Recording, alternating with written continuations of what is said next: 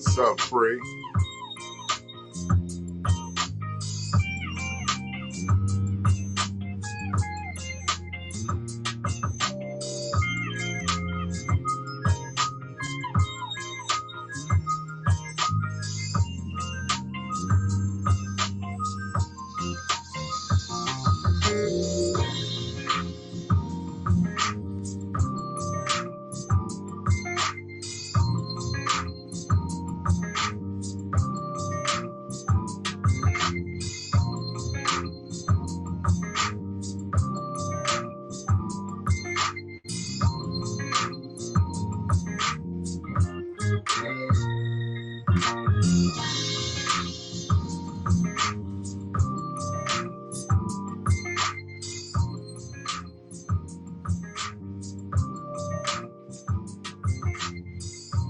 Sunday,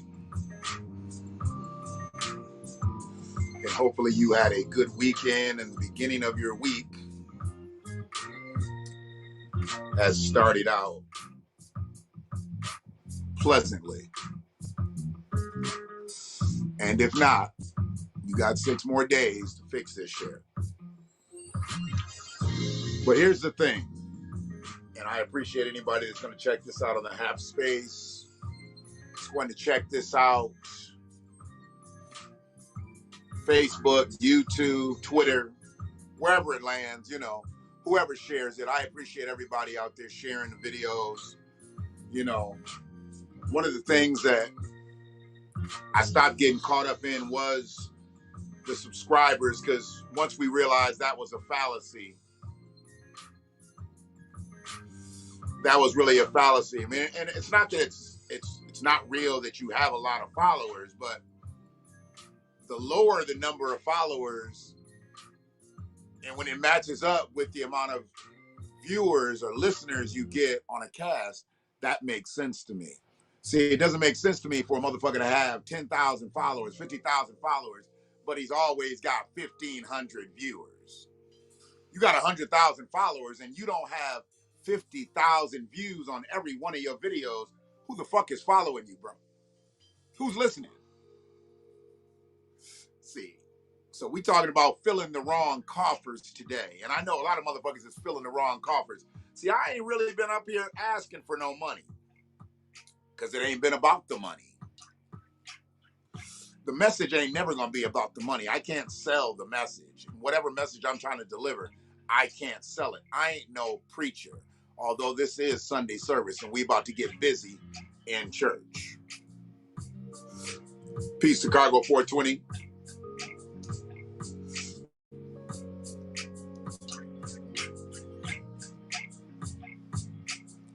If we smoking, we smoking. If we smoking, we smoking. Yeah, when she get up in here and see her painting on the wall, you know what I'm saying? She'll feel good about herself. She'll feel good about herself. That beautiful purple leaf, that beautiful black fist, produced by none other than the Kimi Kali Kimi Kali. Kimi Kali. So I've been fucking around, just looking at all kind of stuff, you know, about this Dave Chappelle thing. It's just funny to me that, I mean, come on now. Are y'all really trying to cancel a motherfucker who literally canceled himself, who took himself out the paint, who cost himself millions of dollars? You really trying to cancel a motherfucker who has absolutely no fucks? He has no fucks. None. He walked away from $50 million. There's many motherfuckers out here who want to walk away from $50,000. There's some motherfuckers around here who wouldn't walk away from $50. They done sold their soul. They've sold their soul for $50. So when a motherfucker gets to that height and he walks away from $50 million, he must know one motherfucking thing. I mean, he must know one motherfucking thing. He's way worth more than 50 million. Yes, sir. See, you can't be worth 50 million and they give you 50 million. You must be worth $1 billion if they offering you 50 million. They're not going to offer you what you're worth. Ain't nobody ever going to offer you what you're worth. Tony D from Warner Robins. What's good, brother? People made a big deal about that. He walked away from 50 million. That 50 million on the table. See, you got to understand what you're worth. And I see a lot of y'all motherfuckers put that shit in your Facebook post, in your Instagram post. I'm not on Twitter like that, but I bet you put it in your Twitter post too. Know your worth. Know your worth. I see a lot of women do it when they break up with their man and shit. Know your worth, sis. Do you really know your worth, sis? Nah, you don't know your worth. Because if you knew your worth, you might have stuck it out with that motherfucker. Because you might not be worth shit. And that's why he did what he did to you. Know your worth.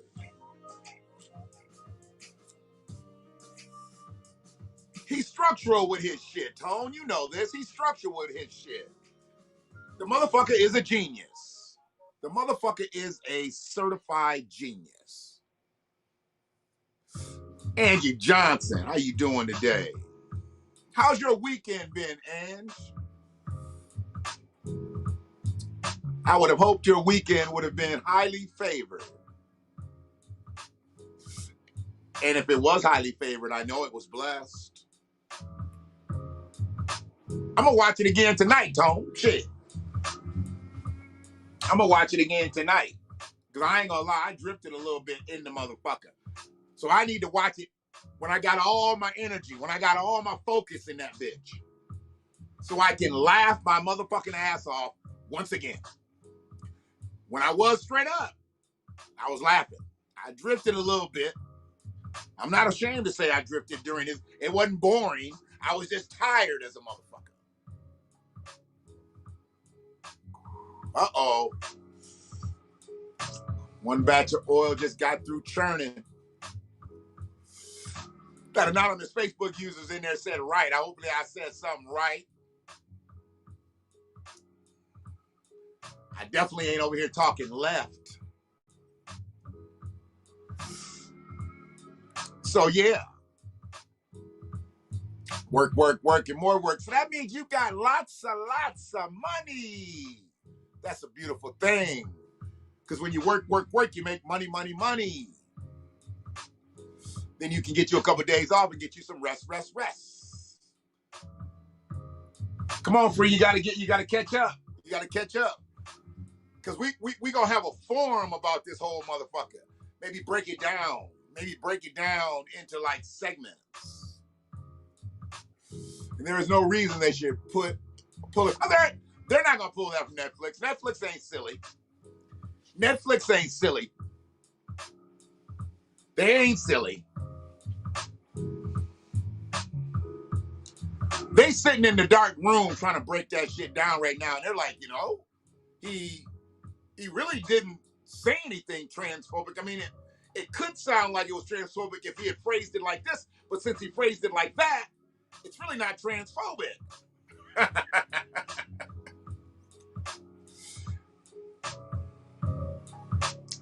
Can't really say anything about the Catholic Church because he said he was abused.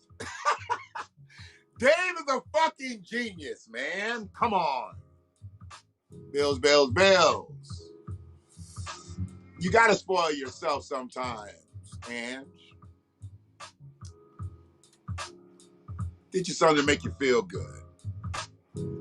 Make you feel good for all your tasks that you do. Now, I don't think they will pull it.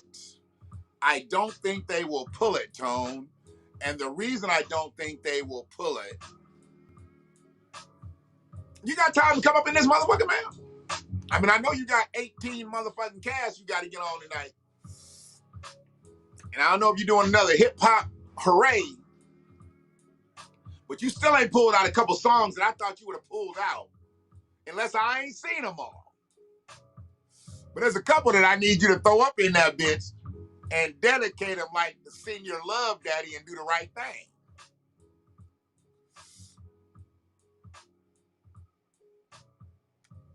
So, you know, you got to have a situation where you got to pull some things up. I'll even divulge your motherfuckers right on here. I don't give a fuck. It ain't no secret. We all grown in this bitch.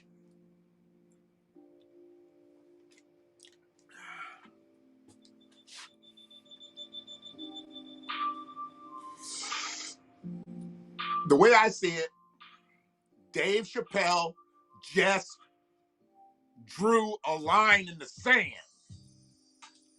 I'm gonna wait for Tony to get in here because I want his quick opinion on it. And if anybody's got anything to say in the chat, they can say it in the chat. But I want his opinion on it first, and then I'm gonna move forward. But I feel that Dave Chappelle just drew a line in the sand. Thank you, Angie. This is a one-of-a-kind, created by one of a kind, because she's so kind. She's my cousin, so you know she's fine. But the one of a kind, it's all mine. So I think Dave Chappelle drew a line in the sand, and I think he drew it purposely. I've been trying my best not to behave. I mean, not to cuss all damn weekend. And your ass gonna come up here and tell me I ain't played a song that you thought I should have played by now. You don't even remember half the ones I did play, you son of a bitch. Oh, yeah. I watched the replays. I watched the replays. I do watch the replay. Let me cut this down a little bit. What I do is I go back and watch the replays because I'd rather watch the replay because I can't get caught up in the live because I'll get caught up in the chat. Mm-hmm. So I'd rather watch the replay, listen to it, and then if you all say something, then I'll go look at the chat. Right. So God damn, the whole damn Giants offense is on injury. Golly, I'm sorry. Go ahead. Look, let me tell you something. Them motherfuckers need to call an ambulance. I watched about 3 of them motherfuckers get hurt on one play. I'm like, what's wrong with the Giants? Hurt? They need to drink some milk. What's wrong with these motherfuckers? Listen, you need to see Black Light Revelations broadcast yesterday. We need to stop drinking milk. I almost want to give up beef. I hate myself for being an omnivore. I drink Fairlife, so I don't know if it's just as bad. All I know is it doesn't have any lactose in it. That killed my life. Say it one more time. He showed a 5-minute video on how cows are treated that killed my life. Oh my God. Tone, you didn't know about that? I knew about it, but that video hurt my feelings even more. I told him, I've seen Faces of Death and What the Health. That 5-minute video took out both their movies. You know what? That's the nigga to be fucking with Tony Delary? No, he be running with Izzy. You know Black Light Revelation. He roll with Izzy sometimes. I think he fucks with Tony Delary too. He got some shit. Okay, here's the thing. I've seen a cow farm, and I was doing about 60 miles an hour, heading out into the fucking sticks to deliver some shit, deliver some cannabis. Fuck it. I already knew what it was. Well, if I say deliver some shit, I don't want motherfuckers thinking I'm like, oh, yeah, I knew he was a drug dealer. We was thinking shit anyway. What's up, Frida? How you doing, lady? Go ahead. So I see this cow farm. Well, okay, I saw a dairy farm. But goddamn it, I know if there's a dairy farm, it's got to be cows. Got to be. Ain't nothing else, right? So I see the dairy farm. Nice little pretty, White House on the side of the road type shit. You get past it, then you see the fucking cow farm. And these motherfuckers are like all in this like a carousel. And they go in there and they get the shit all hooked up on them and everything. And they're just torturous. It ain't like a farmer sitting there squeezing titties into the tin bucket no more. This shit is being forced from their bodies. That shit is worse than what we saw on Blade 3 when they were farming the humans. See, y'all don't do me good with those because I never saw none of these movies. I'm not a sci-fi, none of that type shit. I'll say, if I've seen some scenes of it, but literally series type shit, couldn't even tell you what you just said. Bro, the way they doing them cows, we need our asses whipped big time. Oh, well, okay. Tell me this. What they doing to cows, is it worse what they did enslaved people?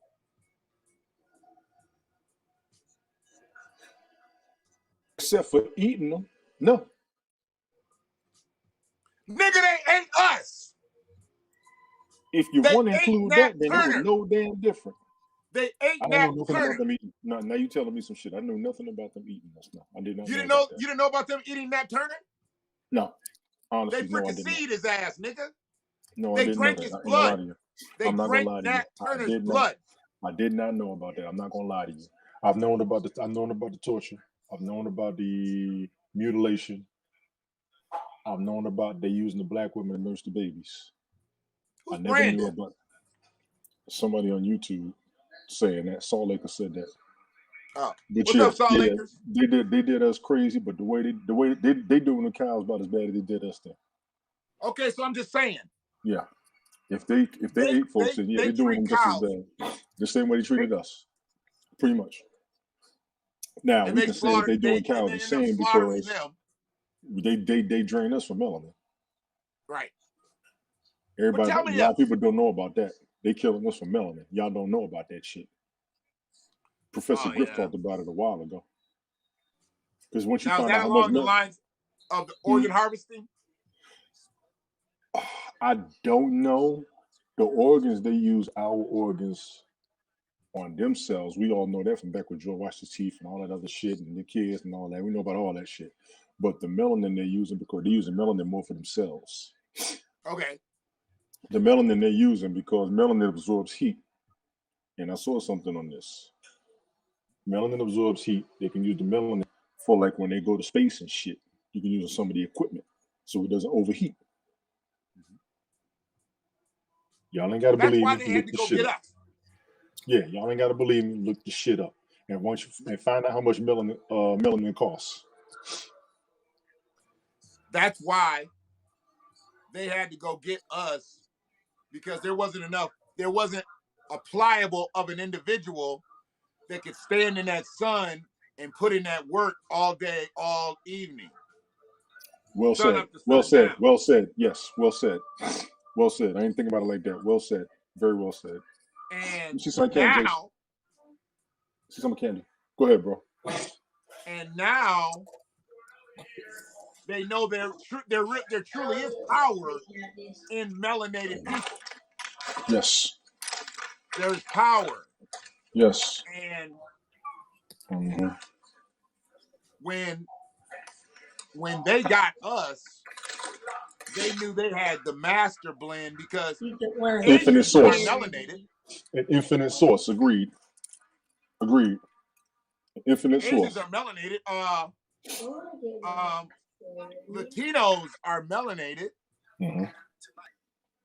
All the fact that Cubans, Cubans are almost white, but they're melanated. A Cuban can't stand under that.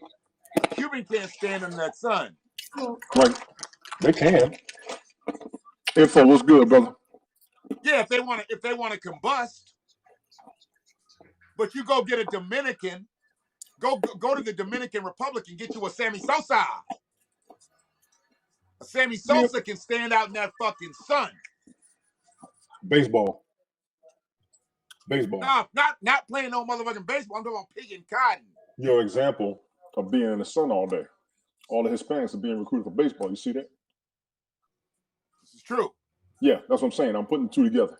I'm not missing your point, but I'm correlating, if you will. I mean, playing baseball, playing America's game ain't the same as fucking picking cotton from sun up to sundown. It isn't. But like I said, being in the sun all day, your example's clear for people to correlate what you're saying. I'm with you. But back to my hip hop. Damn it. I guarantee there's a video you ain't. I played a video you don't remember. You played a couple of them that I didn't remember. Mission accomplished. Okay, you played a couple. You played a couple videos I didn't even know existed because I didn't know everybody didn't make a video back in the day. They tried. But you played some videos. You done blew the dust off some oldies. Yes, I did, and I'm not done. I'm gonna send you one, and you need to put this one on.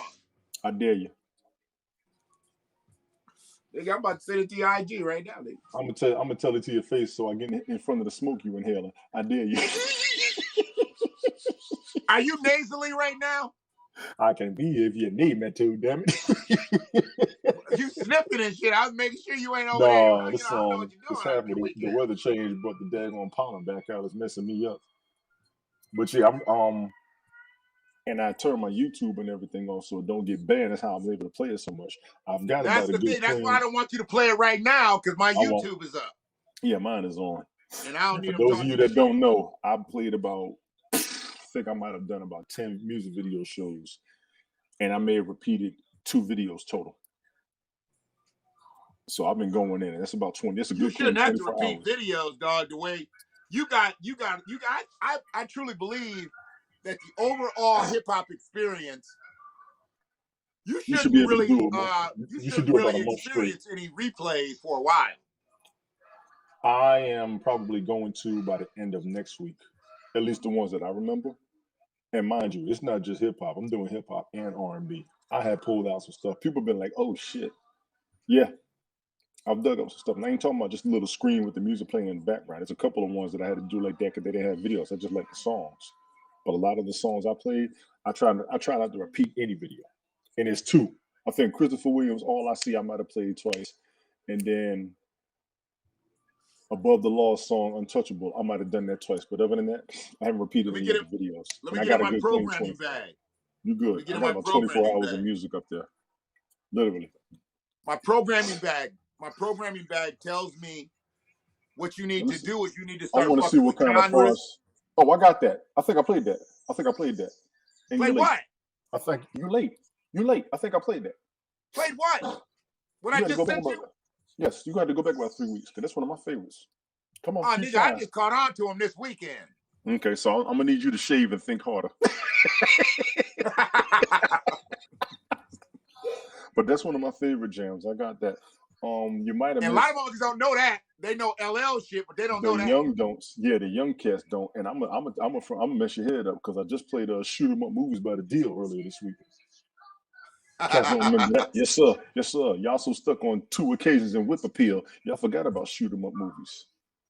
OG Classic was up there when I pulled up Jesse Johnson and Andre Salone.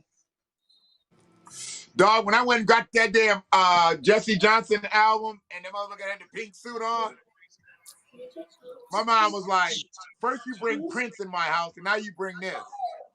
Mm-hmm. But Jesse Johnson was a bad motherfucker. Yes, he was. And I didn't. There's one of his songs I ain't even play yet. Say hi, man. Say hi. Hi. Brother Shannon, say what's up, bro. How you doing? Oh, how you doing, brother? Sorry, I was smoking right there. How you doing? I saw your picture on IG with your boys. Big ups for you for doing that shit, man. Appreciate it, man. You goddamn right. We're going to do that. You always respected and honor me for what I do for my sons, and I'll be goddamn if I won't do the same for you. Appreciate that, man. We got to push this shit. All you jokers up here with kids, post it with the kids. Let the kids come on the video. I don't give a shit. Parenting does not get enough respect in society to me. I need to do a broadcast on it, but I know how many of y'all are going to come at me, and I'm going to get pissed at you. I'm going to get mad at you. Motherfuckers in the streets don't respect family. Your job don't respect family. Fuck this shit. I'm tired of that. We don't hear enough about it. Matter of fact, people up here don't even talk about defending families enough, especially in the employment world. Y'all get on my nerves with that shit. You fuck with you fuck with young parents. See, I fuck with some young parents. Not as many as I did before, like when I was in like coaching and shit. But I try to tell these young people, do that shit with your kids because your fucking job don't give a fuck about how you raise your family. Facts. So your And they'll kids use your got family against your employment status, which is bullshit. We don't talk about that. And I'm gonna tell everybody out there, all y'all out there fighting for all this and fighting for all that. None of y'all are fighting for family. That's why I be side-eyeing half these motherfuckers up here. I don't get into any type of debate where the motherfucker tells me, well, I got this job and I gotta be away. No, motherfucker, if your kid's got an event, you need to be at your kid's event. I don't give a fuck because of their job. what type of job you have. Right. And it's out there, bro. It's real. Parents are going through the bullshit and nobody defend them. These employers, they got these motherfuckers so fucked up and scared to make a move. How you got a motherfucker making you scared to make a move with your kids? Your fucking they doing kids, it. It's happening. That's real shit. That's real shit. It's happening. It happening. I tell them all the time. I say, I don't know how y'all respect family and it took one for you to get here. I tell them all to their face. They be like, I don't know what to tell you. You better figure something the fuck out. This is bullshit. Anybody out there who was in legality, there was a clause or a phrase in one of the United States codes where it says no job shall impede your home life. And I cannot find that shit no more. I saw it a few years ago. I cannot find that shit. Motherfuckers are not defending families. I can broadcast this shit all goddamn day. But don't nobody want to talk about it and can't nobody defend it. All these whys and hows and prove it's and I don't know what to tell you, and you better figure something out. Y'all pissing me the fuck off. Get to the motherfucking point. Because all the shit y'all talking up here, none of y'all are defending family. I'm telling everybody to their face, get mad at me. My dad wasn't always there. My mom killed herself for me. I'm sitting here going through it with my boys. The daycare don't open till 30 minutes before I get to work. They gave me the leeway because they know what's going on. But then you get other co-workers complaining. First of all, fuck your co-workers that complain about you being late when you're taking care of home. Fuck y'all. See, and I'm here's that the thing. Shit. Here's the thing, right there. That co-worker is not your motherfucking friend. If the co-workers are bitching about the fact that you're late because you got to drop your kids off, but still get to work to do a full day's work. That's right. Them hoe ass bitches, they're not your friend. Leave them the fuck alone too. That's right. That's right. And I've done it. Stop going out drinking with them motherfuckers. Stop going out partying with them motherfuckers. Stop going to vacation with. They're not your friend. They're your co-workers. Leave them bitches at the time clock, motherfucker. You get no debate from me on that one. But I'm gonna tell y'all something. Even when I was in the military, I defended motherfuckers who was late. I had a dude. He used to be late all the time because the daycare didn't open until an hour after we got to work. And they tried to bitch at him. I said, "Don't bitch at him." I said, "He can work with me. I'll work with him." They was like, why you gonna do that? I said, because I know he's taking care of family. He's not out drunk bullshit. He's not out high. He's not out there committing crimes. He's taking care of his kids. What the fuck is wrong with you? I don't care what that rule book says. You break the rule for your shit, break it for the motherfucking families. I mean, that shit pisses me off, man. How am I supposed to be right? If my kid's game starts at 6, dealership closes at 6. Right. You know it takes me 20 minutes to get to the field, so I'm supposed to miss 20 minutes of the game. That's just drive time. Now I got to find a parking space. So I'm 25, 26 in. You might miss the game by the time you get there. Now your child won't games generally go about 45 to about an hour. Your child but I missed maybe half the game, maybe a third of the game. I should do that because you won't let me leave at 5:30. And you don't appreciate my ass in the first place, and you replace me just as quick as you're mad at me. Fuck that shit. I'm with you on that. But we can't do nothing about it. I'll never tell anybody fuck up their money, but I got to talk to these employees. I got to talk to these business corporations. They wanted me out the car business, dude. Managers hated me because I was about making sure that a motherfucker got his just due on the floor and he took care of his family. Facts. Because I didn't know how to do that shit at first, so I just went on a whim, like, hey man, I'm going on vacation. The first manager was like, you don't have a year in. I'm like, so? They're like, well, you need a year in to get a paid vacation. I'm like, who says I need it paid? I'm just going on vacation. I already paid for the motherfucker. Mm-hmm. So I was, you if I had gotta it wait like a that. year to get a paid vacation, okay, I'll take a vacation when I get that. Or you can't take 2 in a year. I'm like, but why couldn't I? Right. You ain't And then that when I busy broke over there. down what a salesman was versus a salaried employee, I was like, so Mm-hmm. you got all these guys fooled. I know the game. You I need to know I open can up a take a lot. vacation anytime I feel like it. You could hire me and I say, hey, I'm going on vacation next week. Now, if They you fire you. fire me, Yes. why are you firing me? If you approve my vacation, I'm going on vacation. They got to approve it. He probably didn't approve it yet. See, you saying some real shit to a motherfucker that needs it. I'm gonna tell you for real. The shit you telling the motherfucker right now, they need it. But I will tell you, if they pull what you pull, they fire. Yeah. And you need to Because, open up your lot. If you know vehicles this well and you got connections that hard, you need to open up a lot and grab all these vehicles that's being fucked up on the streets. Do you realize how many vehicles you could remodel and sell yeah. if you had the people in the work? On some real shit, they talking about all these vehicles that's coming up from hurricane damage. How easy is it for you to clean that shit up with the right I people? mean, And how many right people as could you get long as it together to do wasn't it? submerged, the motherfucker was submerged, It's it may toast. never act right. But if you just got some fucking damage just from, being shook around, shit, all you gotta do Right. is get to the junkyard. Right. You got to go out there, but you got to damn sanitize the hell out of them too. Well, yeah. I don't know how. I mean, he's saying sanitizer for that shit. Yeah, because there was a How big long old does that shit scandal with last? them. There was a big old scandal with the vehicles that was down there for Hurricane Katrina being resold. I might have been one of the ones that got one when I had got my Escalade because I got it so cheap. But I will tell you, when they clean the vehicle out, that shit got neutralizer in it. The shit also gets cleaned all the way out. We all know that. See, I don't necessarily flip over until they started making a big deal out of it. So I started thinking.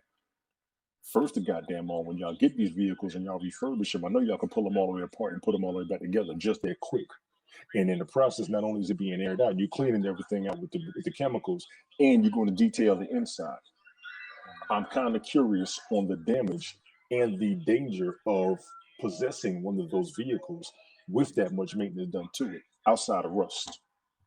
Outside of rust and corrosion, I'm worried about the damage, and I would need somebody to tell me that. I mean, from what I know, and I don't know a lot about cars, but all the shit that's around us, Yes. it's there for safety, and obviously there's the airbags in the doors and ceilings and headliners and all that. But most of that shit is cosmetic. What I really feel like the matters is that cosmetic. goddamn frame. I agree.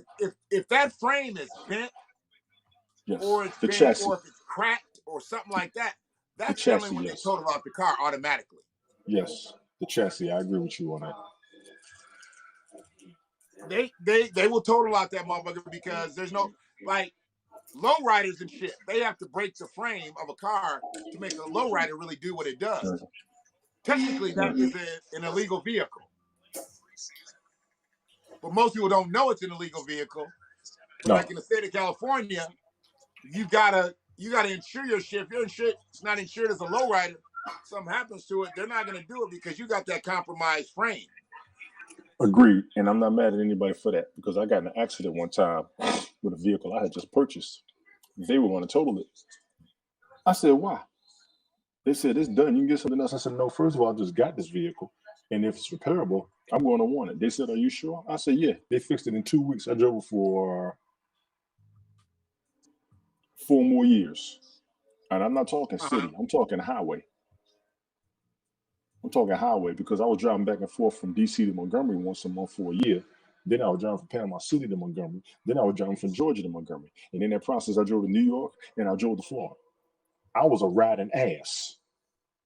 So if you're telling me that you can fix this, and I see it possible, because what they did was they tried to use when the airbags bust, they try to see your car is totaled. When I looked at it, I hydroplaned into a ditch by accident. It had rained and I didn't see it. No bullshit. It sounds crazy as hell, but I'm gonna tell you the truth. It rained and I didn't see it. I was getting up the road and I hydroplaned. There wasn't a wet spot. You couldn't see shit. The cop told me it had just rained. I'm looking. I said, when and where? Mind you, I'm a highway rider. I know every inch of I-85, and I know most of I-95. I'm going to see some shit. I've been driving for 20, 30 years, and I've been riding on the highway just as long. Right. So, and the bad part, about 2 hours after me, there was a guy on a motorcycle. He got in a wreck in the same spot. We didn't see that shit, but the side was messed up. The airbags came out. The radiator was all busted. So the fender and the bumper guard and everything was all messed up, but everything was still working. I was like, fix it. They fixed it in 2 weeks. I got that, rode around. She rode fine. I was good. People falling for that totaling so they can get a newer vehicle. I just bought the motherfucker. I wanted my shit back. Yeah, if I want my shit fixed, man, I want my shit fixed. I'm I not that wanted real my interested shit in a new back. vehicle and shit.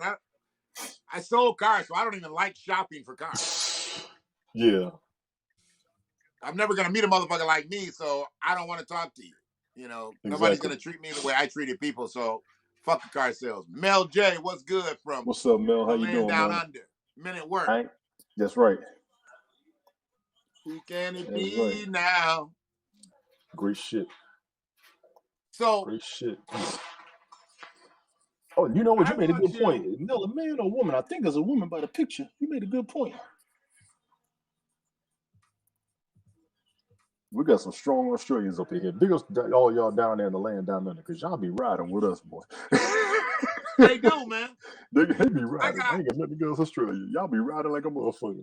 I got love for y'all. More listeners y'all on my in bucket Australia list than I think I got in my hometown. Going to Australia is on my motherfucking bucket list. I just want to go scuba diving in the reef. I ain't gonna front. I want to go down that motherfucker. I can't even front. You ever see that picture of that girl? She's black as night with blue eyes. And they say she's from Australia. They're like, this is what black people look like in Australia. The Aborigines. No, I haven't seen her, but I've seen some. Yeah, go ahead. Oh my God, it's ridiculous. Let me see if I can Google that shit. It's a ridiculous picture. Missy B. Awaken, how you doing? Missy B, peace and love. How's the little one? How's my brother?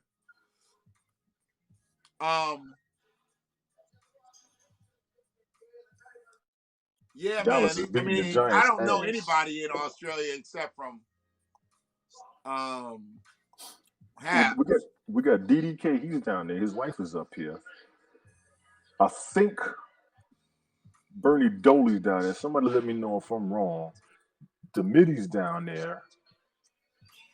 There's a couple of Australian folks up here. A couple of Australian folks up here from down there. Y'all ride hard, man, for real. Big ups to y'all, because y'all be up here with us. Bernie is. Thank you, Mel. Oh, shit. No, I ain't seen her. She's Australian. She's Australian? Yeah, Negro. Fuck.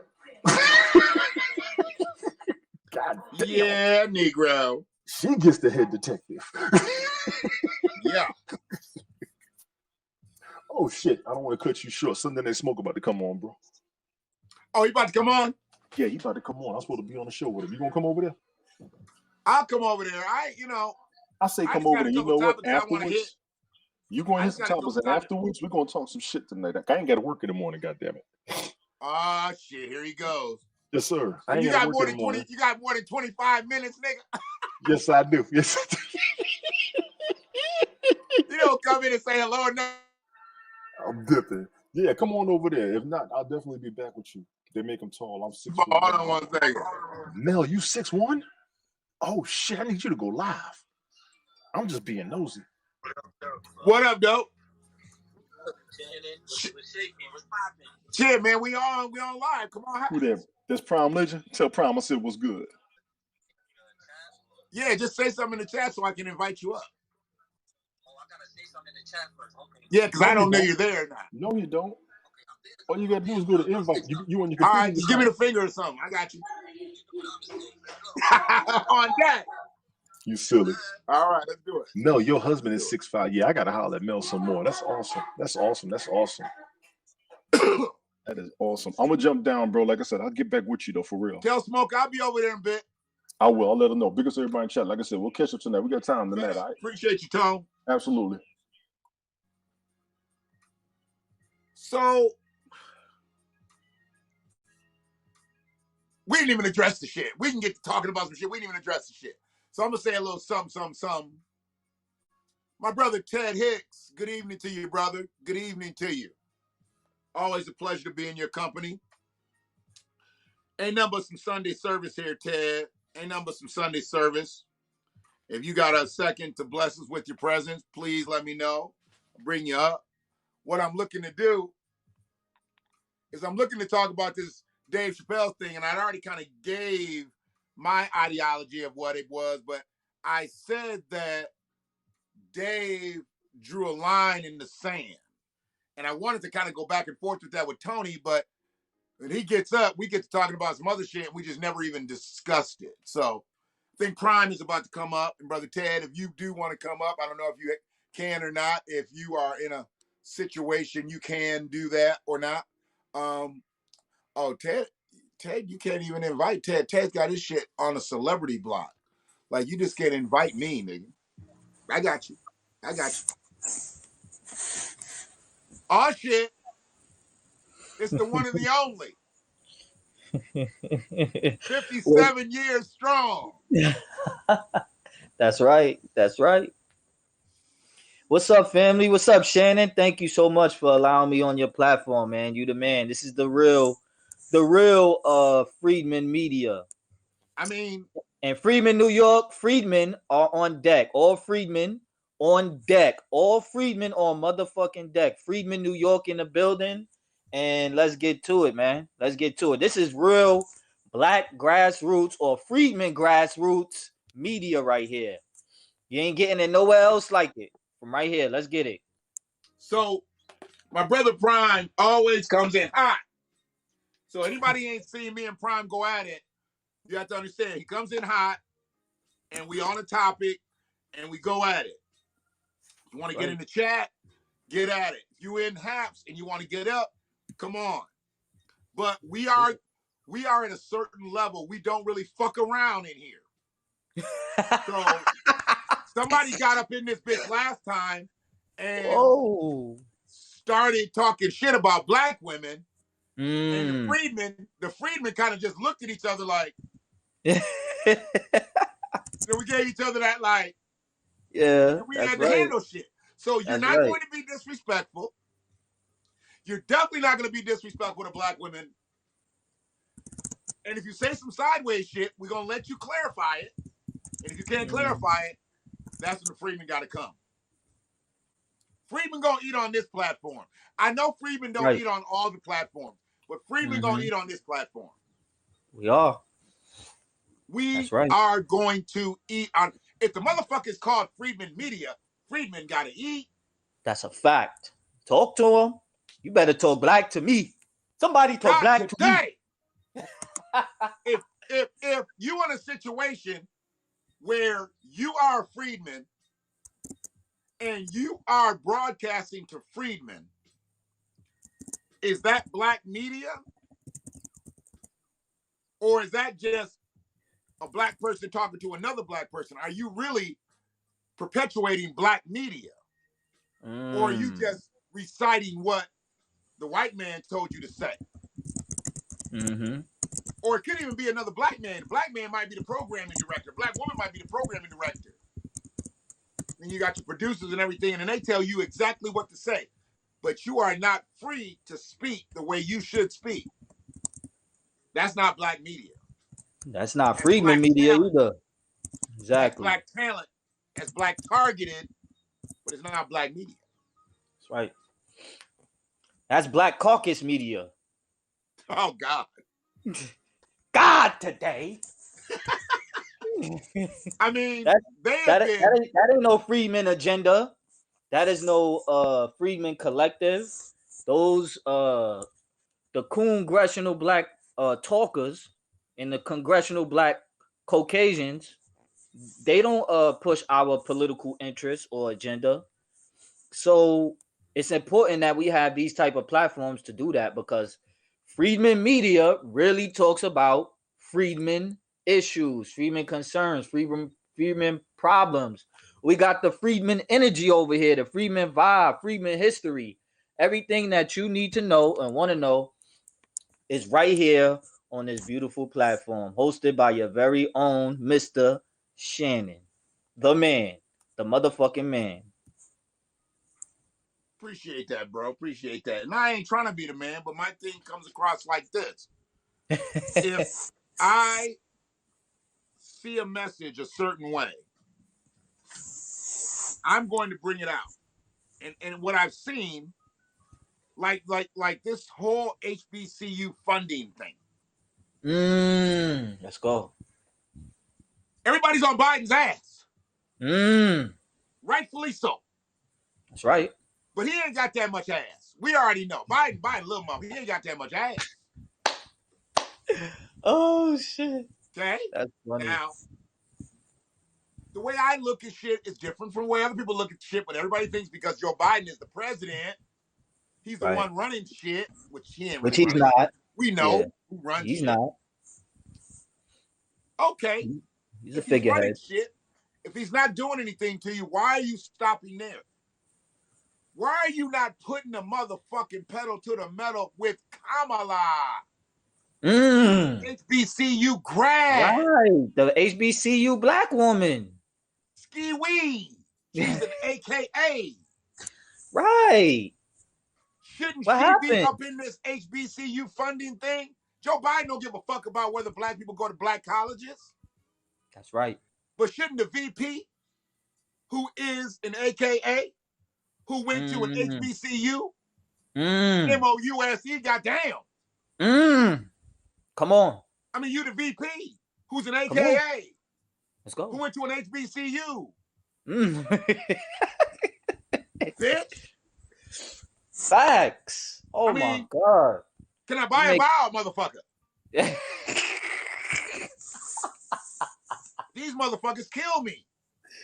And they're not putting any pressure on Kamala. The bitch went to fucking Howard. The total endowments for every single HBCU in captivity is $4 billion. We need some fires in the chat for that, man. We need to start getting some noises and stuff in the background. Because that right there. I don't be asking for that. I appreciate you asking for that, but I don't be asking for that. I would think motherfuckers would just reciprocate if I bring something across. They would just reciprocate. But I think people just be like, oh, okay. Good one. I mean, I don't know. But here's the thing. If you don't, go ahead.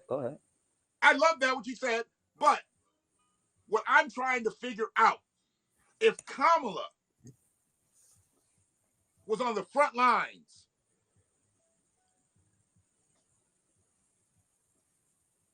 AKA at Howard and HBCU, the most historically known HBCU. Wouldn't you say definitely. Howard's like probably the most famous HBCU? Definitely the most popular one. Yeah, I would say it's Howard. So you went to the most popular HBCU. You're in one of the most popular, arguably most popular sororities. You have become the second most powerful person in the world. Come on. HBCUs are struggling. The total endowments for every single HBCU, I'm talking about the motherfucker that's got like 12 people. I'm talking about that HBCU that's totally virtual all the way up to Howard. Total endowment, $4 billion. Wow. No, I'm sorry. It's $5 billion. He was a billionaire. NYU, where you at, Negro? NYU. Their total endowments just at NYU, $4 billion. Every college, bro. Every motherfucking HBCU in captivity, $5 billion. NYU, $4 billion. Just one college got almost as much money as motherfucking HBCU, every single HBCU ever. And you said million with the HBCUs, but billion for NYU. Billions. I'm sorry, billions. Right. No, I'm just clarifying. Because I'm thinking like some people might hear it as the same thing through the stream. $5 billion and NYU's endowments $4 billion. Okay. So if you get a NYU Community College, you probably fucking got as much money between those two colleges as all of every HBCU. Wow. That's nuts to me. How That's can that's one insane. university have as much as we have as a collective? Yeah. Yeah. And But it's like that. It's like that a lot. yeah, oh It's, yeah. it's like that a lot. And that goes to show that people like Kamala Harris and Oprah Coonfrey or Okra Coonfrey, um, Diddy, other people who went to these HBCUs, the alumni who's supposed to be successful for going to college and getting your degree, where's their money? A lot of the money that these HBCUs or just colleges and these institutions, they get a lot of their funding from their alumni. Are they giving back to the How come? so-called the black community? You know what I mean? What are they doing? How come Are I they don't see using their Bad Boy? influence? Are they using their influence to apply Mm-mm, pressure mm-mm, on mm-mm. cop Marla Harris, No. cop Marla Harris to apply pressure to increase the HBCU funding? Just like you said, Shannon, the answer is a hell motherfucking no. How about that? They let Diddy go back and do the keynote speaker at the graduation. Hmm. Now, I didn't even know he graduated. I heard he didn't graduate. I thought he didn't graduate either. Maybe he did it later on, Yeah, That maybe he did it happens. online. Or online. There you go. That So happens. they let him come back and be the speaker at the commencement service. But other than throwing parties and throwing concerts at the school, what did Diddy really do? And how come you don't hear about Diddy hiring people? I mean, is Bad Boy Records even in existence anymore? I think it is. I don't know, Who? but I'm pretty sure it is. When's the new Bad Boy project coming out? Who's the bad? Who's on the label still? Diddy is all bad boy. He's the It's featured always artist been now. about him. Huh? He's the featured artist. He always been the artist, the featured artist. Well, everybody else is either dead or they left him. Exactly. But he's always maintained his individual status and his individual power and his individual wealth, which is understandable because, that's his business or whatever. You know what I'm saying? But as far as his track record with artists and slave deals or whatever, His track we record is he all makes a whole know bunch of money this. off of them. They die. Yeah, we all know that Diddy is. I want to say he has a high level of business acumen, but usually that business acumen doesn't really play in favor or even in mutual favor to as far as wealth and finances to the artist. Hmm.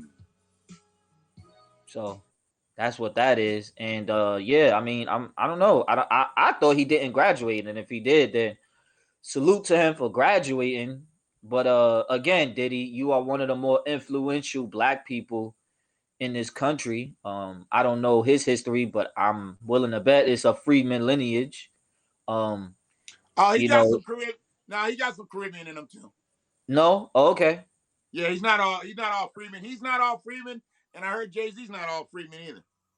okay, but they still have with a lot of us are not just all 100% freedmen because due to that institution of slavery, we're all literally an amalgamation and a hybrid. So, Sure. which is what makes us great.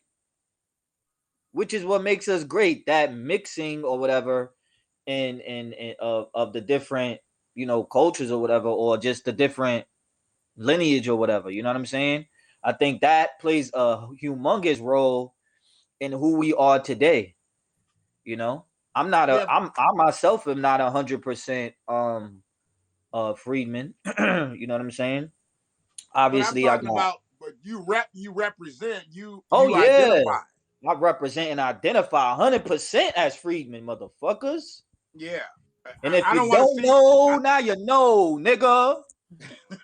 I don't want to see another motherfucker's flag in your room, dog. If you over here collecting American dollars, you are a fucking American. You are an American freedman. You want to fly Mhm. somebody else's flag? Go on back over there. Mm-hmm. Go on back over there. Give us our shoes back, bitch. Mm-hmm. Yeah. You know, Yeah. I mean, I ain't got no problem with you having multicultural. Like you said, we all got some diluting in our shit. Right. Right.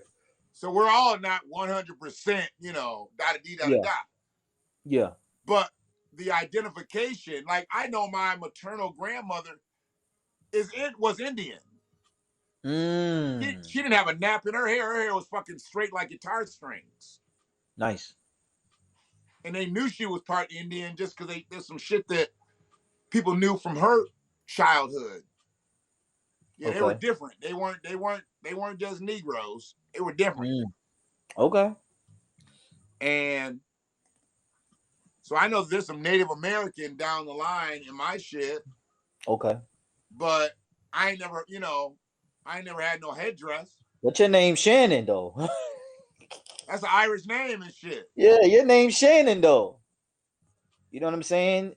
It's a part of your lineage, I guess, but you didn't grow up in a Native American or Indian household. Nah.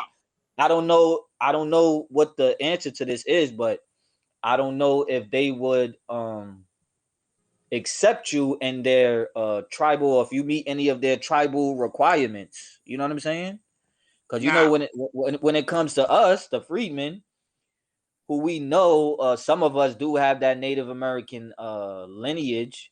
For whatever reason, we don't meet those tribal standards of those certain tribes. So you could say I'm Native American and I got Indian and Cherokee, all you want. You know what I'm saying? But are they acknowledging that and calling you Big Booty Judy Cherokee? You know what I'm saying? Like what's your that was ignorant. That was ignorant. That was ignorant. But like, are you Shannon? Are you Shannon Friedman Cherokee? You know what I'm saying? now, See what I'm saying? So I've never heard the usage of any type of Indian anything in my home, okay. in my grandmother's. No. And like my paternal grandmother, she was yellow. She was yellow, and her Mm. sister was yellow. And then they had a dark one, She was high yellow? high yellow, and High yellow. they were from Tennessee. But I always looked at like really high yellow people, like from like down in New Orleans, like Creole people. Was she high yellow like Wesley Snipes' wife in Jungle Fever? Yeah. Okay. Respect. Yeah. Respect to grandma. Respect to Yeah. grandma.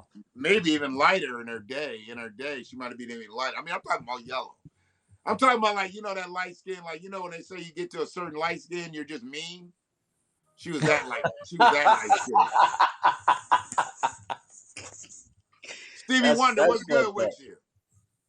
We got Stevie Wonder in the building. We got Stevie Stevie Wonder. Wonder in the building. We got Big up Antoine to, Foster in the building.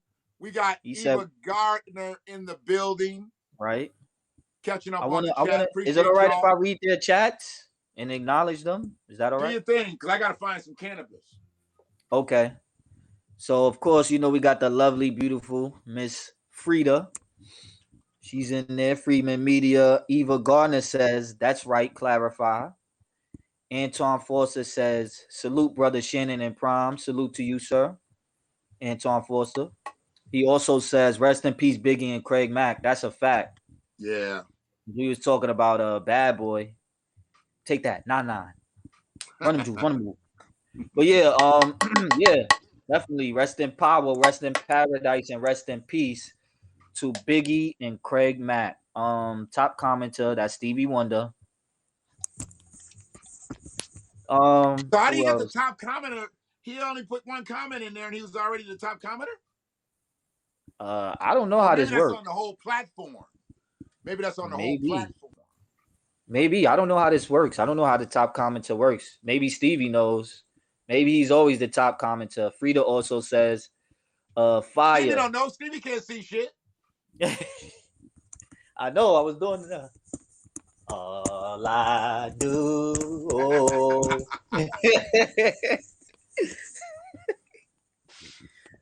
Part-time lovers. Prime be getting up in here and turning it into karaoke time. Listen, man, I'm an old man. I gotta live my life. Why I can't live my life? I might be here today, going tomorrow. You can go ahead and live your 34 years. 57, sir. 57. Thank you. I know you're jealous. We already we have you on film saying this, okay? But yeah, we out here.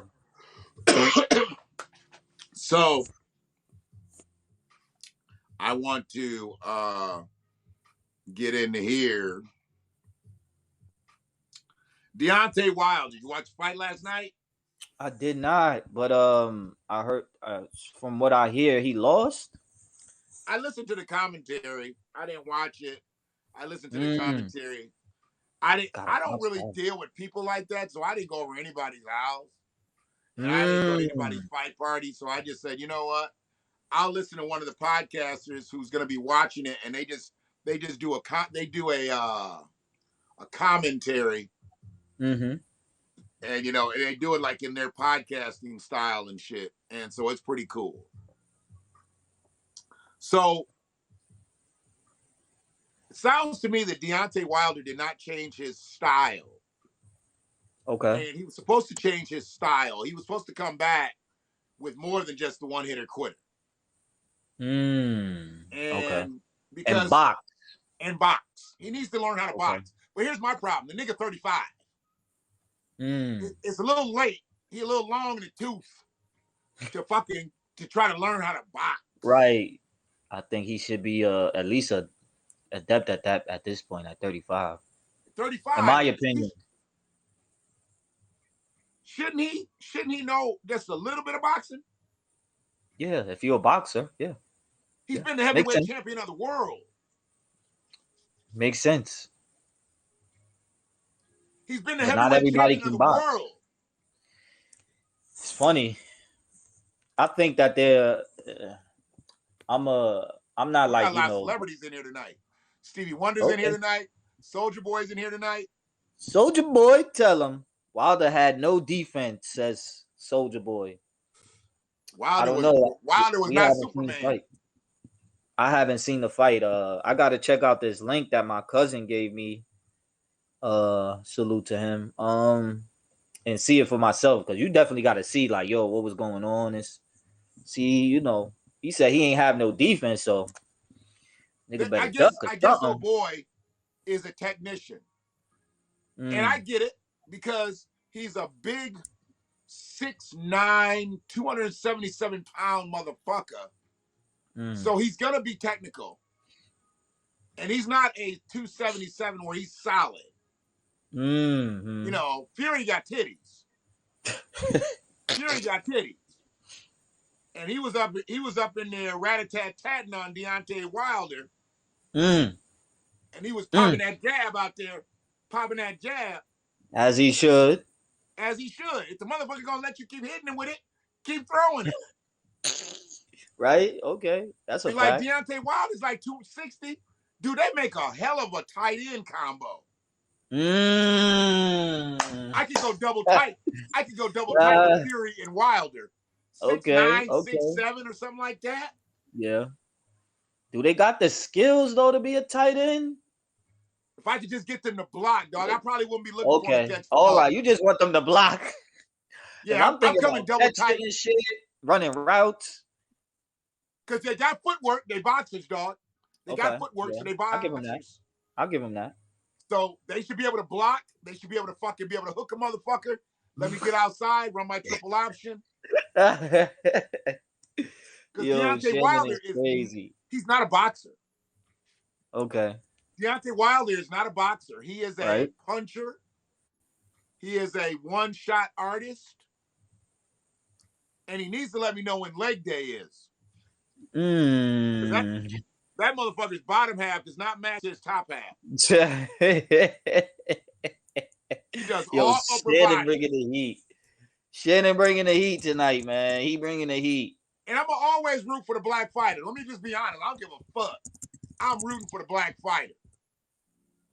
I just need to let people know that. If it's a black and a white fighter, you won't find me rooting for the white fighter. Just got to let you guys know that. I draw the line somewhere. Right. Now. I'm the same way. Hell yeah. Fuck that. Unless he's a coon. Unless the black fighter's a coon. He's cooning to the highest order. Can I say that in here? Right. Can I say that? Is that all right, or should I chill with that? Say it again. What? The raccoon. If they listening, man. I don't want to disrupt your platform. Definitely don't type it. Okay, got it. I'll say it, but just don't. Okay, that's cool. I can do that. Yeah, definitely. I usually just put raccoon anyway. So yeah, I should be able to get away with that. Shit. They be up on all that shit. They what? You can't get away with that, man. Hey, look. Some fucking moderator is sitting at home in their beanbag chair with their MacBook, drinking their latte, blocking niggas by the second. But it says raccoon though. Black folk, they don't give a fuck. They know what that shit is. They know what our colloquialisms for shit is now. They done picked up on the slang too. Damn. We also got infiltrators. We can't have nothing to ourselves. America is so racist that whenever black people start talking about having something for themselves, everybody got a benefit. Yup. Ain't that some bullshit? Yup.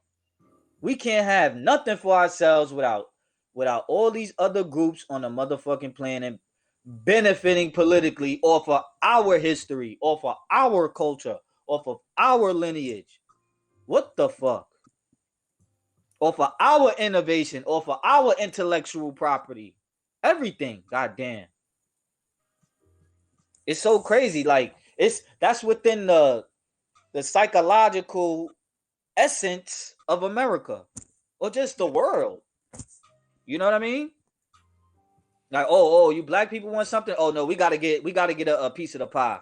Oh, the Jews want something? Okay, that's for the Jews. We gotta remember the Holocaust. The Asians want something? Oh, that's for the Asians. Okay, Asian Americans, not yellow people, Asian Americans. Okay, cool. We gotta give something to them.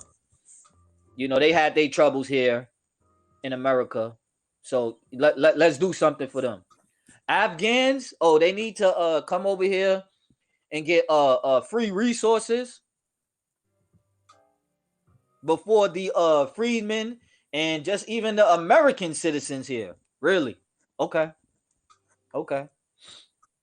We done been here since 1700s, 1600s and shit, and they come over here getting billions.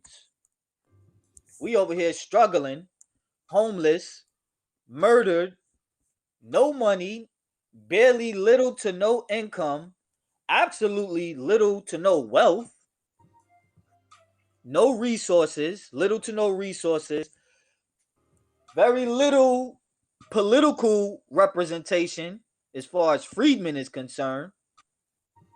You know, it's not just the faith. Al Sharpton is not a representative of the freedmen agenda. You feel me? Barack Obama is not representative of the freedmen agenda and the freedmen population here in America. That's not what they do. Kamala Harris or Kamala Imhoff is not an advocate for freedmen issues. She's not an advocate for solving freedmen issues. And you damn sure know Joe Biden ain't. We know he ain't no freedman, but goddamn, he's supposed to be the president. Remember when he said, black Americans, the black community, I got your back? Yeah. I'm gonna stab you right now. Yeah. Right. And now he's stabbing you in the back of the neck, taking away your HBCU funding. He's stabbing you in your back, taking away your HBCU funding. That's him having your back. He knows that if we go to school as a collective, we go into an HBCU.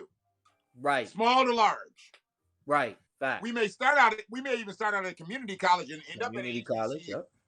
but we don't go to, huh? I'll tell you something. We don't go to the larger, predominantly white universities right off the rip as much as we would go to a HBCU. Mm-hmm. So to strangle out the HBCU funding, basically saying, black people, I don't have your back. Mm-hmm. I don't give a fuck about your kids and if they get a substantive education or not. Eat it to dick. 2024, bitch. That's where he's at with it. He's not saying shit to black Americans. He's going around the subject to even talk about black people. Now he's bringing motherfuckers that are brown in this bitch. Right. Ann Brown. That ANN Brown. That's the name. Ann Brown, they always want to add. Yeah. When you talk about brown people, they never say Ann Black. Mm-hmm. So now they're about to be Afghani Americans. That sounds pretty goddamn close to African Americans. Wow. Afghan Americans. African Americans. Mm-hmm. That's pretty goddamn close to me. Pretty goddamn close. And they can't classify themselves as white. Or white. Gotta say the H for the hate. White. Gotta say the H for the hate. So your name sounds similar to African Americans. You come over here, not all, but as a group in a collective, they come over here and assimilate into the United Hates of Black America, and they identify and classify themselves as white or white on the U.S. Census. And when we go into their stores, they don't respect us. They think very low of us, and we're the ones who's elevating their businesses financially. We put them in the homes. We buy their cars. We put their kids through school. Right. And they don't even respect us when we come trade at their space. Right. You gotta make it make sense to me. There you go. You can't make it make sense to me. Like today, I was out with my grandkids and I didn't even know. I don't even pay attention. Only black-owned party store. I took the kids and played basketball in the park and ran around and did their thing for a little bit at a park, right? The grandkids. Okay. And the only black-owned liquor store was right across the street from this park. Had been. I knew it as a black-owned liquor store. It's not black-owned anymore. Wow. And it's crazy, a black community. That's how they get us too. A lot of I don't know how they got squeezed out, or if somebody sold him a good number. That's the question. Yep. I think somebody gave him a good number because he's also a funeral guy. So he might have wanted to focus more on the funeral, the funeral business. But selling that store, nothing wrong with selling that store. Sell that store. Not at all. That's his choice. Selling that store to somebody who's not black. Or freedman, if he is a freedman. Oh, he ain't a freedman. Oh, okay. Never mind. Not black though. If you come on, man, we gotta be on code, family. Go ahead, brother. I don't mean to cut you off. I'm sorry, freedman. I meant to say freedman, but that's what I meant. No, because you can't just sell it to a Nigerian, because he gonna treat us like the other motherfuckers treat us. The Nigerians will follow you around Walmart for $9.50 an hour.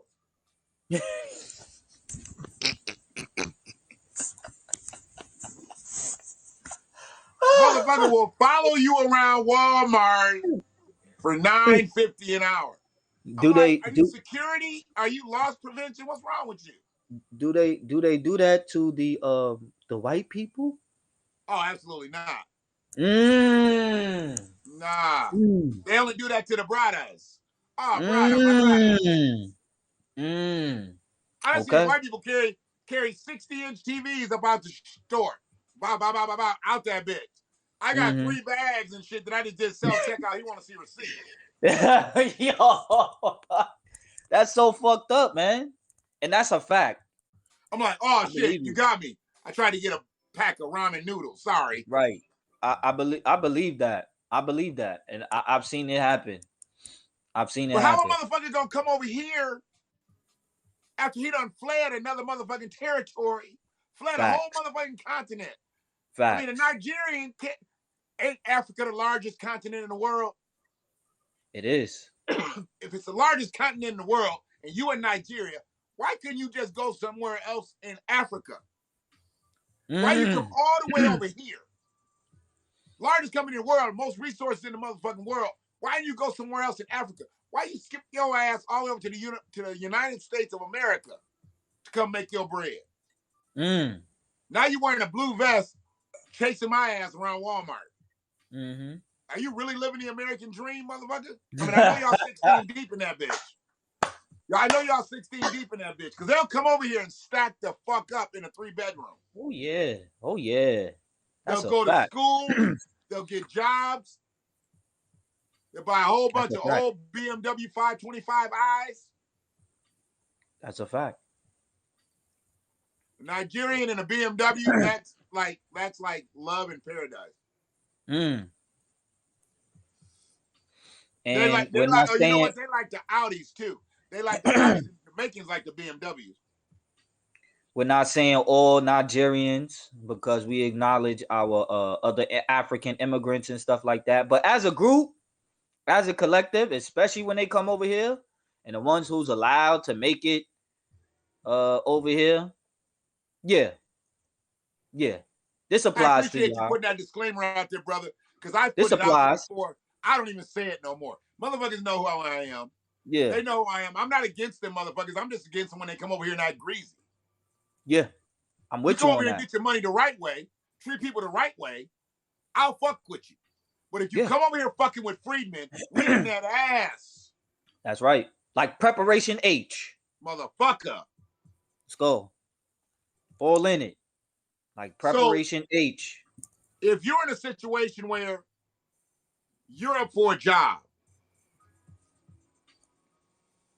I never liked that shit where they that EEO shit, EOC, EOE shit.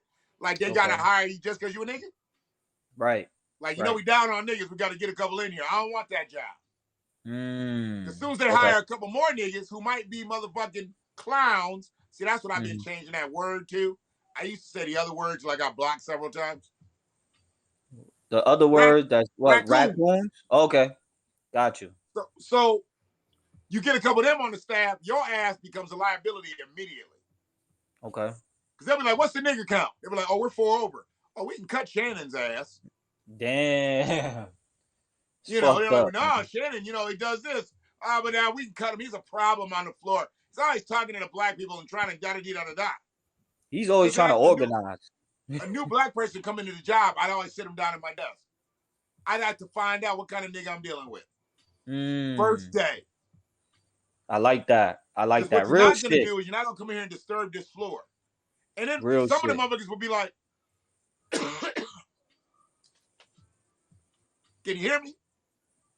I hear you. Some of the motherfuckers be like, so, are you even a manager? Really? They Yeah. said that to you before? Come on, Doc. Let me finish this story. It's got a hell of an ending. You know what? I shouldn't even be surprised. I'm We not talking about a surprised. new motherfucker, I'm more Prize. upset than surprised. A new motherfucker, he just got the job and he just questioned me. You just got hired, nigga. Mm-hmm. And you up here questioning me as I'm asking you questions. And the whole sales force is kind of like around the 2 or 3 desks that are around us, just watching me grill this motherfucker. Because we want to learn it. We're like a family here. So we got somebody that just came into our family. We got to know what kind of motherfucker we're going to be dealing with. Right. So this motherfucker said, are you even a manager?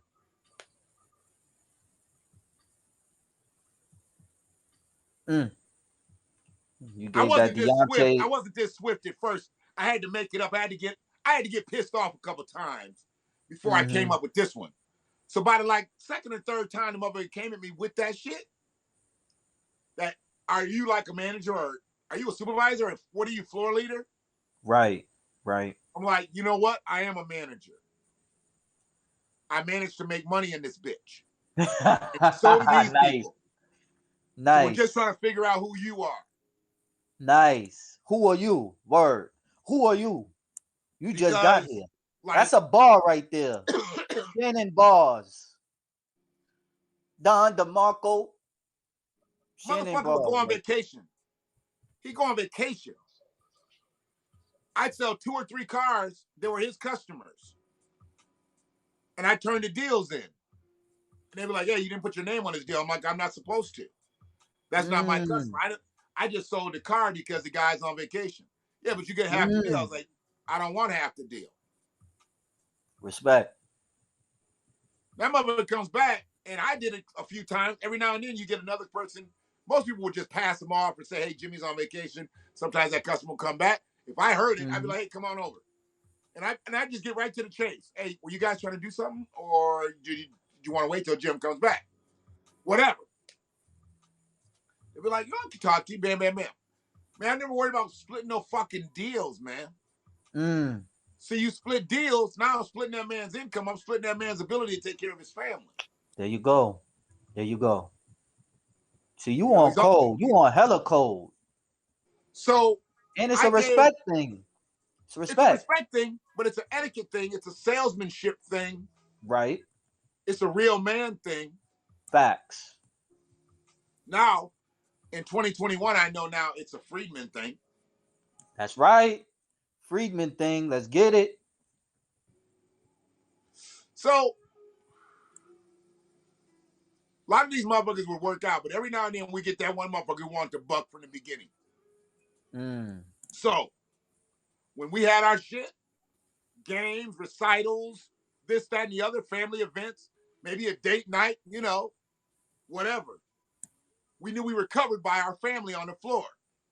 When them motherfuckers would want a day off, want some early time out, then they get to asking the people around that heard them ask me, was I a manager? Hey, do you think you can, I got a customer coming in, just throw them the keys and they want to do something, just, let them know that I'll be back tomorrow. Well, you don't never push your customer out the door. If customers ready to buy the car today, they buy the car today. That's a fact. You deal with the politics tomorrow. You'll be back tomorrow, but they might already be delivered. My job is to put that motherfucker in their driveway tonight. I'm trying to put this bitch in your driveway. I'm trying to put this bitch in your carport. I'm trying to put this bitch in your garage tonight. Let's go. Let's go. Why are we fucking with each other? We don't have a relationship until you buy this bitch. Once we buy this bitch, now we fucking. But we not fucking if you just in here test driving and you gonna walk away. I know that's right. So they trying to sample the pussy. He would go around sampling 4 or 5. Pussy. God damn it! I need to drink something. I don't know what I'm fucking around. Yeah, get you some drink. Get you some drinks. I'm gonna. While you doing that, I'm gonna read the chat. We got Soldier Boy. He says, "What's next for Wilder?" I don't know. Hopefully, some. I don't know. I don't know. Hopefully, leg day. Leg day. He needs to watch this fight, the second fight, and the first fight. Okay. All 3. He needs to watch them and break those fights down and just say, if I had a jab, could I have won those fights? Okay.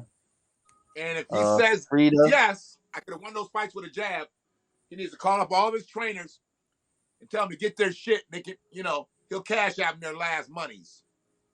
Okay. Because, his trainers are getting paid. He was the heavyweight champion of the world, bro. Right. He was the heavyweight champion of the world. So he's got a certain trainer fee. Like, we got Emmanuel Stewart here, rest in power. But Emmanuel, when he left Crunk and started just like doing Lennox Lewis and all them other motherfuckers, Emmanuel's like getting like $1 million a fight, $2 million a fight, $3 million, whatever. Light work. But his passion was that gym and creating those fighters. But he Yeah. was so good at what he did, motherfuckers started hiring him, and they start. I remember when Emmanuel was like 400,000 or 500,000 a fight. And then Emmanuel got exclusive and started doing like Lennox Lewis. And now he picks his team. Lennox don't pick the team; he picks the team because he trusts Emmanuel. Okay. He terminated his previous trainer, Mark Breland. What? Mark Breland? Wasn't Mark That's Breland from from New York too? I don't know. We could look that up. That's from Ted Hicks, huh? Yeah, that's Brother Ted. Mark Breland was a beast back in the day. Wilder terminated his previous trainer, Mark Breland, and there's no difference in You don't his remember Mark style. Breland? Mark No. Breland is a motherfucker. Okay. Frida's in the chat. Straight facts. You know, Frida's a rider. EEOC is what you was referring to, brother Shannon. Oh, so let me finish that. So that motherfucker would go around and nobody would say they would fuck with his customer. And then he would go to like, one of the softer motherfuckers that might give him a little play. And he's like, man, you should probably ask Shannon. And he's like, what are you talking about? He's not going to do it. Like, no, ask Shannon if I can do it. Because he's the manager. I wasn't the manager, though, dude. He just did it just to show there was reverence there. They respected my game. Yeah. Right. Okay. That's what's up. And when the shit would happen, and if they close them up, they'd be like, should I put my name on this deal? Should I make them split it? And because the real thing you're supposed to do is split the deal. If you sell somebody else's car, that's a half deal. Okay. The first time. Is that based off of I guess the company policy, or is it like do they just let people do thing? That's a salesman thing. It's like salesman etiquette, yeah? Yeah, that's salesman etiquette. Okay.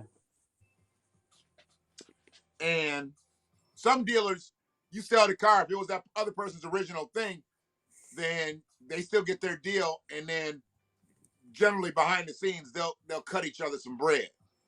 But when you're talking about like new cars and you're trying to get that factory money, a deal is a deal. So whoever that car is reported in, that matters to you. If it's a used car, you don't give a fuck because you ain't got no corporate money coming from that. You're just trying to get part of that fat ass commission. Damn, 50-50. And the other guy is somewhere else, not really, Well, he's not on his game. I mean, shit, he might have a family thing. See, that's the thing. He might be doing something to take care of his family, but you helping him take care of his family right here by selling his car and he putting some food on his table. Right. So how dare he not be respectful? I gotta think that like it's good to have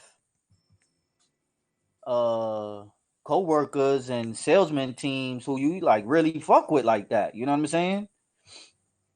I always like to have the people that worked with me understand who I was. And I always wanted to understand who they were. Facts. But if we couldn't drive, we just couldn't drive. But when we had a collective of people, we had a team. Then you get that one motherfucker that wants to come in. Like, we had a great sales force at one time. Then we had a shitty fucking business manager, that's F&I in the car business. That's like the worst. And that's usually how it is, ain't it? Like, you ain't even fucking with us, bro. You ain't even on the floor with us. But he would run salesmen into each other and make them fucking, fight. That's crazy. Like, if my customer comes to sign, and he sees your customer come in right after he take your customer in front of my customer to piss me off. Because he didn't like me, so he thought he caused. And so I go at the salesman like, "Hey man, how'd your customer get in the box before my customer? Because I'm trying to get my customer out the fucking paint so I can get back on the floor." Right. But his customer goes in, and while his customer's in the box, he can still be out on the fucking lot chasing a customer. That's some bitch shit. That's some cowardly shit. That's some white supremacist shit. Yeah. I didn't know it was white supremacist back then. I just thought the motherfucker was just an asshole. But he only did it for the white salesman. He didn't do it for the black salesman. Never. He didn't do it for the Okay, lesbian see, salesman. when you put it that way, there's definitely some white supremacist shit. Yeah. He didn't even do it for the white lesbian because he hated her because she was a lesbian. So doing that type of shit, I had to learn how to deal with that psychological warfare with the motherfucker fucking with my bread. Because the first couple times I blew up, then I get pulled in the sales office, bam, bam, bam. Then I just got calm with it, dog. Right. I knew he was trying to do it to bait me. Right. So then I got with my people. And I'd be like, you know what? When he's going to ask you a whole series of questions to try to get you to buy some products, say no to everything. That's right. So you've been organizing off the rip. My thing is this. Since day one. If I'm not as smart as the motherfucker that's in that office. office. In your blood. This is in your Freeman blood, baby. It's in my blood. Yeah. Go ahead, I'm listening. Blood. But what I need to do, if it's in my blood, I got to send this message to other freedmen so they don't get fucked over. Right. Right. And that's what we're here to do right here on Freedman Media. I tried to talk to a group of black salesmen. I saw them in a bar, and I was like, y'all do cars? I was like, y'all either do cars or mortgages. They're like, oh, we do cars. Tried to talk to them motherfuckers, man. And I'm just, okay, so at that point, I was probably 7, 8 years older than probably most of those guys at that table. Okay. And I looked it. I didn't dress like they dressed. You know, I had conformed to the business. I was a fleece guy. I was a vest guy. I was a rain. You was an Old Navy guy? I did more Old Navy later in my sale. I didn't like the whole suit thing and shit. Okay. And I sold mostly before I had bariatric surgery. So I was big and shit. So I was like a sweater vest guy, this, that, and the other. Okay. These motherfuckers were all suited up. So I could tell they were new. And they were still in that I'm trying to impress motherfucker stage. Right. They weren't about the numbers. I could look at their shoes and tell them they spent more time in the showroom than they did on the lot. See, a seasoned salesman's got them lot shoes. They look good. They're good dress shoes, but they got grip on them and they lot shoes. Bars. Freeman bars. Come on. What part of the game? What part of the game are you trying to play? Come on. Checkers. That's the problem. While you playing chess? While you playing chess? Dropping this ism? Come on. If you play like a pawn, you're going to get treated like a pawn. All right. Come on. Come on. Now, I didn't own a dealership. I never owned a dealership. So I was never the king. Okay. I was more like a bishop. Okay. Maybe a rook. Rook is legit. Bishops, they all got their roles. Go ahead. I'm listening. Yeah. But I wasn't a pawn. And I know that they looked at most of us as pawns. Pawns. That's the point. Yep. There you go. Salespeople protect a business, and they're the pawns in the game. It depends elaborate on that. I'm sorry? Would you like to elaborate on that? Sure. If a person needs you to sell their product, they figured out a business model. They put the business plan together. Their focus is on a range of products. Could be a wide range or a narrow range. They get all that going, and they're ready to market their products to the public. Right. You still need the workers. They need the workers. See that? At They that point right still there. need the workers. So you It's gotta the understand labor what I'm that trying. gives that wealth. That labor. People don't get it. That labor. You can have everything. See, You can. oh man, I gotta say something about this. It's that labor that gives the wealth. Just like how it was with the slave labor that created the wealth here in America. So, me personally, I think that if you have, if you provide a quality service, you're gonna make money. The cream of the crop always rises to the top. The cream of the crop always rises to the top. Dr. Umar Johnson. Let me say that again. The cream of the crop always rises to the top. So if you provide if you meet the demand and provide that quality service for your customers, you're gonna make money. And I think you can do both. You can be wealthy and you can compensate your labor force, your workforce. I think and I know you can do both. It's just that in most cases, not all, most cases, um, it's the individual perspective where it's the greedy side of capitalism. It's I the mean, greed, you're gonna and it's find all people that about are gonna them. say, "Why should I?" You're gonna find people that say that. Right, Why should I? right.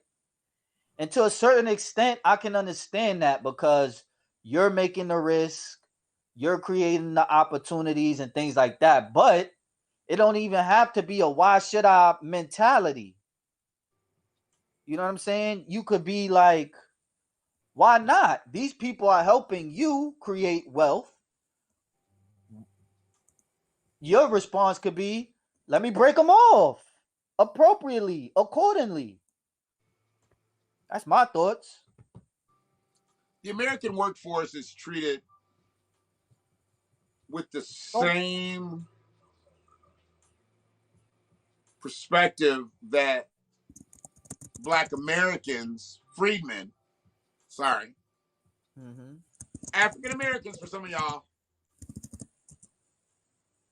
are viewed and treated in this country. The Right. American workforce, it's like, okay, so you have these corporations, these companies that have a CEO that makes a ridiculous amount of money, 20 something $1 million. Or they may have a salary of $1 and then they get in bonuses, it equals something around $20 million. I've seen that trickery there. And I mean, let's just take a company like a Home Depot.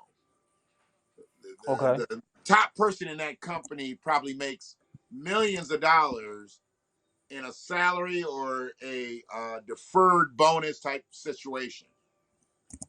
When you walk into a Home Depot, the average person working in a Home Depot is making what?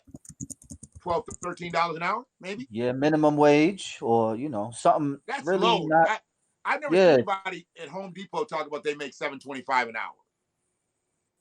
maybe down south, right? Because I think I Nah, remember some of my friends that's was telling me that's the minimum wage down there. yeah, but where are they working though, man? They can't be working at Home Depot for $7.25 an hour. I don't know. I didn't get into all the specifics, but he told me like the minimum wage is like $7 or $9, I think, something like that.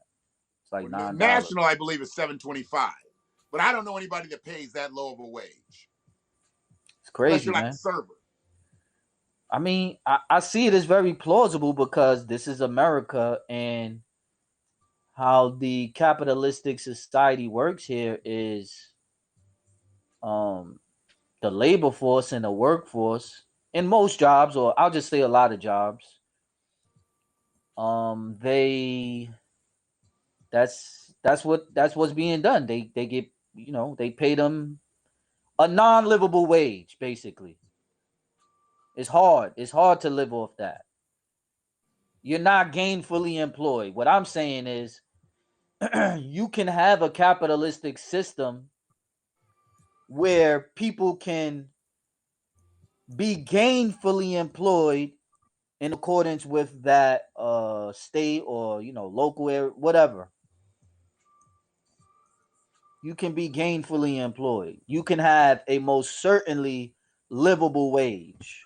Right. That's What what do I you mean by. consider? What do you consider a livable wage hourly? Well, it depends on where you are in the country. Oh yeah. Okay. So New York would be unfair. Well, give me New Right. York. What is a livable hourly wage in New York? Uh, what I'm gonna need more specifics. Like, is this a single Single mother? person. Is Single this a person. single mother? Is this a No. 57-year-old Let's freedman? Is this a let's 57-year-old freedman? What? Who we let's talking? not What's the add any demo? variables. Let's not add any variables. No variables? What the hell? Damn. Just I like specifics. a single person trying to live in New York. I like specificity. I'm gonna say 30. 30 an hour. Okay. I'm gonna say And 30 an hour. I hear nationally. That's being generous. I'm being generous. I'm not asking you to be generous. I'm trying to. I'm You want telling you, oh, you you want me to motherfucker, a go, livable wage. you want me, okay, I say, because it seems like I gotta take into account the gentrification and the No like everything variables. No everything variables. it's New York. It's a whole lot of variables. Come on now, you can't do that to me. What's it take for me to live on this bitch without me getting a pack of rocks? Listen, man, I want I don't want fifty to have to dollars an hustle. hour. I want $50 an hour. I want $50 an hour. Fuck that. Yeah, but you're a talented motherfucker. What about a I'm grunt? not A grunt talented. worker. I'm an idiot. I ain't talented. I'm an idiot. A Don't grunt believe. worker. Don't believe the hype. What about a grunt worker? Okay, see, there we go. Now I can, you know what I mean? A grunt worker, 20 an hour. Okay. So motherfucker I can would live give on 20 I an would hour in give New a York? grunt worker 20 an hour. That should be like, like the minimum. Somewhere in that line, maybe a little bit more. You know what I'm saying? 20 an hour. Okay. That's me. A grunt 20 an worker. hour. Very little to no skills. Um, yeah, for New York, yeah. For New York, yeah. And does that put me potentially with some years in, a little bit of savings? Does that put me in a position to own a house in 5 years? Or am I in an apartment? That's a good question. I mean, if you're a grunt worker, I think if you want to own a house, you should definitely most increase your your your applied knowledge and your skill set, especially if you want to live in New York City. You So know what you're I saying mean? I need to Because make a little bit more money if I want to buy. right, you want to increase your skill set. Yeah, you definitely want to make a little bit more money than 20 an hour to buy. Okay. So Definitely, but that's the grunt worker status. I'm living That's at the 20. I build this shit up, dog. Come on. I I'm see. grunt worker. This is only like my second time, so I'm learning. We vibing. We vibing. You know what I'm saying? We vibing. I Grunt, like it. I like where it's going though. grunt worker living. What do I got to do to start considering to buy $5 an hour? What do you mean $5 an hour? What was that I go one? to 25 an hour. Oh, damn, like you put me on the spot with these questions, and I ain't got no like data, no market. You in New York, nigga. That's all I'm caring about. You my Yeah, but statistician for New York. I got my own Freeman problems. I'm not my like I want a house and all that stuff, but I got my own Freeman problems. Angie, he said he got some I problems in gotta here.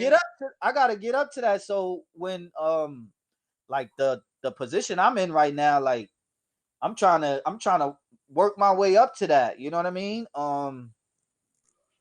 But I'm sorry. What was your question again? My bad, man. Well, So would $5 extra an hour put me in a position to be able to start thinking about buying. I don't Wait think a that minute. I don't We think got some. that I don't think that if you're a grunt or you have the mentality of a grunt worker, you have the mentality of a buyer. Does that make sense? Carmen Lezeth Suarez. Hopefully, I didn't butcher that too much there, Carmen. Just came in with some ism. So you cannot buy a house in New York making $41,000 a year. That's $20 an hour. You can't. Period. Yeah, you can't. Well, don't be co-signing Carmen now, nigga. I asked you before Carmen laid that down, and then you just all of a sudden just jumped on Carmen shit. Good shit, Carmen. You It's true. I can't, I can't deny the Friedman facts. It's true. On that bullshit. You breaking up. What you said? Because I was trying to do something. Okay. Yeah, but yeah, like as far as buying a house, you can't. But I think that should be a good wage for like like a grunt worker here in New York. Because Okay. that was the question. I was answering that question. You know what I'm saying? I got But you. if you talking about being a buyer, you definitely gonna have to be making six figures All right. in New York. So At the we're at very 40. least. At the very least. You know what I'm saying? In most cases, that you got some people who has a grunt position, but they may have the mentality of a buyer. They just not there yet. But in most cases, if you have the mentality of a grunt worker, you don't really have that that mentality of buying, equity and getting a house and paying off the taxes and stuff on that. You know what I mean? Does that make sense? Does that make sense, family? I Am I got off? what you just said. I'm going to come back to that. You don't have Okay. to apologize, Carmen. I appreciate you dropping the ism in there. Please listen from a Yeah. distance, but a close distance. We need you in here.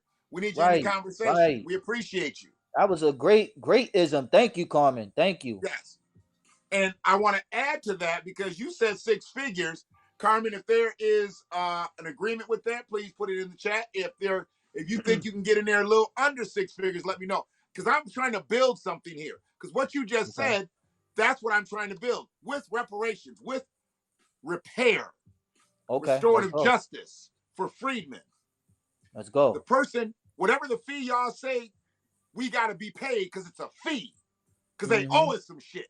So right now, Yeah. they just giving us a fee to work out in this bitch. See, now when you put it in, see, you added more variables and you said no variables. So now I can work with What this. variable did I add? The Friedman variable. The Friedman variable. We're The always speaking from a Friedman freedman variable. variable. Huh? We're always I speaking was from a talking we generally freedmen. speaking. Like I thought this was like more of a general conversation, but yeah, Oh the no, it Friedman is. It is. variable. We're keeping it there. We're talking Okay, about just okay, anybody buying a house. We are talking, okay. but when you said I'm talking about freedmen right now because you said we don't have that financial literacy and we don't know about savings and this, that, and the other. Sound like you was talking about freedmen by and large.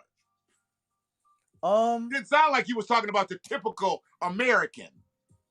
Because Archie Bunker was a grunt and he owned his own house in New Okay. York. Okay. You So I got that? thought sounded like you You was talking kind of Friedman-ish right there. sure? Hell yeah! Hell yeah! Hell yeah! So you added the Friedman variable before I added the Friedman variable. We always gonna add the Friedman variable I because get. we Friedman. You know what? You know what? Fine. Fine. I'll give you that. That wasn't really what I was trying to do, but I'll give you that. Fuck that. This is the Freeman media. It's the Freeman media. You started off by saying, how can it be Freeman media if we ain't talking about the freedmen? I was How about can to it roll be? the tape back. I How thought I can was it about be? to roll the tape back. How can it be Freeman media if we not talking about the freedmen population? Dr. Umar Johnson. Let me say that again. How can we be talking about freedmen issues and concerns and the freedmen experience if we not talking about the freedmen? So yeah, like a lot of us are you use the words financial literacy, which is true. I like to focus on the ones who do know how to use their money, manage their money, accumulate more and more money and income and wealth, like Brother Shannon. Shout out to Brother Shannon and a lot of other freedmen brothers and sisters. With the reparations, pure reparations program, that allows us, those people allows us to empower ourselves psychologically with schools, financially empower ourselves with our own banks. We can maintain life and own and control our own hospitals. This ain't just a Jewish thing where Asians and Jews can have their own community. This is a freedman thing. With reparations, we can do that.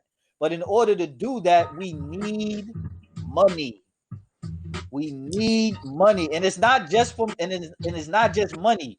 We need legislation. That's a part of reparations. We was talking about the enforcement of that legislation by other freedmen.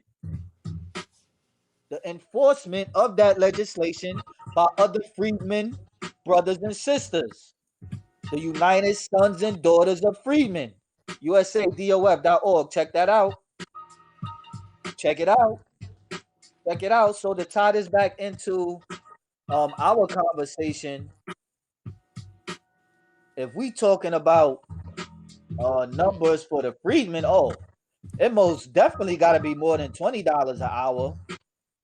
You know what I'm saying? And as far as the reparations is concerned, according to William Darity, our leading freedmen economist, that reparations bill is a generational bill, which means It's years not a and one years hit and quitter. years. Exactly. It's years and years and years of generational legislation, generational payments, direct cash payments. That's why And, I and, try to tell people. and that number It, is at least is as I think it's what he said, like 15 trillion now minimum. minimum.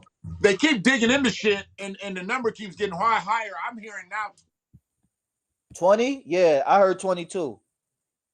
You broke up. I can't see you. you've got to really start to take into account we lose every time somebody else gains. Facts. Facts. Now you done brought a whole bunch of professional Afghanis in this bitch. Facts. Now you expediting immigrants from other territories. Facts. You up out of here? Oh, it's shit is 8:30. Okay. How we do? Carmen could be our fact checker. Carmen could be our fact checker. She bringing the hate. Wait, yo, you on mute? I can't hear you. I can't hear you. Can you hear me? Or is it me? What the hell is going on? Nah, that's me. I mute my mic when I gotta talk to my people. Okay, cool. Helga told me to mute my mic. So unless we got some lip readers in this bitch, y'all ain't supposed to hear what the fuck I'm saying. Yeah, I ain't trying to do all that lip reading shit. So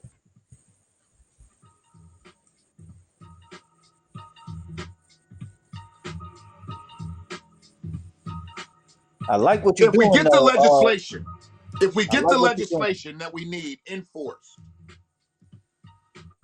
and we start to get the programs that are going to be, because these are generational programs. You ain't gonna hit me with a program. Facts. You ain't gonna hit me with a program and think it's over. You ain't gonna generational programs and payments, which objective is to eliminate the black, the freedmen and white American wealth gap. Come on. Because I stopped saying white people. They always want to say we want to close the racial wealth gap between black and white people. No, we don't. White people ain't getting money like that no more. I want to close the wealth gap between us and Indians, us and Asians, us and Arabs. Okay. White people, they sucking wind too. They just own all this shit on a generational level, so they holding on tight. But they ain't really creating no new shit. The motherfuckers who's coming in creating this shit is the Asians, the Hindus, and this, that, and the other. Okay. And we've always been creative. But now we done got fucking just closed into this performance-based mentality. We got to move our hands, our feet, and everything to get some bread. We can't use our beautiful minds to get some bread as a collective. That's why white people still control shit, because they've never stopped using their head. They never really had to use their labor. They used somebody else's labor for 246 years. And then when they did have to get out here and work, the motherfuckers like, you know what? We're going to give you some money for this. We know you're losing your niggas, so we're going to pay y'all for losing your niggas. Yo, that's been happening. Well, it's still happening. Shit, they still getting reparations. Even when we seen slave owners getting reparations. That's what I'm saying. They gave slave owners the reparations when they lost us. Yeah. You hearing half of what I'm saying because you're typing. I'm trying to listen. I'm listening. I know you're listening, but you're clicking too, so that's why you be hearing it. But I don't think you hear the whole thing. But yeah, that's what they did. Pardon. They gave the fucking slave owners, former slave owners, gave them reparations because they were no longer going to have us as currency. They gave them currency. So what are you saying? All the money you made, all the years of owning me and my families, you don't have enough now to carry on? They got to give you more money? The government gave these motherfuckers money. Facts. I mean, if they lost niggas, they got paid for it. Yeah. So that freedman wage needs to be increased, most definitely. You know, that's why reparations is so necessary, family. Reparations is so necessary. It's not only a debt that's owed. This is necessary for our survival in this country. This is necessary for the thriving of us in this country. So let's build. Let's get to it. You know anybody that went down to the ADOS conference this weekend? Say what? Oh shit. You know anybody went to the ADOS conference? I know somebody who did not go, Mr. Nemi nominated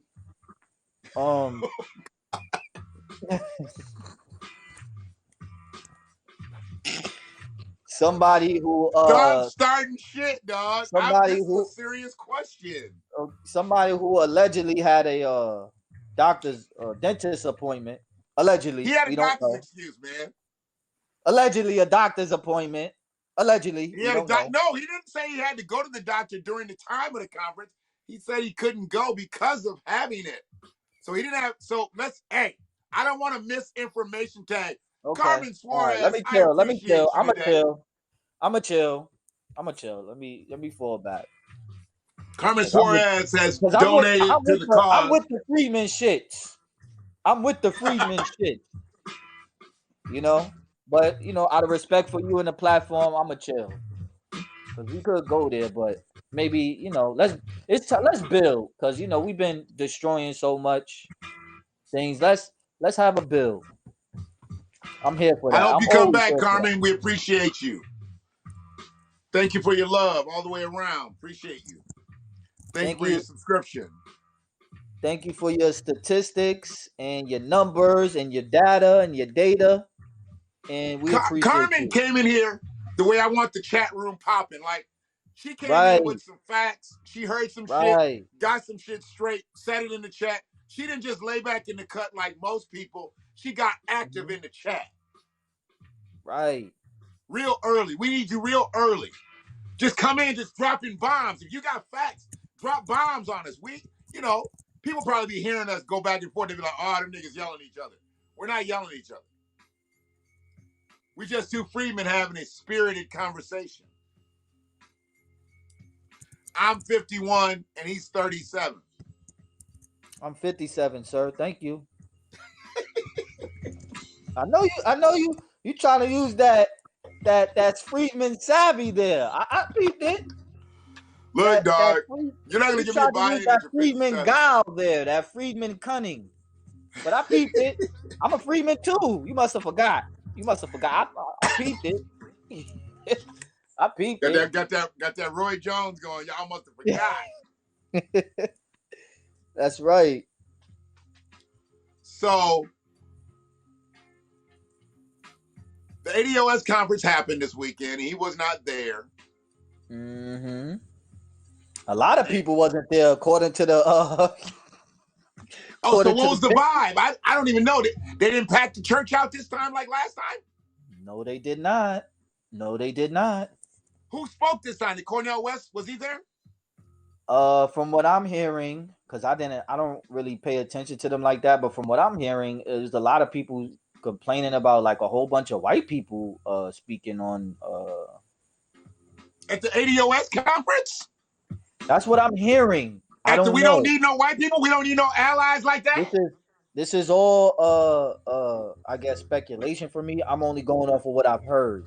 What's happening down in Louisville? I don't pay attention to them like that. I haven't paid attention to them like that for a long. What's going on with Pastor Follow and Swallow? What the hell? You didn't hear about that? Pastor who? Follow and Swallow? He said that people was down with them before. They need to be down with them now, and they need to just follow and swallow. Whoa! When the whole beef was going on. Whoa! Sunday Night Smoke. What's good with you, brother? Yeah, Dr. Kevin Cosby. Look it up on Google. Look up Dr. Kevin Cosby and the quote, follow and swallow. And I believe that shit was on Twitter, nigga. I like Kevin Cosby. Yeah, Kevin Cosby might like you too, nigga. Oh, no. Yeah, follow and swallow, my nigga. Listen. Listen. Let me put that out there right now. I'm not with that LGBT stuff. You ain't gotta be with the LGBT. Well, you say he might like me, so that's, I ain't with all that. Okay, but you might not be gay. You might not be with the LGBT. But you might still be able to follow and swallow. No, hell no. Listen. Let's stop with the bullshit. Listen. Stop with that bullshit because God, he said that shit to the whole collective. No, hold on.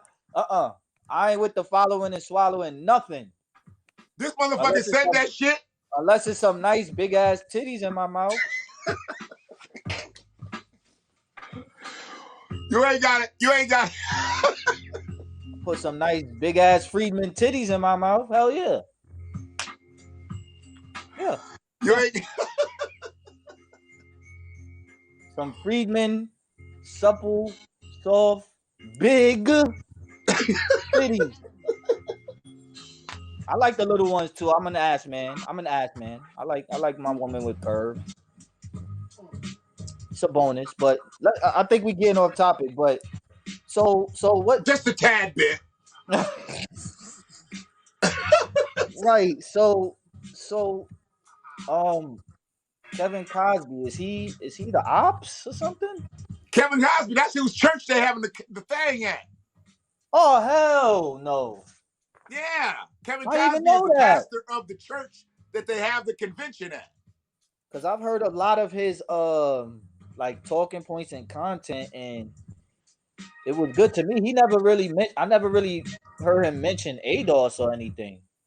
But when he plays the middle of the road, because he's with them other niggas. He's with them old niggas. He's with Shelton and them. And he's with ADOS. I believe he's getting bread from both sides. Wow. He might be. That's crazy. Well, thank you for that new information, Brother Shannon. I trust you a lot more than I trust Kevin Cosby, so I will definitely keep my eye out for that bullshit about following and swallowing. Hold on 1 second. Because over here we supposed to be empowering. You He's ready for supposed to it? be Let me see if I empowering. can get it. Hopefully it goes right to it. If it does the right thing, God damn it, you better do. Okay, you ready? You know I'm on the mobile and shit. I got to do the Vicky Dillard. God today. God today. Look at it, Negro. Damn, this nigga bringing invoices and receipts. It's that time. It's Sunday service. Take him to church. Hold on. You have every right. Should I read it out loud or no? Yeah, read it out loud. Shit. Move it a little bit to your left. There you go. Oh, wait. Hold on. Just a little bit over to the middle. There you go. You have every right to protect the brand you created. The problem with being a leader is sometimes it's hard to determine if people are following you or chasing you. All those under the brand of hashtag ADOS should be following you. Lead and feed. At Breaking Brown, hashtag ADOS should follow and swallow. Wow. Wow. So he's saying they should follow and swallow. I ain't got to lie, Craig. You ain't got to lie, Craig. So I took that immediately as disrespectful. Yeah. Just shut up and do what we say, basically. That's what I got from it. Shut the fuck up and do what we say. Shut up. Don't think. Just do what we say. Just we out here leading and feeding y'all and just do it. That sounds like some white supremacist shit. So that they had like this conference. White supremacist shit coming from people who look like us.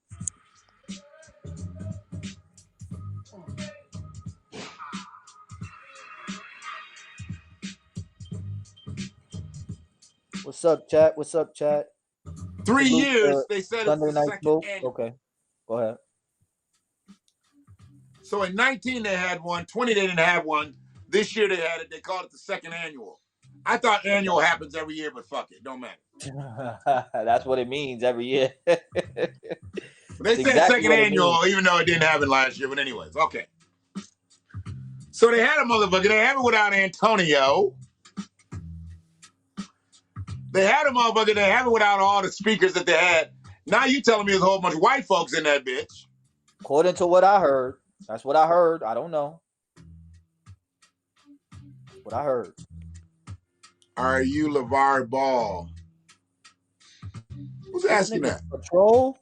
This nigga's a troll. Let's give him work. Coachy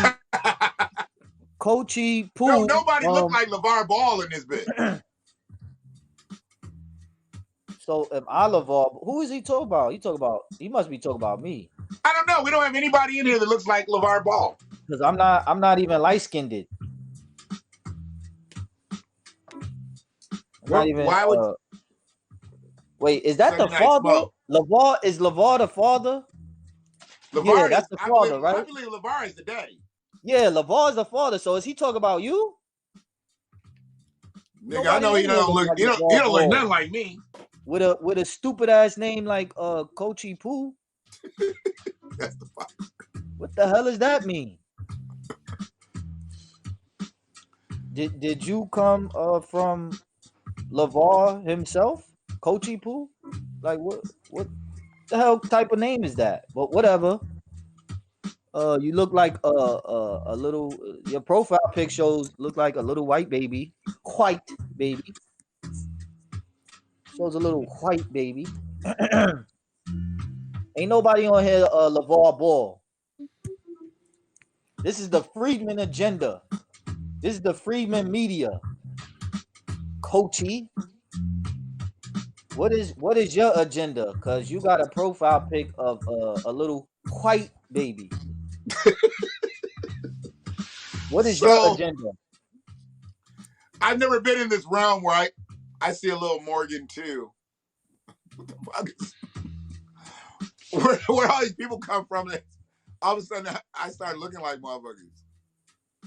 He said, "Take those glasses off for a second and pull up, LeVar." Do you know this person? I have no idea who they are. I think they've been in the street before. You must know him. You must know him. They might might be know him. drinking. You know, it's Sunday. Motherfuckers gotta go back to work tomorrow. Okay. Milton Banana, what's good with you? Morgan Freeman is a great actor. He's an icon. He's a little Yeah. skewered on his fucking views, but he's an icon. Yeah. Now they saying you look like Morgan Freeman. What the hell? How you went from LeVar to Morgan? These two Negroes don't look nothing alike. All you niggas look alike. Listen, man. Got these racist white trolls. This is good. This means we popping. We got these racist little white baby trolls in the chat. Oh, they're from Periscope. Thinking that all black people look alike, huh? See, I don't know any of the Periscope people. Did Periscope get shut down or something? Are you guys orphans? You guys Periscope orphans? Where's Periscope? Where's that at? My geography is horrible. Where's that? Is that in Michigan? What? Periscope. What's that? No, Periscope was a video feed. I thought it was the video feed for Twitter, but maybe it was like its own thing because Twitter now has its own. Like we're broadcasting through Twitter right now, but okay. Periscope I thought was Twitter's feed, you know, for live videos, if I'm not mistaken. Oh, okay. What up, Go Milton? Tigers KC. Milton Banana, what up? Sunday Night Smoke. A lot of Periscope heads on. Okay, cool. Periscope was shut down. Periscope became Twitter Live. Got it. So yeah, let's get back to this topic, brother. So I just don't see them having the same steam that they had in 19. Nope. On the ADOS scene. They don't. They just don't seem like they're gathering the people with the same type of oneness that they had. Right. Facts. I'm not even hearing the notable names who talked about ADOS during that time talk about it. Nobody talked about it leading up to this conference. I didn't hear any notables talking about the ADOS conference leading up to it this weekend. I didn't even think about that. I love the way my Freeman brother Shannon thinks. I didn't even think about that. I don't pay attention to them either. So yeah, that's a fact. It happened very, very quietly. No factors even mentioned in it. That's why I was so damn empty. It happened very, very, very quietly. It was not marketed well on social media. Wasn't. I mean, I would have had, if this is the second annual in 3 years, I would have at least had. Nigga Shannon's crazy. I'm going to catch your shit, dog. I'm going to catch your shit. When I saw that, I was like, how is it the second annual and they ain't had the motherfucker since 19? Yo, that's crazy. You're not going to run that by me. You're not going to get all slick. See, most motherfuckers don't see that shit. I saw it. I read it. Man. Just like you tried to run that by me, that follow and swallow. Just like your hat say, this straight game over here. Channeled energies, baby. Straight game. Get it. Freedman energy. Now keep spitting those Freedman facts, Shannon. Let's go. These motherfuckers had a successful conference in 19. They had international notable people, presidential candidates. Yep. Emmy-nominated people. Grassroots individuals. This is where they fucked up. This is where the church's money was indeed fucked up.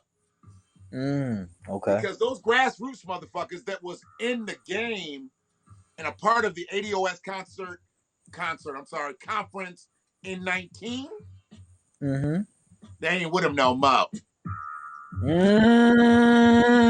I'm talking about the grassroots soldiers. Right.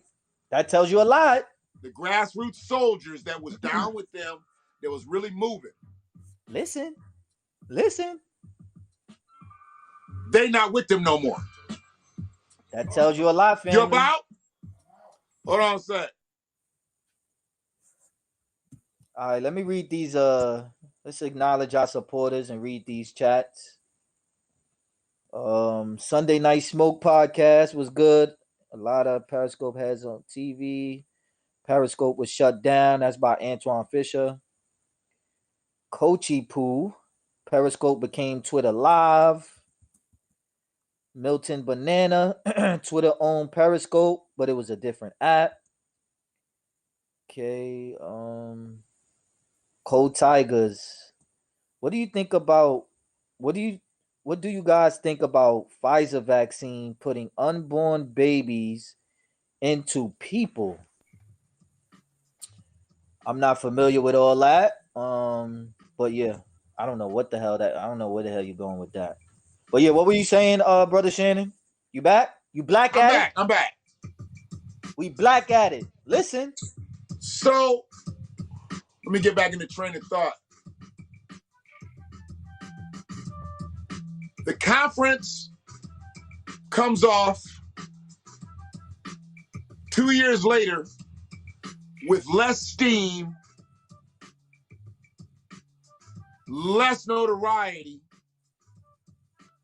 less magnitude, because this should have some magnitude. ADOS was everywhere, bro. Oh, yeah. ADOS was everywhere. ADOS. Yep. And now, out of ADOS spawned FBA. Right. ADOCS. Right. ADOF.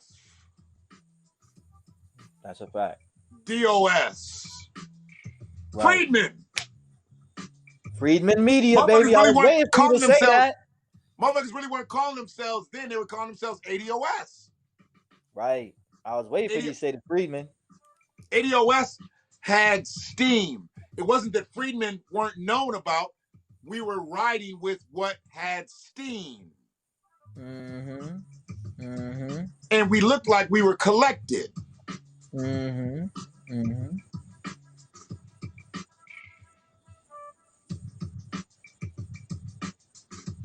All of a sudden, 2 years later, we don't have any of that. Right. I don't even know what their purpose is.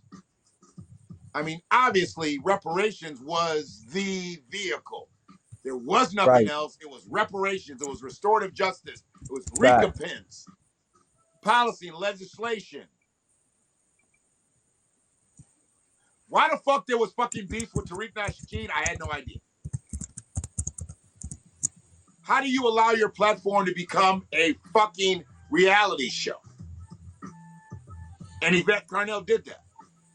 I think the beef started with them. Never mind. I don't remember. I do remember at the time. That's not even what we're here for. Yeah. But that's what got them off course. That's what got everything fractionalized. Because when he started to pull the shit out about FBA, Tariq had been putting ADOS in his hashtag. Yeah, he was. But you never would have known that once he started going at them motherfuckers. You would have never known that he wasn't down with them motherfuckers prior to. Yeah. So his people ride with him regardless, right, wrong, or indifferent. Mm-hmm. So they jumped on that shit. What she should have did was, you want to reply or do whatever you want to do, you got to let that shit go. You're supposed to have a mission. Your mission is supposed to be reparations, not beefing. Mm-hmm. Mm-hmm. But you out here beefing. Right. with a professional beefer. Yeah, he'll cook you. I mean, Yvette got to beefing with a professional beefer. Tariq is a professional beefer. Yeah. Peter Guns got to beefing with if you think 50 Cent is petty. He ain't got shit on Tariq, dog. And he wouldn't stop. And that fucked them up because she felt like she had to retaliate at some point, and I'm like, this is not a good battle. It's not a good battle. And she was supposed to have a straight focus. Tariq doesn't have a straight focus. He has so many different things going at one time. He doesn't need to have. Right. He And they're focused all on her, his missions. he focused her on a quiet night. You know what I mean? Yeah. And still get it popping and everybody, supported and, agree. Like, yeah. So she was just in a space where she couldn't win that. Nah. And then, Gotta pick your battles. And sometimes the battle is not even something you fight. Because that battle's going to be there regardless. Okay. When that battle's there regardless, fuck all that, man. I like that. You a sage, Friedman. You're a sage, Friedman. Sage, Friedman. Go ahead. I keep cutting you off. My bad. Go ahead, brother. You're in your Umar mode tonight. I'm just letting you go. Hey. Ain't no. I figured you're done after you repeated 2-3 times, but you just keep going. Ain't no Pan-Africanism over here. I respect the ideology about it.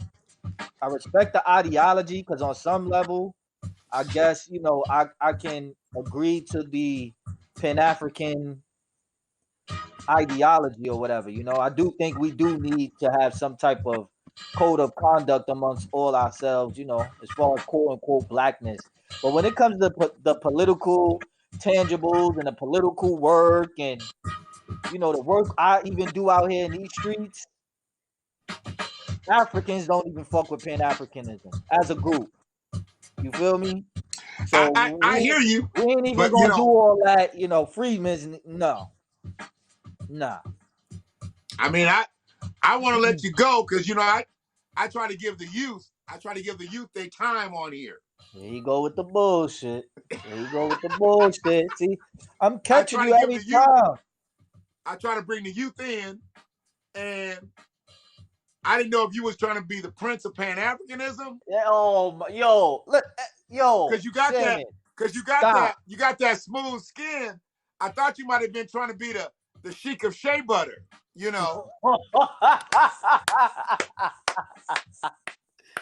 Oh, hell no. I have to respond. What? I have to respond. Shannon. Brother Shannon. Family. What, Friedman family. Supporters. Non-black people in the chat, whoever's watching. Shannon is very jealous. Because I'm a 57-year-old man. And nobody believe that shit, dog. And it don't matter what they believe. I'm a 57-year-old man and I look damn good. You got any gray hair? I look damn good. You got gray hair? I look damn good. B12, Shannon. I keep telling you, it keeps the grays away. Okay, now I respect you. I think even though I'm older than you, you're more wiser than me. I'll give you that. Even though I'm older than you, you're more wiser than me. And I salute to you and I respect you. You are the sage of this platform. The sage Friedman. Friedman sage. So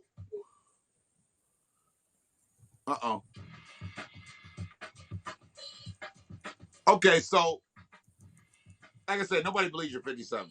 But you've said a few things. That's fine. That actually make me believe technically, that you are 57. I'm older. I've been here since the 1700s and 1800s, technically. But all right, with the bullshit. I know that. Listen, I'm keeping it real. Freeman on deck, baby. Freeman, New York on deck, baby. Come on now. Freeman Media. Freeman Media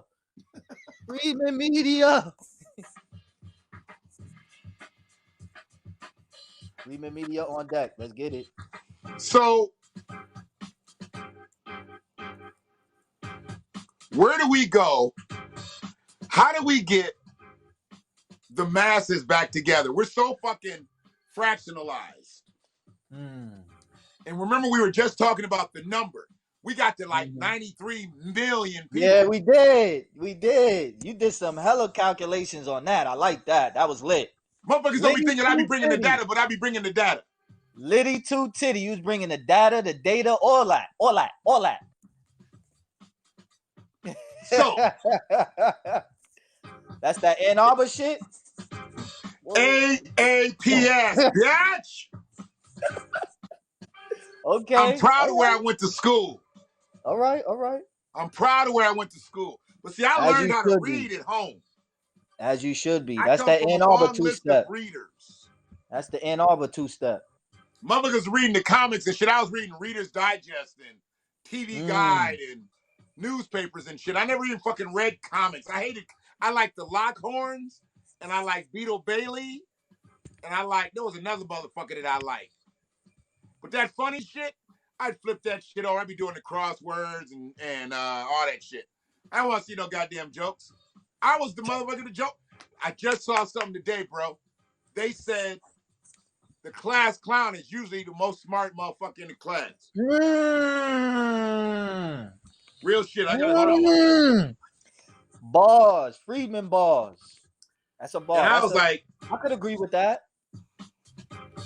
It says scientists find that class clowns are actually the smartest people in class. Boom. I could agree with that.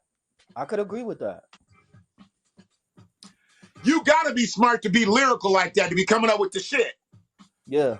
You're a comedian coming up with your own material in fucking junior high. You're doing something that fucking stand-up comedians can't even do. They need writers. You coming up with your own shit on a daily. Yeah. Keeping the scene popping. Yeah. See, my jokes, because I grew up around the older motherfuckers, because I learned how to read shit before other motherfuckers did, or different shit, my jokes, the teachers would even laugh. You know, motherfucker, I was sitting by the record player in the Indian stance or with my knees up and my arms around my knees listening to Richard Pryor albums when I was a kid. Okay. I learned how to formulate sentences with profanity and knew how to not to say it around certain people and to say it. Yeah, I was that motherfucker in class. You was the ultimate class clown. You got the damn teachers laughing. I mean, and they ain't even want to put you on timeout or whatever. They didn't want to send me out of class. Yeah, they didn't want to send you to the principal. And that's what's up. It was just one of those things that I wasn't trying to make people laugh. I was gregarious, as I know it now, talkative, whatever. So I just engaged with people on different levels and different shit. And I could just keep the room popping. Like, okay, so I always had really good penmanship. I don't know why I took pride in my penmanship. I know my father did too, though. And my mother actually had a good handwriting too. Okay. But I took pride in my penmanship. So, you know, back in the day, well, you don't know back in the day, you motherfuckers are digital, you young and shit. We used to write notes. We used to write letters and notes. Another y'all shot. Y'all motherfuckers don't do that now. Y'all, you know, y'all been in, you know. Another shot, but I'm 57, y'all. Go ahead. You're not 57, dog. Stop it. You're not 57. Agree to disagree. I know I look good, Shannon. I'm sure you get a good amount of play. I know you got that Ann Arbor game, you know, that Michigan game. It is what it is. It's all love. It's all love. I'm not jealous of you, even though you are jealous of me. Go ahead. So,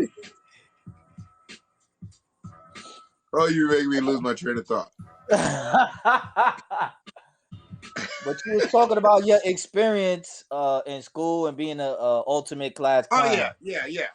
So I started to work towards what I knew I wanted to do. Like I started to take a lot more like communicative classes, and then when you started to get into like radio and TV and doing different things like that, you know, I still didn't really view myself as a performer. It was really about what I was used to.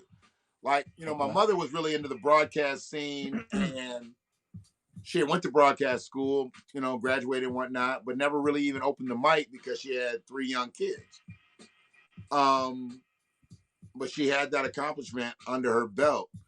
And I didn't know I was going to end up in radio or end up being a broadcaster by nature, but I should have Content known. creator. I was creative from the beginning, but didn't know it. I had the built-in shit. I mean, we always had the most recent, most current stereo shit. When I was a baby, I remember reel-to-reel machines. You know, we always had records and shit like that and nice stereos and stuff. And I learned how to fucking, you know, pop a needle on the record and cue records up. And she used to make music and intro the shit with the microphone. And she was all into that shit. Nice. So I was into that shit. Y'all made a perfect team. Yeah, you know, and I developed a love for records and, you know, playing records and stuff like that. So it was right there. But still, because you are in such a worker bee mode as a black person, as a freedman, she didn't push broadcasting on me.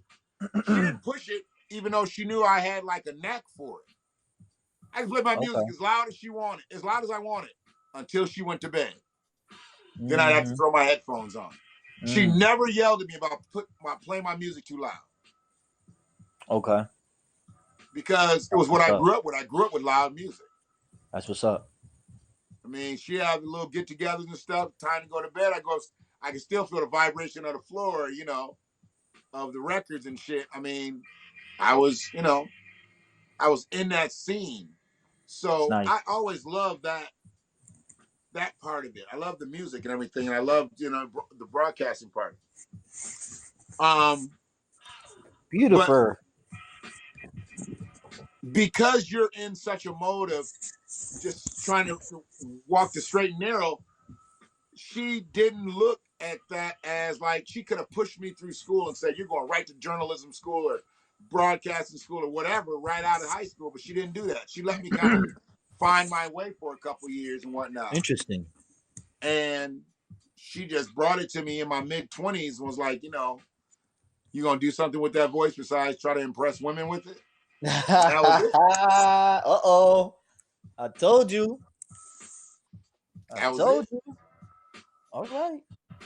There we go.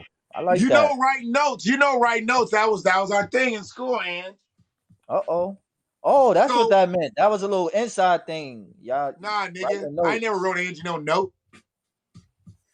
Oh, okay. I mean, you know, if y'all did, you know, I mean, I respect you for keeping it on the low, you know. I think she was just reiterating it. Like, you know, that was her bullseye target thing. Okay. And I was one of those favorable people to write notes with because I had good penmanship. One thing women hate is a motherfucker who can't spell or they can't understand their writing. They don't like that chicken scratch shit. You know, you shouldn't have to write a note and then she needs a translator to fucking decipher that shit. Yeah. All that means is that you're gonna be a doctor. If you know, I do still have a record player, Angie. My daughter bought me a record player. She bought me a record player for my birthday. Nice. And bought me the Tony Greatest Hits. Okay. Because she grew up on that. It feels good. Yep. Yeah. They could sing any of the Tony songs, Lauryn Hill, all that shit. My little baby had a list when she was growing up. She don't have it no more. Maybe they freedmen too. Whatever you want. Girl, you know I can provide. That's my shit right there. Would you hear that on the Greatest Hits? Because I know you wasn't around when it first came out. Listen, man. Listen, Shannon. Listen. Nigga, you 14 years younger than me. Easy. Well, goddamn. 14? Thank you for the compliment. 37, nigga. Thank you for the compliment. I appreciate that you think that I'm younger than what I really am. I appreciate that. You know, they say black don't crack. That's a fact. That's a whole fact. That's a Friedman fact. Then you throw a little shea butter into the equation, and then you're working. There you go. I don't need what's that shit? Bleaching. I like my skin. Tony up there throwing lyrics in the chat. Yeah. I was wondering. I was like, who is he talking to? Yeah. I don't know. I don't know. Might be somebody. He in He there. might be talking to somebody. He's been known to jump in my chats and get to flirting. Uh-oh. He done flirted with some Freedman sisters. I could believe it. Tony got that. Matter of fact, I don't know. We were just talking about Tony, and Tony he's got a Tony. that. See, he's a Tony. So you see how he's he had to on the Tony he had franchise. To jump in. He had to jump in on the Tony franchise. Yeah, he had to jump in. Yeah, get in on the action. Yeah, we talk about Tony. He ain't say nothing all night. I ain't said shit all night.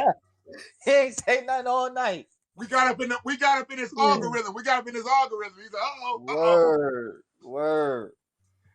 Tony was laying back. He heard his name. He's like, let's go get this money. He's like, let's go get this money. Word. So yeah, we was talking about the what was we talking about? I know you was talking about your the conference. Right. Or lack thereof of Peter Guns. Peter Guns' conference. Most motherfuckers don't even know what you're talking about, dog. I know exactly what you're talking about. It's all right. It's all right. I know you're a fucking idiot. I know you are a fucking idiot. Yes. I'm sitting there dying. The first time you said it, I was like, oh, no, he didn't. Yes, I am an idiot. That is Peter Guns for real, dog. I'm an idiot. So don't. So listen. That's I'll go Peter there. Guns for real. Peter Guns conference. That's what we was talking about. And the NIMI nominated person who didn't show up. And how very little to few people showed up. Dog, when they did an aerial shot, I was like, wait a minute.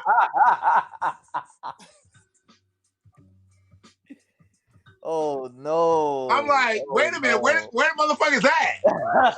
Everybody went to the bathroom all at once? I'm like, shit. Nah, fuck that.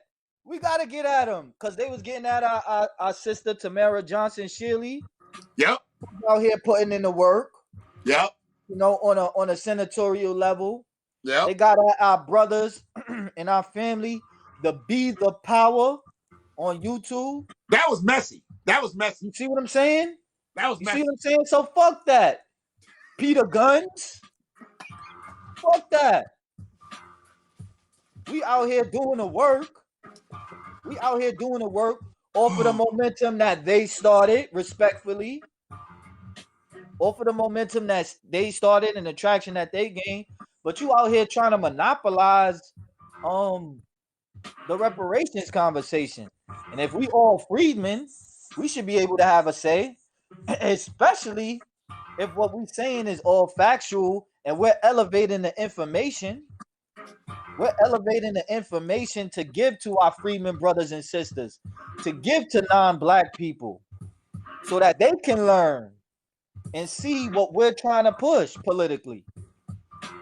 And they got to that point where they took that hashtag name and it was like, it's ours. It's not even yours anymore. It's like, damn, you taking my lineage? Like, I can't use the name. They're like, you got to pay a toll fee to use that hashtag in that name. Right. And we admit, like, they had a wave, and that wave was valid. But that wave was made by grassroots motherfuckers that works in their territories, not them two niggas on YouTube. Facts. William Darity, the leading economist, his partner, Kristen Mullen. Oh, wait a minute. He wasn't there this weekend either. Okay. Nor should he be. Hey, Nor should he be. All this shit Peter Guns haven't had a hit since the 90s. Peter Guns haven't had a hit since the 90s. Why would anybody be there? ADOS101.com was built off of Sandy Darity's work. Facts. And if that's still your mantra that you go by, why ain't he in the big chair at the church? He need to be sitting in the pastor's chair, that big motherfucker in the middle. Mm-hmm. Yeah. Not pastor, because the pastor ain't a part of the leaders of the ADOS movement. The leader of the ADOS movement should be Dr. Sandy Darity, seeing that they was using all his goddamn data. There we go. I would take it a step further and say that the leader should be the message and the information and the data and reparations and the freedmen agenda. That's what the leader is, you know? I would just Well, say, that's what I would want it to be. That's what I would want it to be before motherfuckers went out and got 501c4s. Uh-oh. All right. Peter Guns. When motherfuckers went out and got 501c4s, they was on a business model. When motherfuckers came back 4K, she came back 4K. She's okay with 4K. Money. I see that little pimple. I can see that little pimple real clear in 4K. You don't know about that, though. You don't know about that, man. What are you talking about? I'm trying to look up the time. artist that sampled it, because I know you don't know the original version, nigga. Listen. I know the OJs, and that's the version that matters to me. You talking about OJ Simpson? This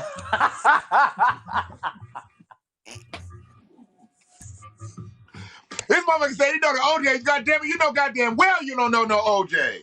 Listen, man, I was just singing them. Stop it. I was just singing them.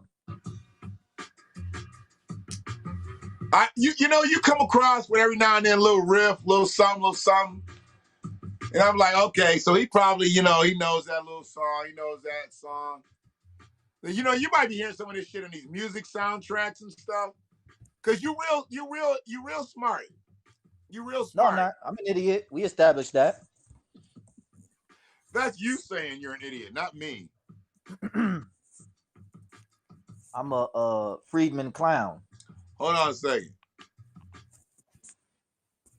Freedman class clown. And I'm an idiot. Nice to meet you. Prom is legendary. AKA Macaroni Mac on Facebook. But yeah. I want to talk about that Dave Chappelle stand-up. What do y'all think about that, and how these the LGBT community is attacking Dave Chappelle? Because that the closer special was so fire. It was so fire. Amazing. His ability to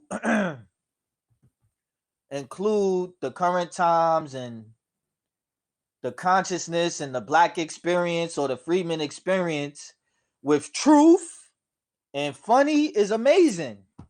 That's exactly what he did. What did he say? He said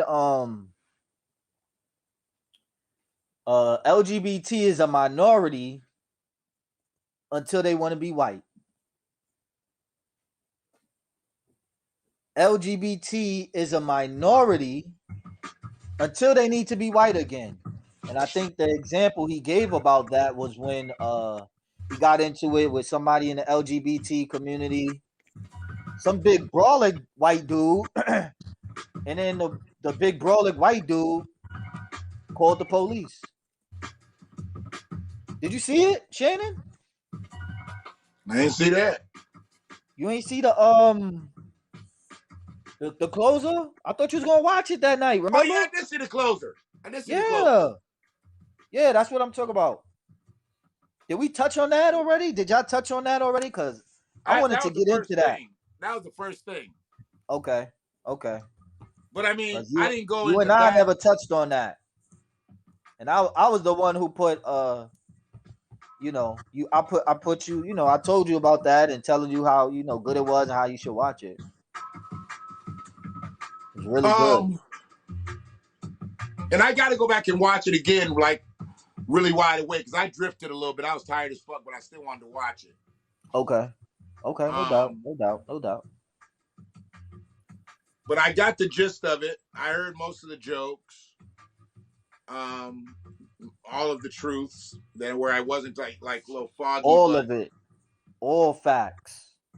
He doesn't lie, and the crazy thing is he makes up very little. Like he just takes stats and turns them into his thoughts. Okay. And that's okay until he decides to say the shit. And like, we don't give a fuck what you hear and what you think, but goddamn if you say it. Right. That's when they get pissed off. Right. And I appreciate Dave Chappelle so much because he captures the very essence of a lot of the things that I come into I guess conflict with some of the LGBT community, not all, but mainly them as a group, because what they like to do is use the black experience or the freedman experience and our history. They'll use us as mascots to get their agenda pushed. George Floyd was not a part of the LGBT community. Breonna Taylor was not a part of the LGBT community. So why, when there's issues with black people, we have to talk about black LGBT, and the rainbow flag is in alignment with the black fist. Yeah. The rainbow flag is in alignment with the black fist. They use that. They use that fist right there. Yeah. They use that fist right there. Right. For their flag. I made a post on Facebook where it showed like you know how back during Jim Crow we had the colored fountain and the whites only fountain, but there was never an LGBT only fountain. What would y'all drink? What was y'all gonna drink at? Yeah. If y'all gay and y'all gay first, y'all G1. You trans, right. You T1. Right. Where's your drinking fountain at? Right. Where's your restroom at? Right. You using the restroom that we had to fucking create. They had restrooms, we had an outhouse. That's right. So you gonna come use our outhouse? Nah, because if you white, you going in that fucking white restroom. Exactly. You ain't going where the marginalized people are going, where the compartmentalized people are going, where the fucking brutalized people are going. Let's go. You're reaping the benefits of what we fucking got brutalized for, but you get to go in their bathroom. That's right. And can we keep it real? A lot of the people who are in the LGBT community have positions of power and authority, and they use their positions of power and authority to undermine the freedman agenda. Look, man. So you can't be the oppressor and the oppressed at the same damn time. Wait a minute. You do know the motherfuckers is like over immigration and shit and be all involved in the immigration. You do know them motherfuckers is Latino, right? Look at the top immigration motherfuckers. Right. And them motherfuckers be some Eduardos, Helgados, Delgados, Hectors. Right. Top motherfuckers in immigration. Right. There's been some motherfuckers that got just got put in play. Just got put in play in Biden's administration in immigration. Latino. We saying sorry to y'all. We saying sorry. Now we're gonna give you prominent positions in immigration so you can bring your people over. Right. Let's talk about this right here because Angie brought up a really good one. Shout out and salute to Angie. Much respect to her. He said every person on this earth had to come through, let's say, vagina, but it's hard to tell a real woman from a man made vagina or bussy, a man made bussy. A man made pussy. Let me repeat this because I'm all over the place.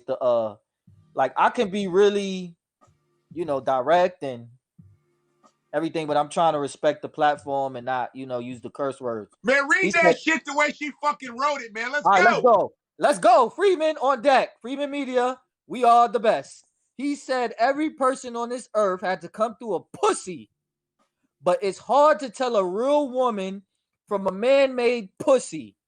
Now, a transgender man want to have surgery to put a woman in him or her. What I think about that I just saw that.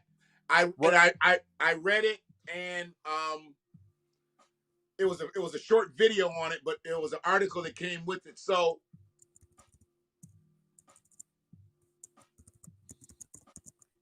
I have an issue with this. I have an issue with this because there is no such thing as a man-made womb. This is going to be a womb that comes from a real woman.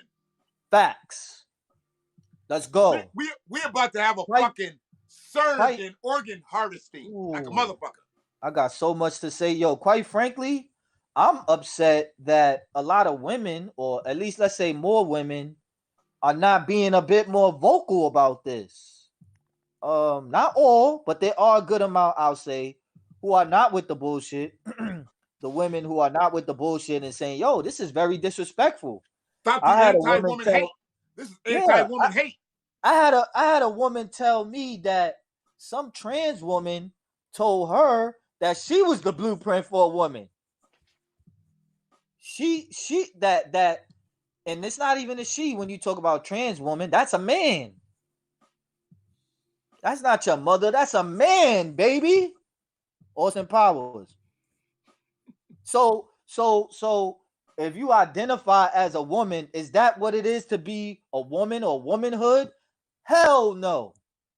Because if that's the case, we're basing a womanhood, femininity, and being a woman off of feelings. I feel like a woman, so I'm a woman. You have every right to identify as what you want to identify as. I'm not in disagreement with that. But you do not have the right to control how people talk. And if they don't agree with you and being a woman, then we will just have to agree to disagree. Because let me tell you something. My grandmother's a woman. My mother's a woman. And just like Angie said, and just like Dave Chappelle said, everybody on this motherfucking planet came from a woman's pussy. From the womb of a woman. That is what makes you a woman. Biologically, scientifically, whatever. And there's no denying that. Respectfully. Go ahead, brother.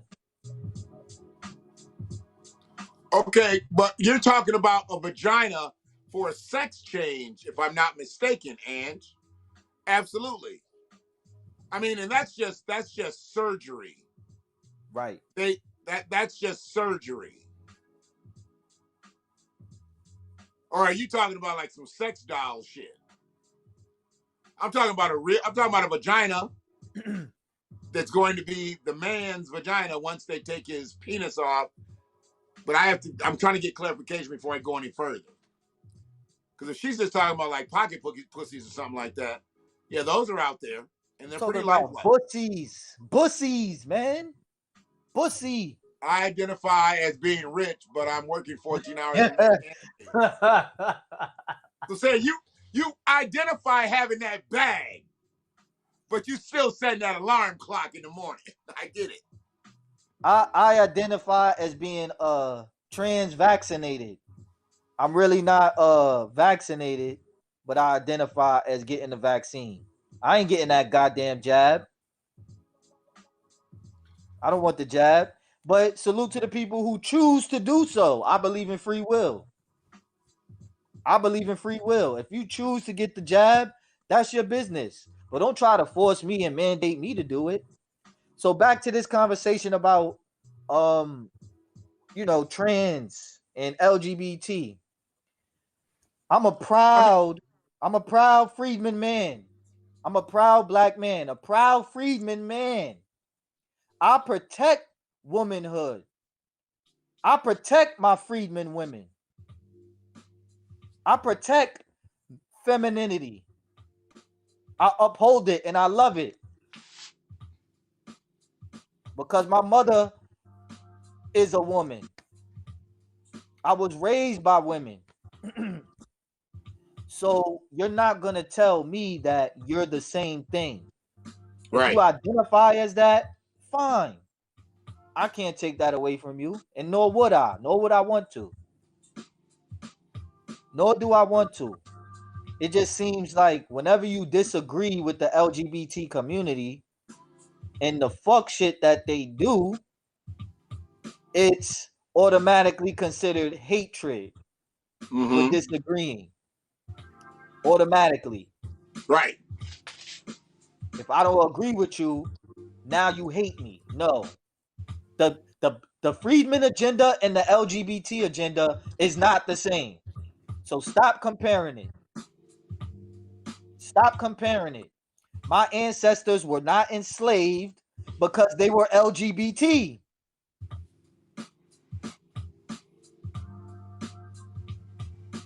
Freeman on deck. And when the argument is made that there were or that there was homosexuality during those times, how was it perpetuated though? Was it looked at like they had different things that they did, in those ages, 16 through the 1800s, mid 1800s? Did they have gay bars in slavery Mm. times? Mm. Were things Mm. public like that? Mm. I mean, that's John James over there. Did they say, hey, that's gay John James? John James is a gay man. Okay.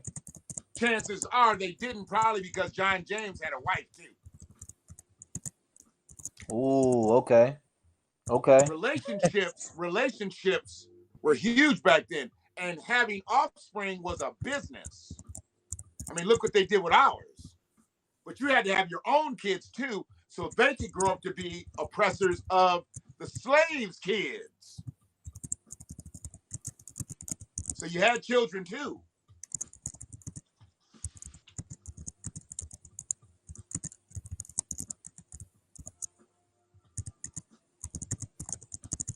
Y'all gonna have to draw a curtain in a minute, because I don't need all this in my chat.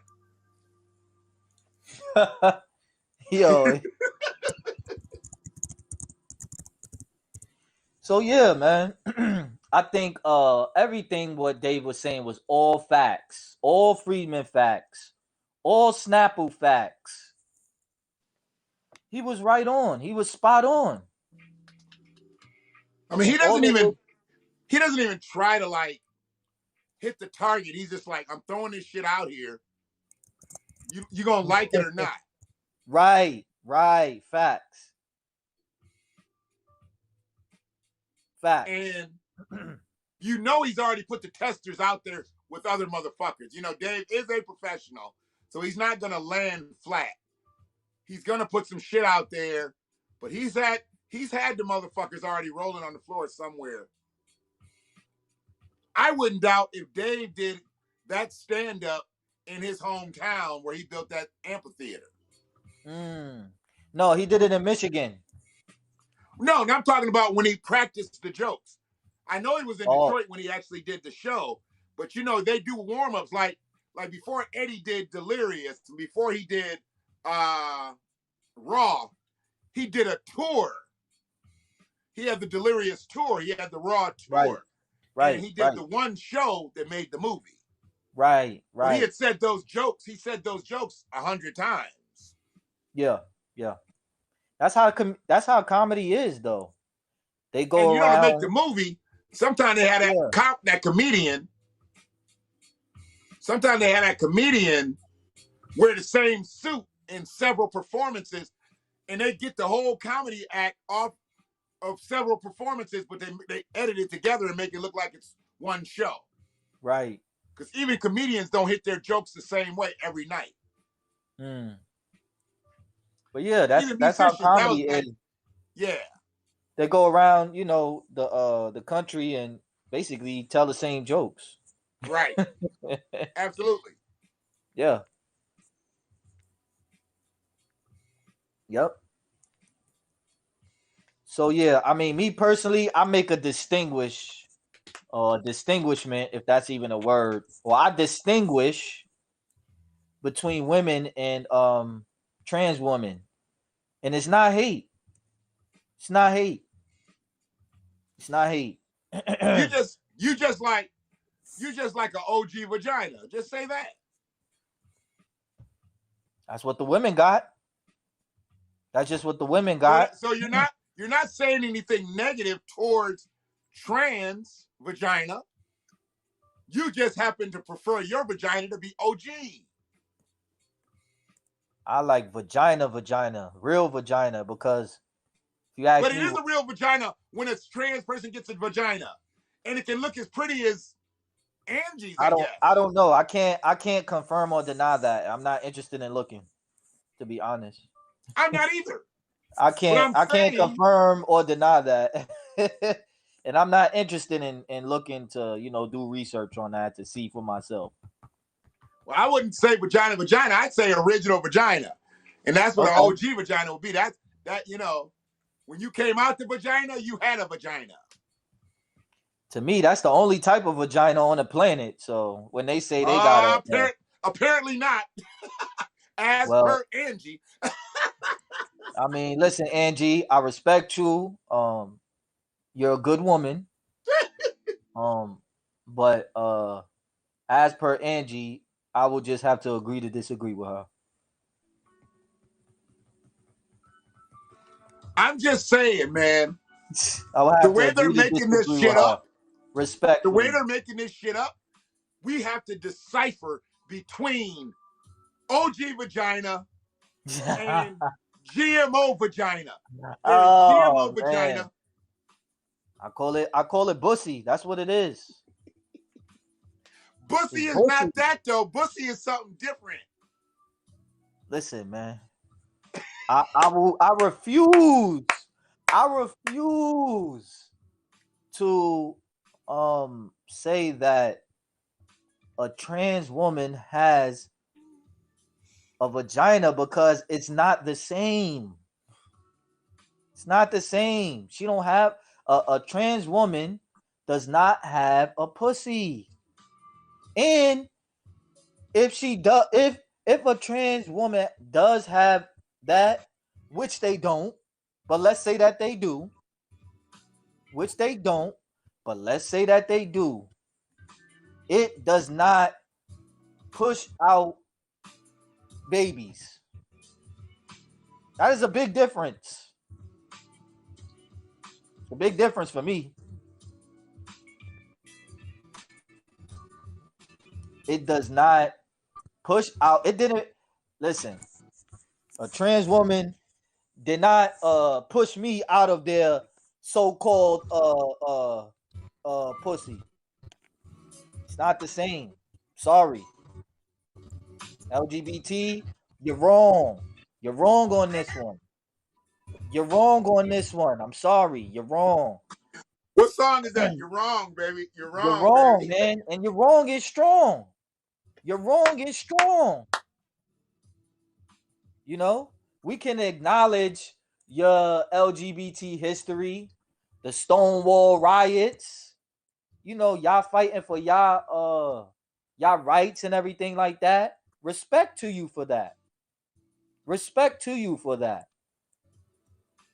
But Man, let when me you catch up. trying Let me catch to up the chat. Let me catch up the when, chat. Okay. They make Just it hard for because. you to tell the difference. So Angie's just letting you know it's really difficult to tell the difference, bro. She said, shut up, Listen. Shane. I don't even know what I said. I don't even know what I said. She said, shut up. Facts, Angie. Tony D said, you can't tell now. She said, just because you're 57 don't mean you can tell. Oh, I can tell. I can tell. I can tell. I can I can tell. tell you That's want to right. party. I did reschedule. You wouldn't know unless you date a woman that gave birth. I can tell. Trust me. I done think she seen a meant lot of. research. I done, I think she we done, meant research. we know what OG pussy looks like. And here's the thing. I'm not even going to give them this, and it doesn't make a difference whether they acknowledge my assessment or not. I'm not big Okay. like Dave. So here's the thing. Right. I'm gonna take what I get on my platform, right? You don't get to have a pussy if you're trans. The only person that can That's have a true. pussy is a woman that had a Thank you. vagina. Thank you. The OG Thank you. vagina, the OG vagina can be turned into a pussy. Now this is grown shit. This ain't no kid have no pussy. A kid has a vagina. Okay. Okay. So until a kid becomes an adult and they grown and they grow and grown and grown, then that vagina can be turned into a pussy. But you do not have a pussy if you are trans. If you get a sex change, they gave you a vagina. You got a vagina with a barcode on it. That's yours. Yo. You got a receipt for your vaginal canal. But you can never have a pussy. And let's take it up a notch, respectfully. Let's take it up a notch, respectfully. Even if they claim it to be a pussy, did they get that pussy naturally? No. Did They they? can't claim it. They can't claim it. See, okay, but that's what they doing though. So let's let's try to have a bill with them. So if you claim it, even though you really can't, but if you want to call it that, did you get that naturally?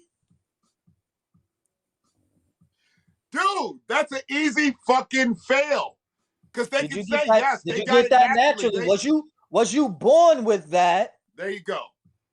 Was you born with that?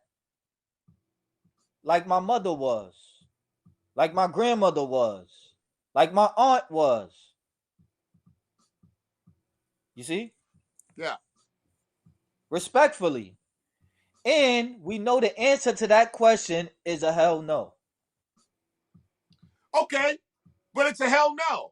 But what's that got to do with them calling it a vagina or a pussy? And said pocket. Everything. Can they call Everything. it the pocket? Do you think they can call it the pocket? I already got my answer configured. I never heard that slang. I don't even know what the pocket is. You ain't never heard about hitting the pocket? The corner pocket? I mean, depends on who you was with. I hit some corners sometime. We back in call my it, younger days, my heyday. We called it the pocket. For I can't remember what year it was, but years it was. But yeah, that was slang. That's another colloquialism for vagina. Okay. I mean, no, they can't call it the pocket neither because it's the same thing. It's just you said a colloquialism for vagina. So no, they can't call it the pocket. No. And they don't have to tell you what? So hold on. Angie said they don't have to tell you. How do you not have to tell us if you claim to be proud or what's that Pride month or Pride week? I'm in New York City. They got Pride month here. They have month here. Yeah, they got Pride month and Pride week. So you proud, but they don't got to tell you. So if I want to have children and create a family and impregnate my wife, You mean to You tell just up me? there, you just up there blasting off. You just up there blasting off into oblivion.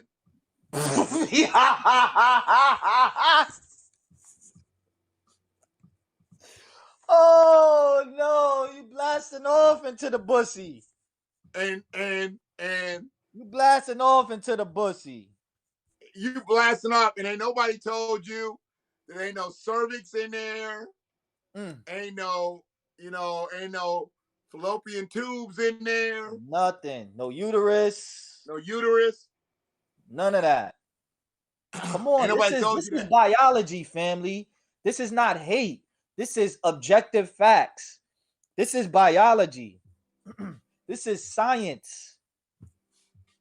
Let me ask you this. This is what Let it me is. ask you this. So no, to answer the question, you can't call it pocket. Respectfully, someone's mother has a pocket. And you know why? You know why I don't like pocket? Because a pocket has a G spot. Oh. Uh-oh. And I don't believe they can put a G spot in a fake vajayjay. Now I could be wrong, but I don't think so. What can we call this? Because the vajayjay, even I get okay, fine. Fake vajayjay, yeah, they can't. I could be wrong too. I don't know for sure. I haven't done all the research. I'm not trying to find out. And we can call it Foj. Foj.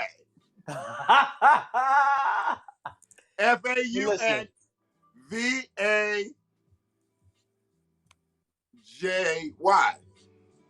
Foj. Okay. Foj. All right. Listen, it's not the same.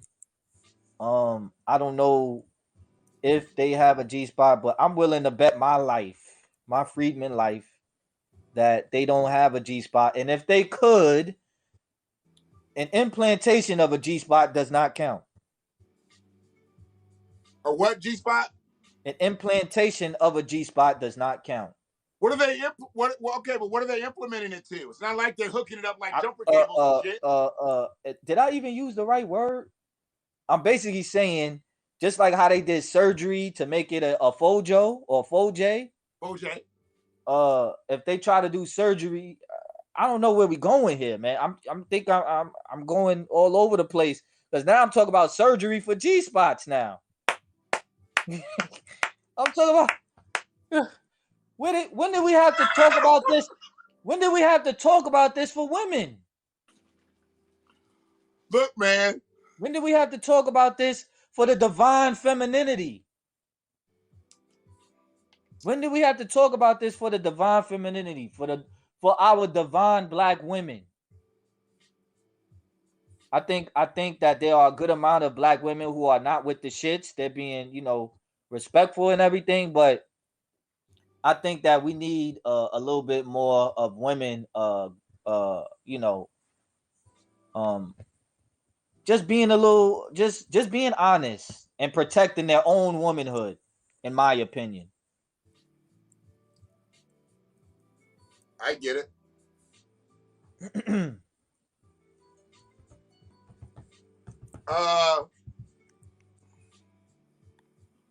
That's crazy. You want to touch on that? What Shanna is saying?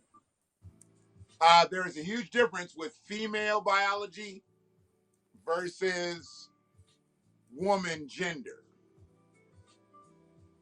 Okay, and I've heard and that's that. why I try to tell people you can't become a female. You can be born a female, and you can be turned into a woman. I've tried to tell people this, and they argue with me. Am I right, Shanna? You can be born a female, but you can be turned into a woman. They have a little lady in the boat, but it can't have the same feeling as ours. Sorry, I didn't. Did I change the conversation? I don't know. The conversation's been turned. The conversation got turned. A minute ago. Yeah. I'm just thinking. I'm just want to be on the right page because this is what I've always said. like when I'm talking about OG vagina, I'm talking about from birth, right? Mm-hmm. If they turn you into that, they take away what made you special. They take away your dick and your balls. Now, how special you were, I don't know. But they take away that, and I know that you don't ejaculate the same or at all, if I'm not mistaken, when they turn you into a woman. This is what I've heard. You lose the ability to have a true orgasm that way. Now, it's not saying that all your erogenous zones are cut off and you can't be satisfied or pleased, but you don't have what we would call a true orgasm anymore because they cut all that capability off. Now, that's what I've heard. That's the word in the streets that I've heard.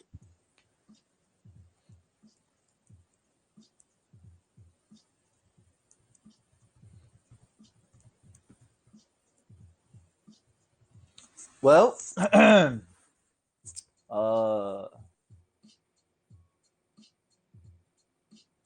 think that we said a lot on this topic, and I think we've had a good discussion. I think we both made our positions very clear on it. And if people don't agree, that's fine. I'm very quick to agree to disagree with people respectfully.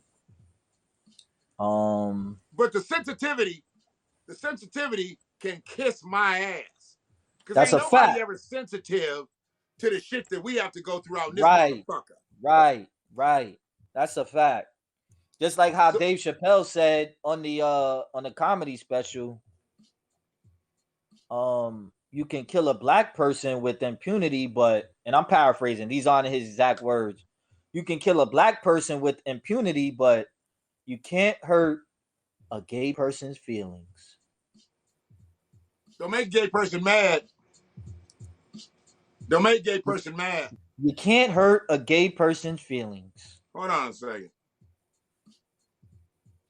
So you don't get to tell me. So you don't get to tell me that being black and being gay is the same thing. Fuck out of here. Fuck out of here with that bullshit.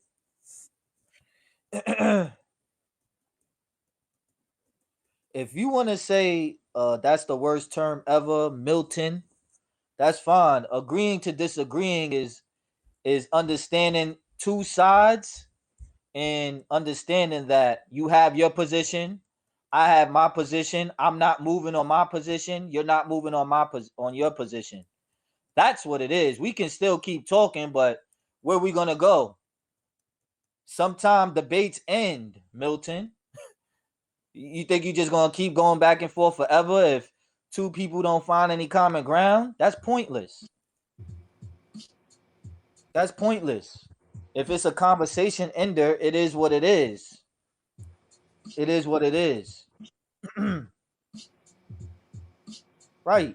I don't know any trans woman or trans man who could get testicular cancer. So by having their prostate, what's that connected to medically? Can they get testicular cancer? Can they still get prostate cancer?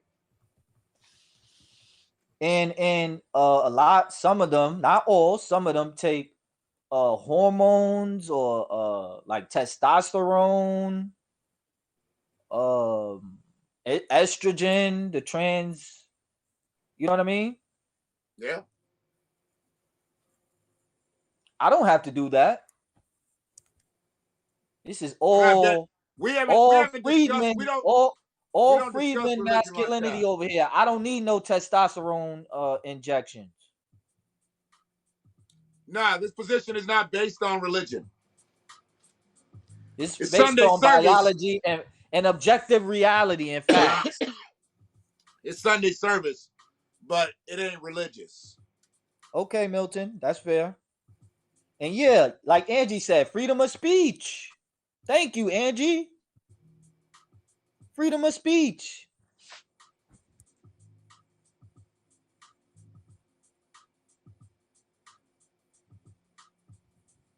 I guess freedom of speech is irrelevant when it comes to the LGBT community, and if you hurt their feelings. Well, you're not supposed to say anything to certain groups of people now for any fucking reason. And this was comedy, a comedy special. It wasn't like on NPR. He wasn't on Fox News, CNN. Right. This motherfucker was in a comedy routine. Right. Comedy special, an art form. One of the last most purest art forms where you could just speak honestly. They took it serious in a setting and environment of telling jokes. So the LGBT community is immune from having people tell jokes about them. Yeah. Even if those jokes are 1,000% true.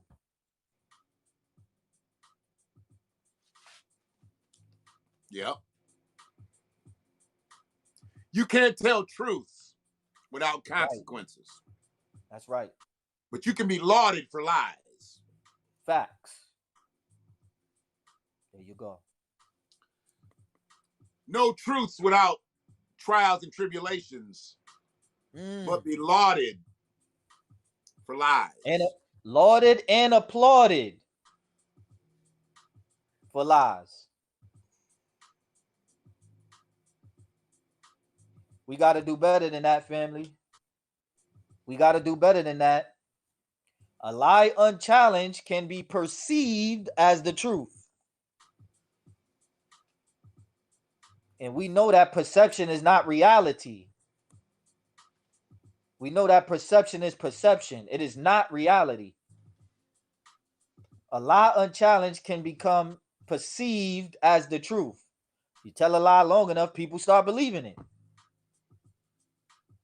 I want to acknowledge that we just reached 300,000 viewers. I'm sorry, not 300,000. Good Lord, 300 viewers. Freudian slip. It's coming one day, brother.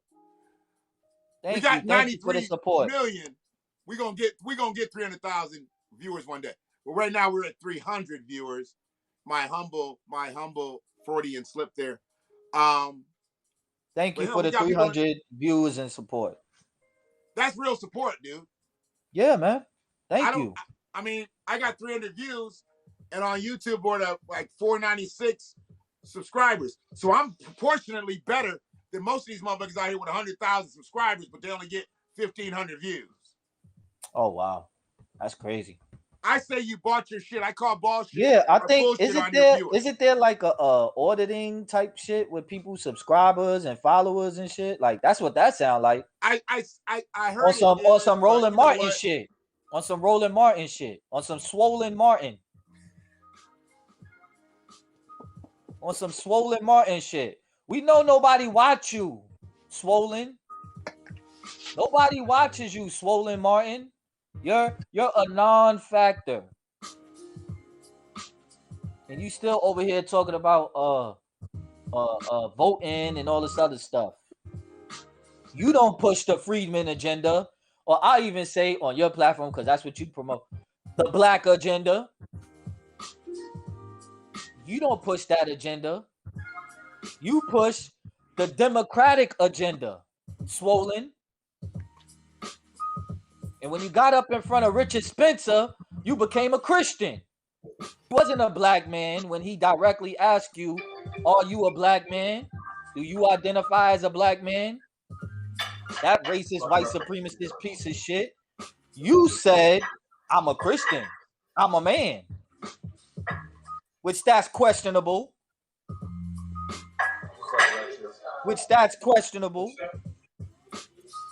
You're gonna ask for it, right? Remember, because it's not yours. Yo, I'm on the phone. Let me chill out. Yes, we see the homie Tony on deck. Tony the Tiger. Hey Tony. You came back at a very unique time, Tom. I know. And I apologize. Oh, okay. Yeah, I turned it down because I got get my boy straight, but I just want to let y'all know I'm here for a minute. What's up, Milton? How you doing? Y'all finished what y'all doing, man? I was trying to go in and out. I was on the phone with my mom earlier. So I apologize for the delay. while y'all was Okay. talking about me with the Tony mode, and I'm gonna get on y'all about y'all motherfuckers. Listen, it's your name. Why You you right, blaming you right, us? you That's right. your I'm not. name. As far as We the ain't heard Chappelle Tiffany the special, whole night. So we say Tony, like, nah, I was scrolling and listening and watching. But the Dave Chappelle special, I thought it was dope. He did nail it. I don't know why they're trying to pull it. I was talking about that earlier. He covered both sides of the argument. He covered both sides of the interactions. He nailed it all the way through. And he also spoke on how they are benefiting off of our agenda. And the example was made. So nobody's been lying about what they've been saying because he sees it as damn self. So my whole thing was he didn't call a community out. He specified that. I never had a problem with the community. He had a problem with the white people community, which we got there because he's always spoken on it. He's spoken on the injustice, not necessarily from the LGBT community, but from the powers that's above them as well. So they're getting the whole thing messed up. So my whole thing is he didn't do nothing, say nothing wrong, because the only people that he called out were the ones who were doing wrong and the ones who are taking advantage of a struggle that we're not benefiting off of it. As long as we've been fighting, how are you still getting yours? That's all it is to it. Yeah. That's all it is to it. And I watched it. I paid attention on purpose because he wasn't even doing comedy. He was just talking. Yeah, he was just talking. And it was funny as shit. It was funny as shit. And then he talked about his encounter so he could say what's going on. But then people didn't catch the end. That last part he talked about that community in San Francisco. I want to know how many people caught that shit. And big ups to Angie, the lady in the chat, Angie Bogart, what she said earlier about how the doctors are making it harder for you to tell from a real vagina to a fake vagina. She's 100% correct. And these doctors are killing the game, bro. They're killing the game out there. If you can't tell the difference, the shit's too strong. You can barely tell who's a man and who's a woman these days. And they're okay. They're okay with this, and this is another form of population control. Yes, it is. You're creating a population of non-procreating individuals, and if we're in a non-procreative state, we can't grow. Exactly. Yeah, we're there. We're there. At least the African American community can't grow because you're going to save the women so you can reproduce. We can't. Using the black woman to reproduce, and it's not just the black women, they use the women to reproduce. They don't need the dominant male, which would be the African American male, which everybody knows is scientifically and genetically properly correct. You get rid of us, we're not here no more. You already killed the history. Now let's go ahead and kill the legacy and then kill every trace afterwards. We got all that. Let's go. So what do we do now? That's the whole question. What do we do now? And what do we do we're now? Not in a state of trying to build our population in a productive manner. That's why I said I can't sit around and worry about what Montero does every day. I mean, he's going to come out with the pregnant belly. He's going to do the jailhouse.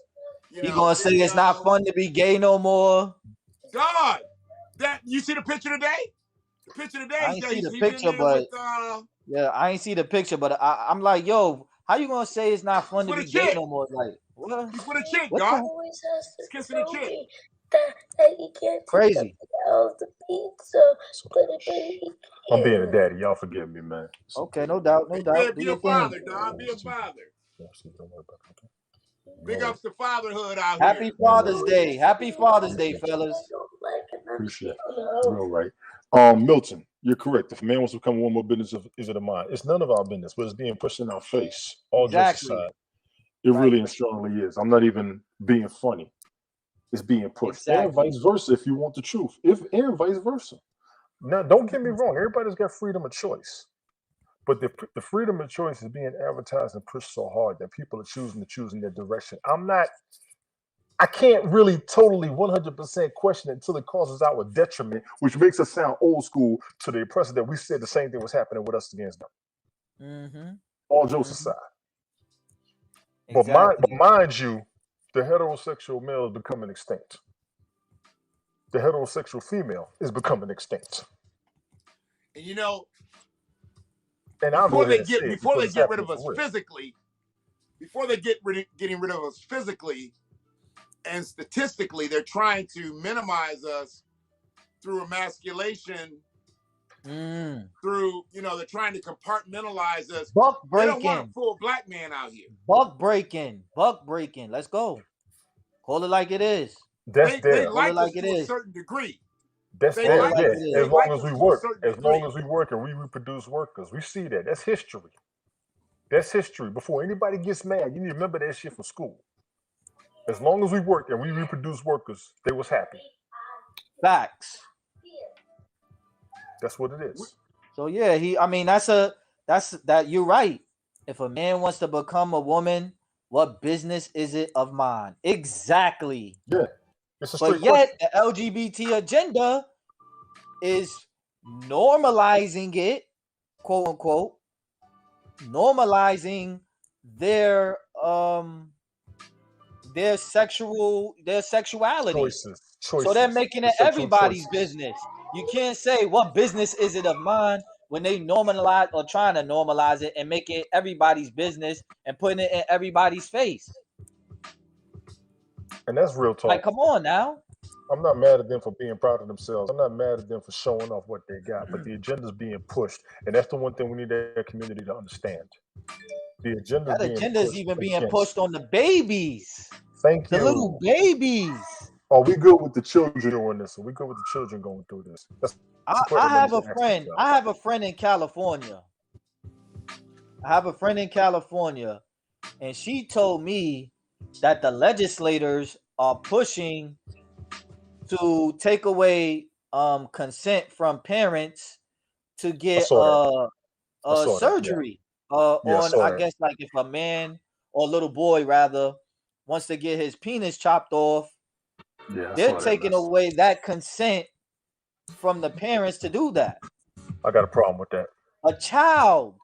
I got a problem with that. No This major is a surgery is going to be child. done without parental consent for a This minor. is a No this is a major little surgery. boy. This is a little Yeah. boy. This is a child.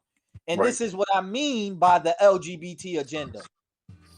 So are they getting Why rid of is the that? age? You said Why they're is getting that rid of the even a age restriction? conversation? Why is that even a conversation for a little boy? And that's where we're You're at. having a conversation about chopping off his penis. We're at an age where the issue is coming down to the children being given the choice without parental consent. And as a parent, I would have a concern about that. Heterosexual or homosexual or transgender, period. Mm-hmm.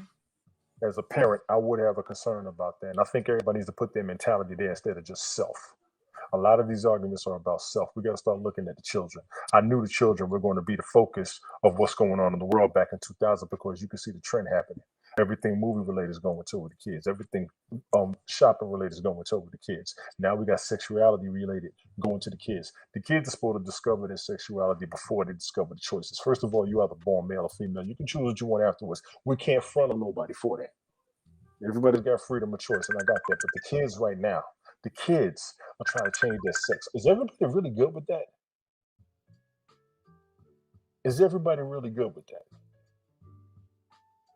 Because when it comes to the LGBTQ agenda, let's be clear, everybody has freedom of choice. Some people want to change based on what they've been through. The traumatized people, we are not mad at you. And I said this before, I think it was on Brother Shannon, I think me and you were talking about this in your broadcast.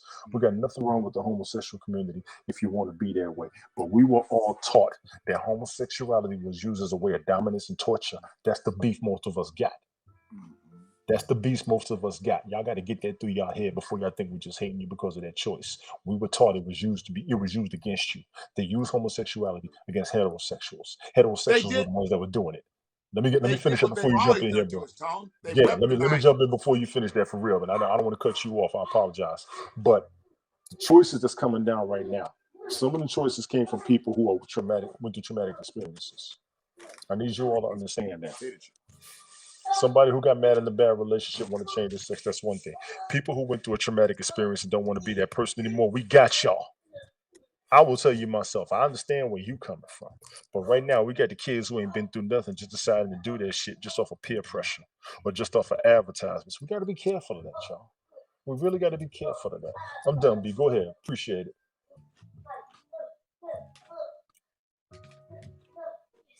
Was it on Anthony, I me? know what you said. Yeah, I'm done, man. I just wanted to get that out. I'm sorry. Go ahead. Oh no, I was just adding to what you were saying. But I mean, we're in such a unique space now. Like we can't say anything about anybody, and we have this high level of sensitivity. And I'm not saying that people, deserve to be treated badly, but we're the OGs of being treated badly. Yes, yes, we are. Yes, we are. Shit. Boy, yeah, but we hit the head nail on the head with that one. I mean, so when we talk about marginalization of gay people, we're the OGs of marginalization. We don't have a Yes, we are. problem with you as long as you don't make your problem something that you weaponize and use it against me. Right. Right, That's where I lose my shit. right. That's At fair. our That's fair. expense, exactly. That's fair. At our expense, the LGBT agenda has been used to undermine us at our expense and to promote their legislation, their policies. Sorry, y'all. Hold on. No, you good, bro. Handle that. Do your thing, man. We living. And honestly, to those people who are of the LGBT community, for real, I felt good for you all getting civil liberties finally because I knew the harassment you all faced before. I tell everybody that. There's nothing wrong with that. There's nothing wrong with you all becoming your own because you deserve it. It's so far back in history of your existence, and the harassment, in my opinion, is just as far back as well. But there was also a push for you all to be yourselves, for you all to have equal rights. We're not mad about that, but there's an agenda that's being pushed over ours that we've been fighting for decades, millennia, centuries. I ain't gonna say millennia. Let me just say centuries that I know of.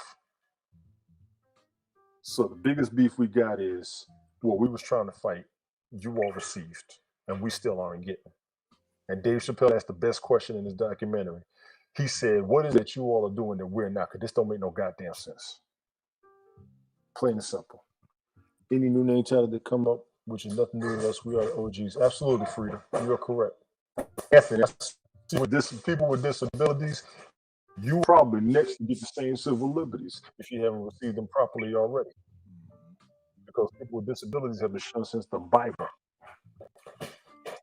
Just like homosexuality was cast down in the New Testament of the Bible and the Old Testament.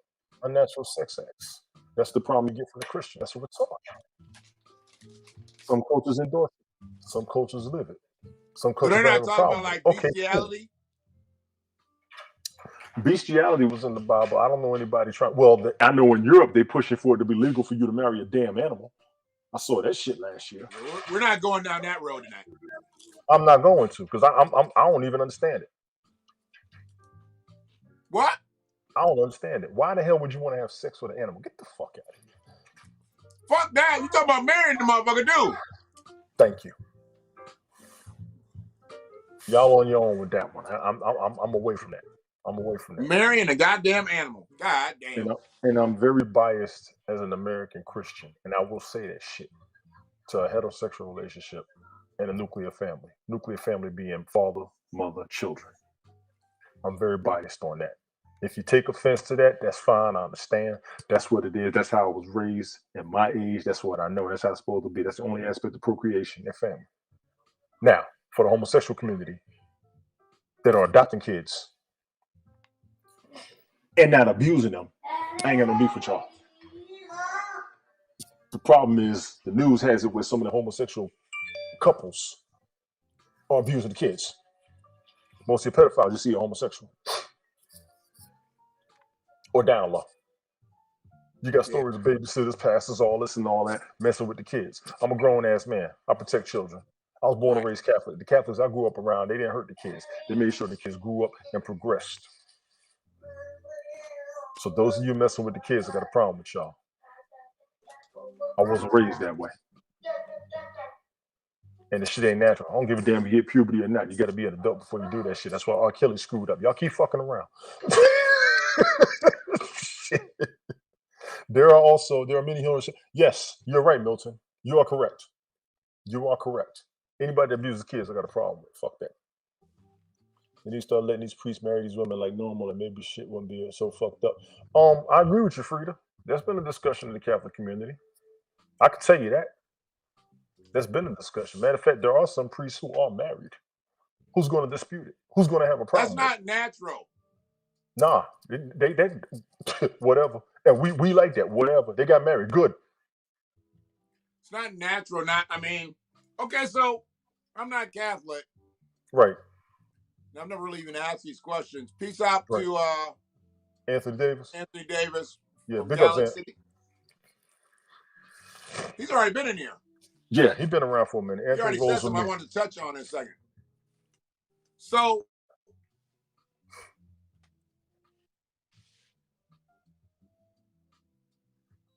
we're talking about the numbers, like the abusers to the abused. Yeah, there are many. When we start talking about like in the priests and all that, they're not supposed to have sex, but the women, when they're nuns, right? They don't have sex either, right? No. Both sides are celibate. How the fuck is the church growing if both sides are celibate? That is, let me say, the clergy side. You can have members. People take a vow of celibacy to serve the Lord. Okay, cool.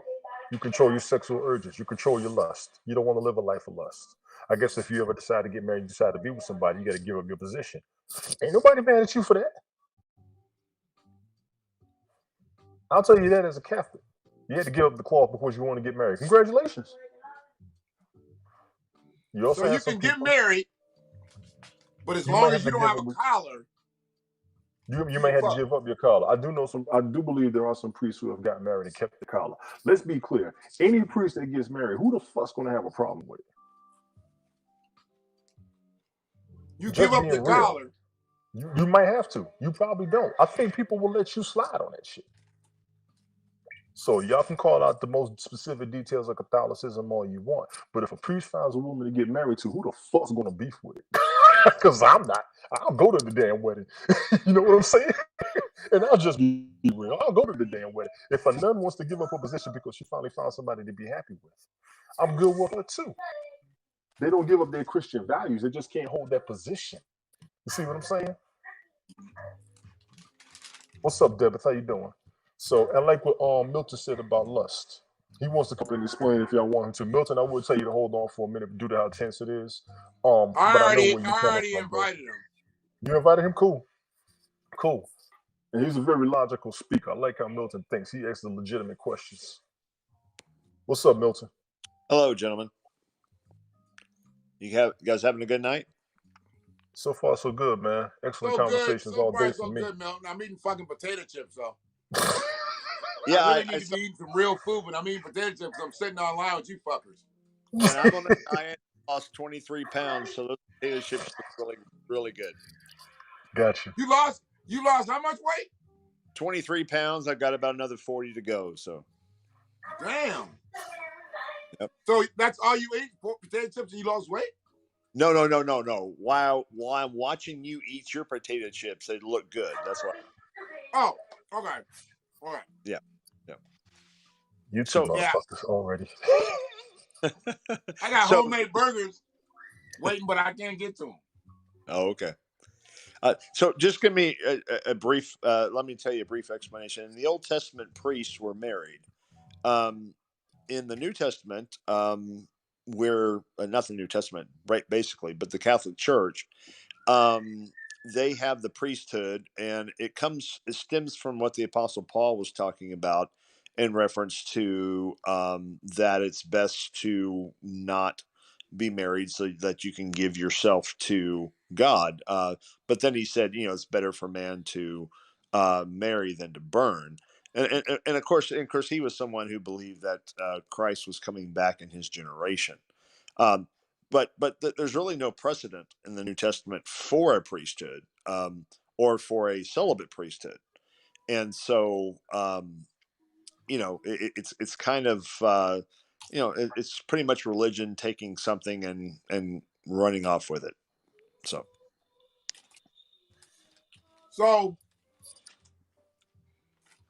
I think it's unnatural for these guys to be backed up like that. Yeah. And women too, because I think that there is sexual abuse in the Catholic Church on the women's side too. Yes. I haven't heard much of it. It's mostly, but yeah. Mostly men. Yeah, you're right, Tony. But there's got to be issues with these two sides, powerful sides of the church, and they have no outlet. Like, isn't it even a sin to like masturbate and all that? Yes. Well, the thing is that my dad was Catholic, and he was told that he should not have sex unless he's procreating. Yes. Apparently, that's in the Bible. It's better to have sex married than it is to have sex not married. And mainly it's for procreation. Sex is for procreation. It's for recreation, not recreation. That's something I believe in. I mean, that's something that I came up with based on what I read. No, I understand, but I Yes. don't know what that is in the Bible because I haven't read it. God But damn, that was slick. It's the truth. It's for recreation, not recreation. That's the realest shit ever. Everything else is lust. Period. That end of Ain't story. that shit spelled the same? I'm sorry, but I'm I guilty as a gotta jump in motherfucker. on Yeah. that one. I gotta jump in on I'm that guilty one. as fuck. Go for it, bro. Go for it. You know, respectfully, you know, we humans, we want to get our freak on, and I think that's okay. You know, like I could respect the religious perspective and you know us wanting to procreate, but we're not like machines where we're just highly logical and we're just you know just trying to we're only gonna have sex to procreate. Yes. You know, we also want to have some fun, and that's a part of the human experience. and of course, Paul Go ahead. I'm sorry, I cut somebody out there. Go ahead. once again, I said he said it's better to burn, and what that means is to burn with lust, and so so marriage is the vehicle that he is giving for I was hoping you wasn't talking about gonorrhea. no people to feel that lust, and I mean sorry, but anyway, but the Apostle Paul said he personally forgoes sex because religion is more important to him. Okay. So- I'm kind of lost because I don't know. Go ahead, Shannon. My bad. No, man, I mean potato chips. I can't even talk. I can't even queue up. Go ahead. I mean, I feel like I'm a little bit late down. though. I gotta trick my brain to make it think I just ate a fucking cheeseburger, but I haven't. This motherfucker. It's some neurological shit with bariatric patients. You gotta like put so much in the till so your brain thinks that you've really eaten some shit and you ain't ate shit. I'm eating fucking mush, eating fucking potato chips. Oh shit. And I accidentally sat on the bag, so my normal serving size of potato chips is usually like 2 servings, which is like 22 chips. It's like turned into 50 because these motherfuckers are all like bite size now. This motherfucker. So You talking about a motherfucker with problems right now. Look at this, how small these goddamn potato chips are. I got problems in this bitch. New York style pizza is the bomb. You right, Debbie. New York style pizza is the shit. Plain and simple. Anybody come that's right. see me. Freeman, New Come York see on me. deck. Dog. Black. Native New Yorkers. Native New Yorkers. The pizza, the truth. Freeman on deck. So, Freeman, Holla New at York. your boy. No, So I'm kind of like joining the convo a little bit later or late or whatever because I was just on the phone for a little bit. So I think we would talk about like something else, but now it's like religion or something. Well, what no, happened? it's not religion. God damn it. Right. You did Don't that start last that time we came in. See Shannon, we end up Milton, going I here blame again. you. Milton, I blame you for Here we bringing go that vibe again, in here. I and blame your ass for bringing that shit in. that you know guys the are- lady. I forgot her name. It was with an H. I think it was like Helga or something like that. Yeah, what Helga, happened? What yeah. happened?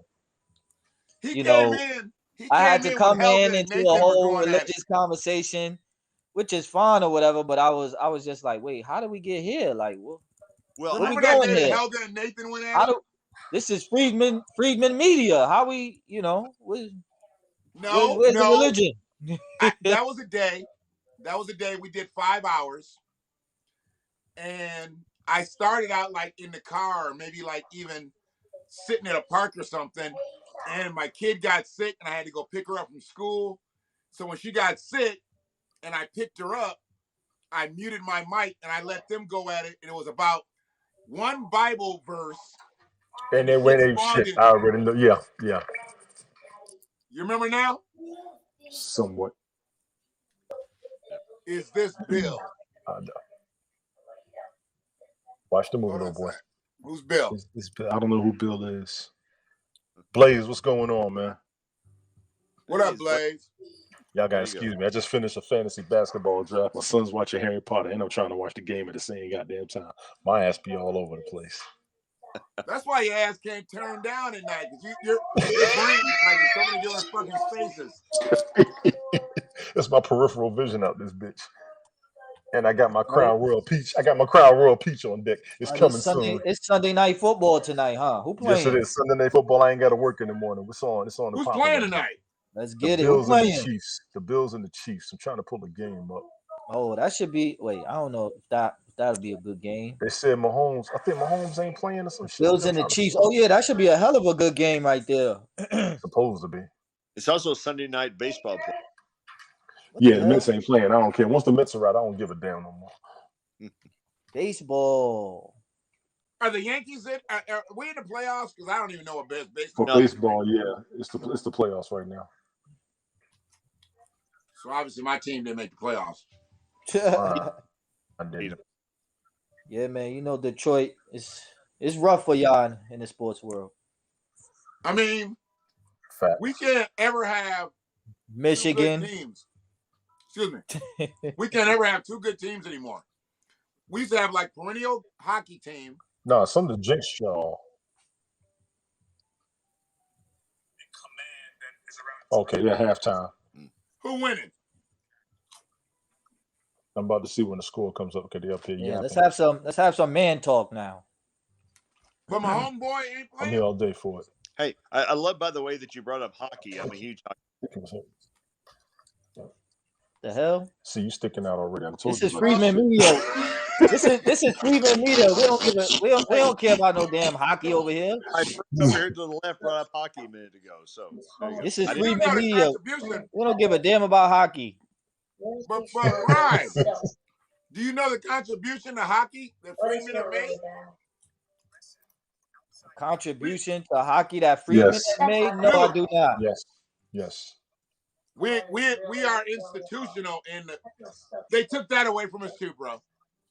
What did they take away from us in that? There's an aspect of hockey that was started by us. I think it was up by Canada. Yeah. I don't have the full story, but I did see that. Yes. Hockey started by black people, bro. Yes. Really? Yes, sir. Yes, sir. I know it started in Canada, but I didn't know what like the creator of it was a black man or a black woman. Some of the original members were black men, yes. Okay. Yeah. Now I need some confirmation on that, but I did see that story. I haven't gone all the way into it, but I have seen it, yes. I could believe that. Just like how it was with rock and roll and all that other stuff that's considered like white and stuff. So I could believe that. Yeah. Sounds about right.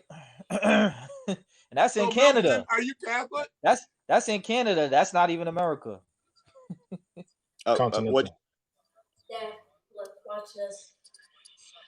He asked if you was Catholic, Milton. Yes. No, I'm an atheist. Okay. Yeah. So, are you the kind of atheist that you have like all kinds of shit to say about different religious backgrounds? It don't take 5 fucking minutes for atheists to come in the conversation and this shit pops up. I just said this 3 days ago. I didn't bring it up. He asked me a question. I know.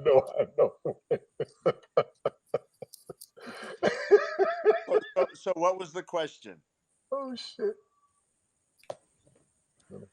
Dib? Hold on, that. Them chips are stuck in his teeth. Give him in the floss. I done ate so much. I done ate some of these motherfuckers. They're like it's like peanut butter and shit now. Here you go, motherfucker. Here you go. What was your question? As an atheist, like, okay, I've never met an atheist that wasn't very opinionated about God. Right. And the way I always look at it is, if you don't believe in the motherfucker, why y'all talking about it? Facts. Well, because you sound like my ex-wife. Well, because there's only 2 possibilities. There is a God or there isn't. Facts. And the thing is that concept is non-falsifiable, which means you can't prove he is or isn't.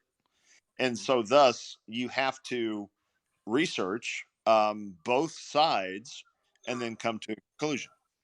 Mm-hmm. Agreed. Yeah. The theory of Well, God has never been proven. You're right. But exactly. it's not up to Nor the non-believer to prove it. It's up to the nor believer. it's up to the believer to prove it, because the person who has the positive statement, they are the ones who have to prove it. Exactly. Once you finish, I'm gonna let her write a comment. Yeah. Yeah. But can we get back to some Friedman media? Because I There you feel go. like we're going into religion. Sorry about that. Yeah, you're good. You're good. Bring it up. Religion gets tense on Prime, most people's conversation. Prime Religions gets and the religion. shakes when we start talking about religion. Not even. I ain't getting no shakes, but I get a little shingle. Get a little shingle. Get a little Freeman shingle. Oh shit. All right, so I was looking at some different stuff that they say what's the words they use? There are claims that black residents in Nova Scotia invented the game in 1815. Yeah, it was Those Nova claims Scotia. are probably true, you cocksucker. Facts. When did black people say that we invented some shit that we didn't invent? Facts. And in 1815, during that period, that was during times where motherfuckers was enslaved all over the world. It wasn't just in America. There were black slaves during these periods in other parts of the world. How the fuck Absolutely. you think them hockey sticks got made? That's a fact, though, for real. When did we Absolutely. say There we you made go. something that we didn't do? Practical Motherfuckers did that thinking. shit work for 246 years over in this bitch. Then all of a sudden, they just own everything. They created everything. Like, you didn't create shit. You stole the patents, bitch. Mm. You stole the documented. trademarks. That's documented. That's documented like a You motherfucker. stole the labor. Stole the labor. You stole Hey. the wealth. Hey, Tony, I want to tell you, I've learned a lot in the last few days by listening to Black Light Revelation. That's a deep dude. Black Light. That's a deep dude. He did to him and Izzy did some shit. Yes. And what I mean by that is that as a white person, if somebody asked me about racism or whatever, I would have a certain patent opinion or whatever. And the very fact that he says, if you've never experienced racism, how can you comment on it? And that I've really, really thought about that the last few days, and I've really appreciated that. Much love and What we respect do. to that. Is it Milton. me or And his I thing keeps appreciate going? you. His like audio goes in and out. Can y'all hear It goes him? in and out. A lot of people's broadcasts do that, bro. A lot of people's broadcasts are going Okay. in and out lately. It's Did just you not hear what any I one device. Sorry. Yeah, we caught you. And honestly, what I do is I let people from both sides come in on purpose. That's the only way we're gonna fucking learn outside of what's documented. Most people use a lot of documentation to their advantage. If the shit's wrong, they look fucked up. And I keep trying to tell folks that. This shit that I've looked at and that I've read, and people have debunked it, i.e. the Bible. So what we got to do is interact with each other, learn from each other, even from different parts of the world. Yeah. Different demographics. So we're going to get to a general conclusion. And I think we're going to have a better understanding of what we were taught and what we were lied to about. That's just my opinion. Somebody tell me if I'm wrong. I can agree with that. And I just want to ask Milton, have you learned something on this platform? Yeah.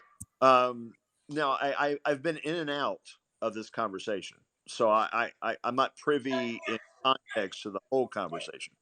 But yeah, as I've been on, I've and I can't actually bring that up right now because I've had a little bit of vodka. But yeah, of course I've learned. All right.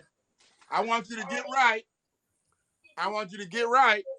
Uh-oh. And I won't question you today, but try to come back. I mean, I know we're a little long-winded today. We're at 4 hours. Try to come back and fractionalize and catch up on the stream, even though it'll be in a playback set, and just see if you could. I mean, because the Black Light Revelation, is that his name? Is it Black Light? Black Light Revelations, yes. Yeah, like Revelation. Yeah. He is definitely the guy that I see with Tony D. So I know his stilo, and that's cool. He's very, very up on his shit. Yeah. I've never been up on his streams. I think I've only done it. I think Smoke put Izzy and I together when I first got on Habs, so really first started fucking with people on multiple streams. But we haven't done anything. But I bring my shit a different way than they bring their shit. They bring their shit a different way. But I always want to know, for somebody that's new on my stream, did you learn something? Did you come here? Yeah.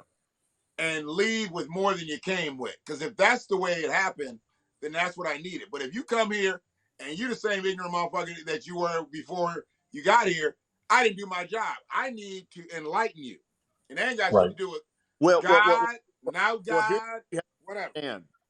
Well, when I came into this presentation, you guys were talking about Catholic priests and should they be married and all that. Mhm. And so since I've been actually on this broadcast, we haven't got much of what you were talking about before. Got it. So I appreciate. So we were already talking about shit that was in your wheelhouse that you were well versed in. So what Yes. you need to do is you got to start from the beginning Yeah. or get to the middle when we talking about like some black shit that you might not know about. Because it seems like you versed on some shit, but you probably don't know about. You know, everybody don't know about these freedmen problems, Milton. You know what a freedman is? Well, educate me. See, now you about to learn some shit, Milton. Okay. A freedman is someone. So our ancestors were enslaved here on this territory, on this soil. Yes. Some of us had ancestors that were enslaved in other territories, but freedmen's people were enslaved on this territory. Our people's bones are buried here on this soil. Okay. And at the closeout of the legal activity that happened for 246 years called slavery, we became freedmen because we were freed. We were freed and we were men. They created that really original title, freedmen. So that's what we are. Now, we're descendants of freedmen because there were people that came after the enslaved individuals and they created us. Those people created our great-grandparents, and our great-grandparents created our grandparents created our parents, and we're freedmen. We're descendants of freedmen. Yeah. Now, you've probably heard of descendants of slavery. Mm-hmm. So we talked about that in this discussion before the Catholic Church and priest and whatnot. Yeah. And there was a movement called ADOS, American Descendants of Slavery, and it was kind of moving about, and we were moving towards a pathway to talk about and research and full total redress for reparations. Well, that got kind of fractionalized. We talked about all that shit. I don't know if you know about that, but since you're here, I've read a little bit about it, yeah, but It's been a while. Since you're here, and I don't know you, I would like to ask you, what do you feel, or how do you feel about reparations for descendants of enslaved individuals when we're freedmen? But how do you feel about that? Keep it real too, Milton. Keep it real. Yeah. This is a safe, open, honest place. I actually plead because I don't know enough about it. His And audio keeps going in and out. Can you hear him, Shannon? I think that's Tony's shit. Yeah, that's Tony. What Tony, I'm mute saying? your mic, Negro. Can you hear me now? He over there putting together a bike or I something. hear you. My point is that I plead ignorance because I should know more about Yeah, it keeps going in and out. You see? I think is it him or is it Tony? It's both, but like I'm like looking and watching him. It's the audio. It goes in and out for him. I want to hear what he has to say, but it's just Okay. Well, once again, I said I plead ignorance because right. I know more about this, but I don't. Okay. Fair enough. Are you here in America? Yeah, I'm in Georgia.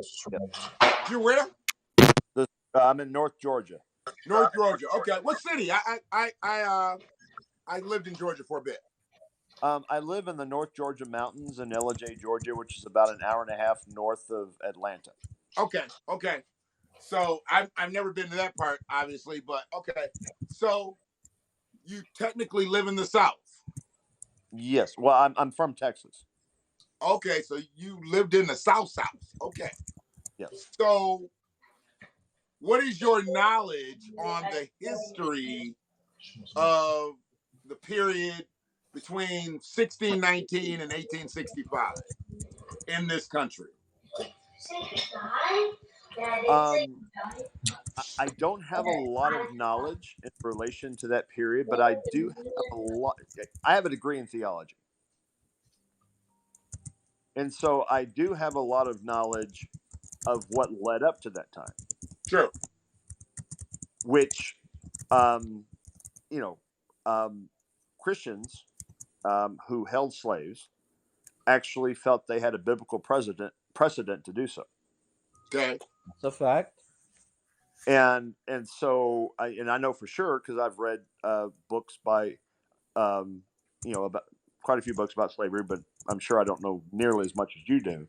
When the Apostle Paul in the New Testament said, slaves honor your masters, even the cruel ones, those verses were read to slaves to keep them in line.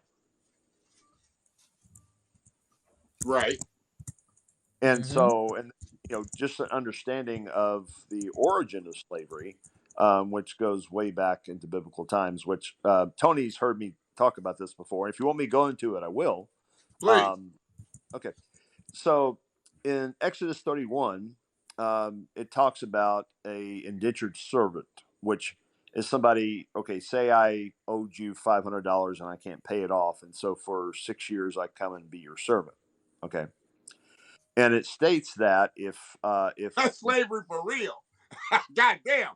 With no, 500? no, indentured servitude, it's only for 6 years. But what I'm saying is if you go in and my master beats me, and in the first 2 days, if I don't die and I go on to three days, then the master won't be punished because I am his money.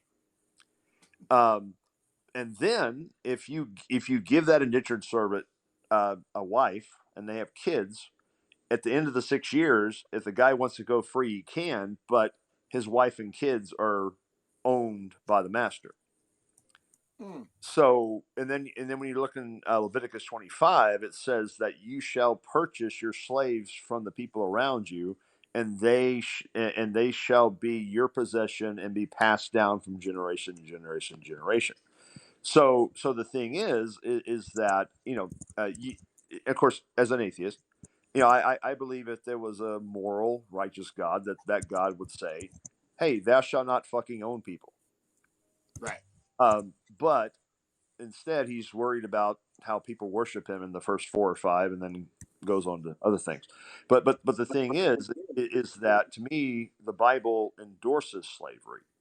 And so there were people who actually held slaves who believed that they were being good Christians for doing so. And so it goes way beyond that, before that. But I've read books, and I guarantee you that Christians in America, white Christians, believed that they and then you go back. Of course, the sons of Ham, right? Of course, when Noah's Ark came down, which I believe that's fictional, but that's neither here nor there. Noah had 3 sons: Ham, Shem, and Japheth. Okay. So at the end of the flood, Noah got drunk, and Ham walked in and saw the nakedness of his father, and then Japheth and Shem came in and hid his father's nakedness. Now, Japheth is supposedly the descendants of white people, Gentiles. Shem is the descendant. What was the descendant of Jews, and Ham was the descendant of Africans.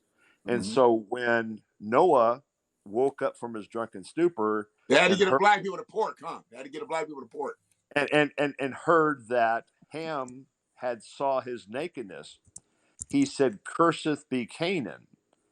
And so because of that curse that Noah, quote unquote, put on Ham and his descendants, the sons of Ham, the Mormon Church didn't acknowledge that black people could be part of their church until 1978 because they thought they were cursed.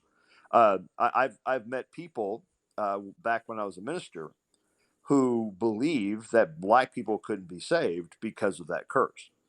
And so so it goes way back into the Old Testament, and then in slavery in the Old Testament, and then all the way into our modern times from that time. So you're very learned, obviously, on the Bible because you have a degree in theology. And you said something there that I've said before and been given the side eye. The Bible endorses slavery. Yes, it does. The Bible is very, very much a sponsor to the enslavement of people. Mm-hmm. Yeah. Why is it followed so heavily by the descendants of people who were enslaved? Why wouldn't we, as a collective, hate that document because it gave motherfuckers the blueprint how to control us?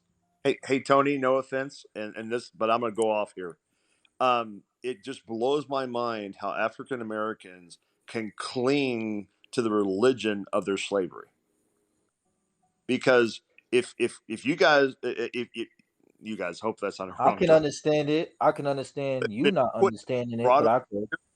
you would have never heard the Christian religion unless Christian missionaries went to Africa.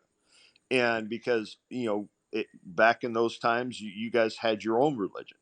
And and I even back when I was a Christian, I read a book by a African American minister who actually was thankful for slavery because without slavery he wouldn't have heard the gospel. And to me, that's just that's So he wacko. wouldn't heard the slave. He wouldn't But you heard the gotta slaves understand singing. this. You gotta understand this. It's just like the indoctrination of education today. Yeah, Education does not teach people really much of anything today, especially with black people or freedmen people. It's just the playground to prison pipeline. So this right here is no different. yes. This right here would be no different. When you have I always say the religion and the code of conduct is white supremacy and racism. Mm-hmm. The religion and the code of conduct is white supremacy and racism. So when you have an indoctrinated group of people who have dealt with generational trauma, psychological trauma, physical trauma, and religion, and white people will use that religion to reinforce that into their consciousness and into that psychology of theirs so that they can benefit financially, socially, politically, whatever. That is how you get um uh, uh a coon or someone who is misinformed and I guess so indoctrinated that they don't fully understand. Like you're going against your own interests. You're going against your own survival. Right. You're Yeah. going against your own elevation, whether it be of consciousness or whether it be just to um empower yourself up Mhm. and uplift yourself up out of the situation and the conditions and the damages that have been done to you. Well, in the line of what you're saying, why do you think so many Hispanics are Catholic?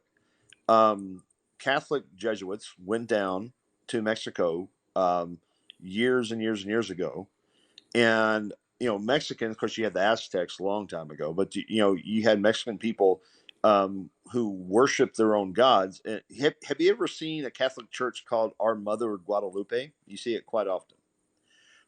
Guadalupe was actually a pagan god in Mexico before Catholicism arrived.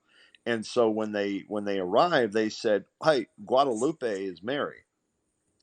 And so and then a lot of times they came in with the sword too. And so if it wasn't for the Catholic Church coming in and you know invading Mexico, more than likely Mexicans would not be Catholic, but the majority are today. So I can't see. There's just too many inconsistencies for things that I don't know about the Bible or things that supposedly Yeah. have happened. So I look at it as a document that I won't go so far to say flawed, but I mean hell, they took chapters out of the Bible, because it would have I don't think they could have made it fair, but it would have given the people that it was meant to oppress, it would have more or less gave them a spine. Mm. Um, they've never made amends for that. They never made amends. I don't believe that we were supposed to make it. I don't believe we were supposed to make it. And the fact that we made it, and the only thing that we did know was the Bible. I mean, the motherfucker might have preserved a large population of our people by knowing the document as well as we knew it in the 1800s or whatever. Because we definitely weren't meant to thrive under that document. Absolutely Where not. I'm sorry, I'm agreeing. Don't mind me. and prosperity is, comes to those who don't look like me. I mean, I always, well, it's not even a joke, but I say, white people, they get their heaven when they're on earth, where black people have been trained Right. that we get our salvation when we die. When we die, exactly. Yeah, Yeah. I heard an African American gentleman who said that atheism is a white privilege, and Mm.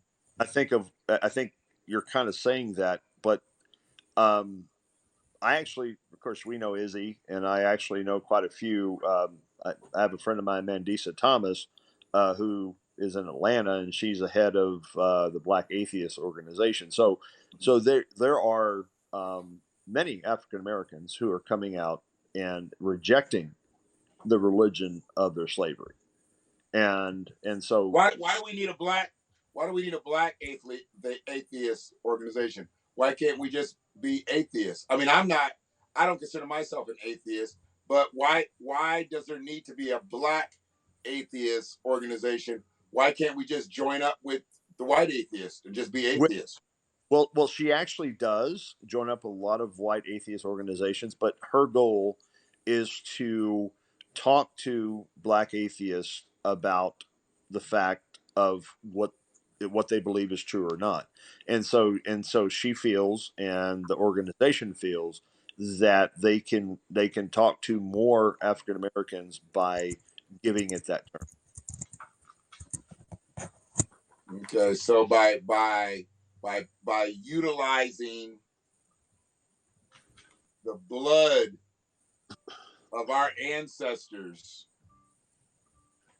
to fight for something that our ancestors probably believed in. I've never heard of like a lot of old school atheists.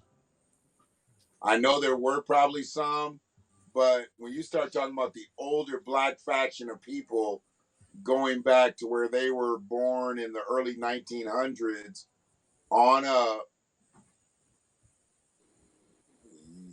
you'd find some atheists, but for the most part, those families that they came from were church going people.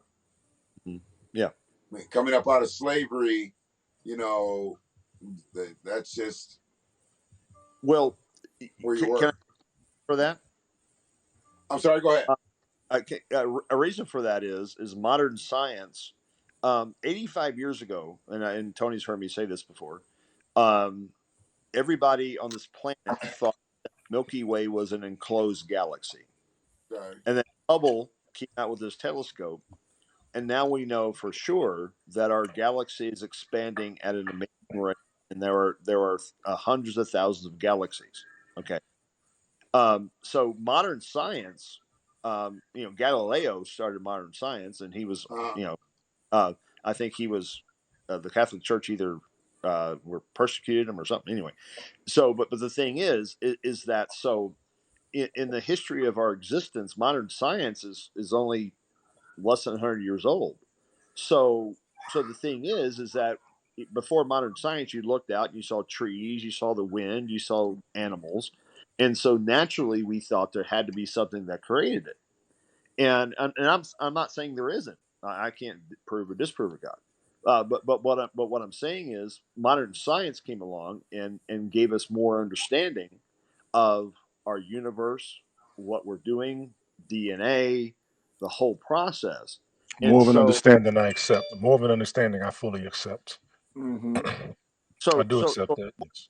people over 100 years ago wouldn't be atheists more than likely, because first of all, there was no other explanation. Lay down. Mm-hmm. Lay down. Lay down. Sorry, y'all. I got a dog. I'm still babysitting my stepdaughter's dog. Oh. I Yeah, I have got two my hands dogs. full. Got a Yeah. lot going on over there today, Oh Tony. yeah. He really And does. I apologize for being rude, but I stay busy. I got you going, the dog going, my son trying to watch Harry Potter and ask me questions. We Smoke just good. came on the football game. I'll be doing this, man. No need to apologize. You're doing the damn thing. Keep doing I'll it. be Good. rolling. I Man. got 230 in the rewards, and you ain't getting a bit of this because you done fucked up this stream.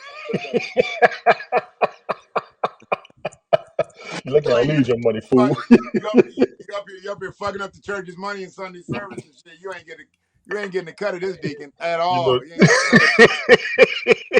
cut of not a bit.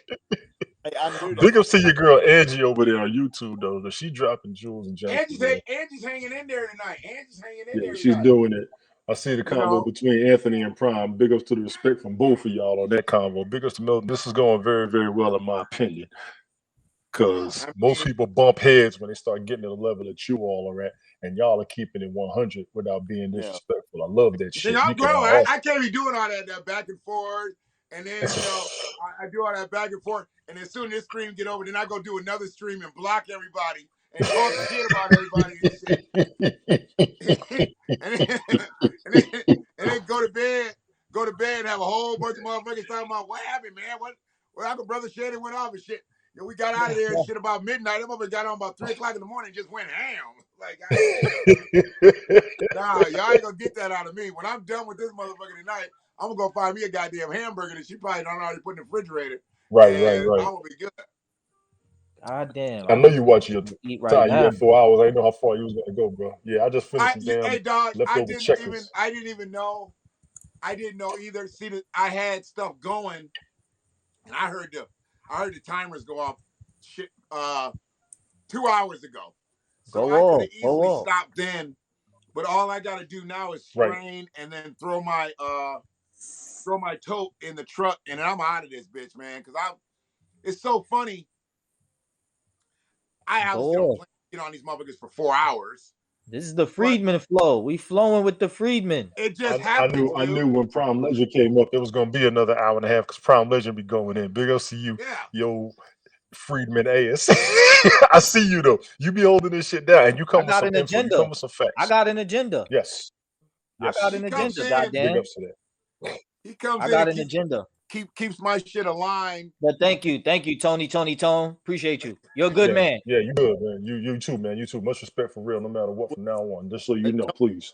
As you know, for me, I have an agenda too, but I just don't want to be, Milton, you never cause a conflict. You listen to both sides. You got your question. You're willing to understand. One of the questions that he asked you earlier, most atheists are confrontational. Some Christians are too. He's right on that. And one of the respects I've had for you was a confrontational. You were just inquisitive. And you take the questions as well. So when the conversation goes both ways, nothing goes wrong up here. Do we lose Milton? That makes sense. His signal drops in and out. It's all good. And I'm being for real, Prime. Most people, they will get all intense and everything. I'll be just listening, man. I got my questions. I got my stance. I was born and raised Catholic. I know everything that's out there on the news, but I ain't never go through this shit. So I'm here. You know what I'm saying? And you up in New York, you know how many strong black Catholics is up there.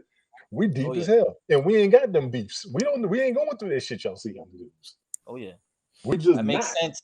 Yes. Yeah, Milton's position to make sense. Well, from your assessment, Tony, it makes sense because he's an atheist. And a lot of atheists definitely they try to see both sides and then they come to their own conclusions. Yes. By not bowing down to the unknown. Well, the ones that used to be Christians make the most sense to me.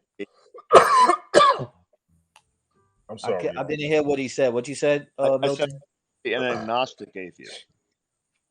Okay. What's the difference? Which theism and atheism is about belief. Gnosticism and agnosticism is about knowledge. And so, do I know there's a God? no, I can't prove there is or isn't a God. But based upon my opinion, I don't believe there is. But a theist would say, well, based upon my opinion, I believe there is. And so it's the difference between knowledge and belief. So you go by you're the one that's on the side of the opinion or the Well, no, my knowledge. knowledge. If you told me, You're on the hey, side of the knowledge, is what I'm asking. no. If you told me to disprove God, I would say I can't, and nor can a Excellent theist answer. nor Okay, I see nor Excellent what can you're answer. saying now. I see what you're nor, Excellent saying. answer. That's an nor excellent answer, honestly. God. But I but see but what if you're you, saying. Tony, do you believe there's a God? He'd say yes, and I Yes. would say, what evidence do you have? And he would say, well, I just believe. Now, I would tell For you my experience. I would tell you some of the experiences that I went through that people wouldn't for me, believe. I don't believe because I don't believe that any of the evidence that's presented to me is worthy to believe in a God. Yeah. So You basically, you're are willing saying to acknowledge that you can't disprove it, but you No, I cannot can't. prove it at all. Now, when right. it comes to Christian God, I have a big understanding of the Bible, and so thus I think I have a good way. I don't believe in the Christian God at all, and but when it comes to the concept of God, um, I'm not talking about the Christian God. I can't disprove a God exists or doesn't exist. Right. And Right. because you Hell of an can't answer for my disprove it atheist. or prove it, it's an opinion. Yeah. Exactly. Yeah. Got it. Got it. Big ups for that shit. Yeah. So, I'm open for. do you find yourself debating more on whether there is or isn't, or like the logical or illogical,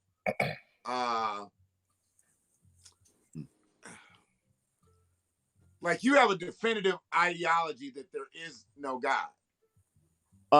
I have an opinion that I haven't been presented evidence that there is a God. Okay. And here's my skin in the game, so you guys know. When I was 18 years old, I was presented with a Christian God, and which is if I was born in Baghdad, I was presented with the Muslim God, Right. and so when with a head full of mush, I believe, and went to seminary, became a missionary, um, based upon that. But never one time that I go, is this true or not? This is what my culture presented me, and I believed it, and it doesn't mean it wasn't true. It just means that, is it true? I Right. mean, as I said the other day, if somebody's from San Francisco, more than likely they're a San Francisco Giants fan. If you're from Baghdad, more than likely you're not a Christian.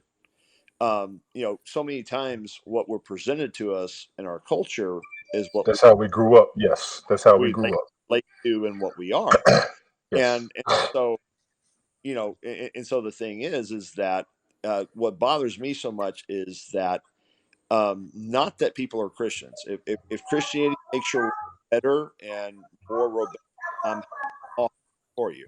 But what bothers me is people accept things just because culture presents it to them without Mm. and without them actually thinking about it, whether it's right or wrong or not. You make total sense with that, but everybody in the world is going through what you just described. And for Yeah, you to question it would offend them. So you're not wrong in what you're doing.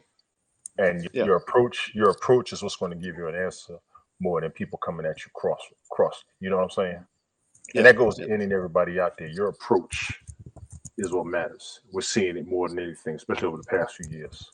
Your approach is what decides whether you progress or not. yes, So for me to everybody up there, you are who you are. Both sides need to understand where they're coming from before making such a definitive stance or attacking, if you will. yeah. And that's just how I look at it. You're right, she's in the cage. No, I'm I watching hope that. something. See, I'm sorry, I didn't hear you, bro. No, I said I hope that makes sense. You make total sense to me. I just hope, I think this is the first time for you three to meet. And I hope, I'm just hoping everything's good, or at least you all understand each other, because this I conversation don't is really what's going consider on. this a religious conversation, personally. Me neither. No. And that might have been a I bad think choice of it's words, more. but I think it's more theoretical. It's definitely something that it's not for everybody to have. Everybody can't they can't flow in this conversation because I ain't talking about God, talking about No. We're not we've used that word very, very little. we've I used think it it's loosely too, unfortunately.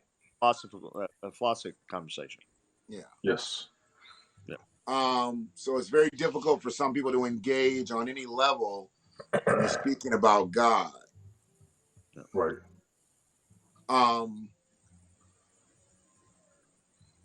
Yeah, I walked away from organized religion when I saw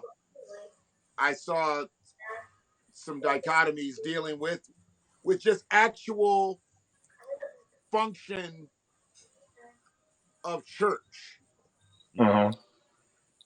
services and the protocols, and then I went on this ministerial retreat, which was really like a part ministerial retreat, part sales conference.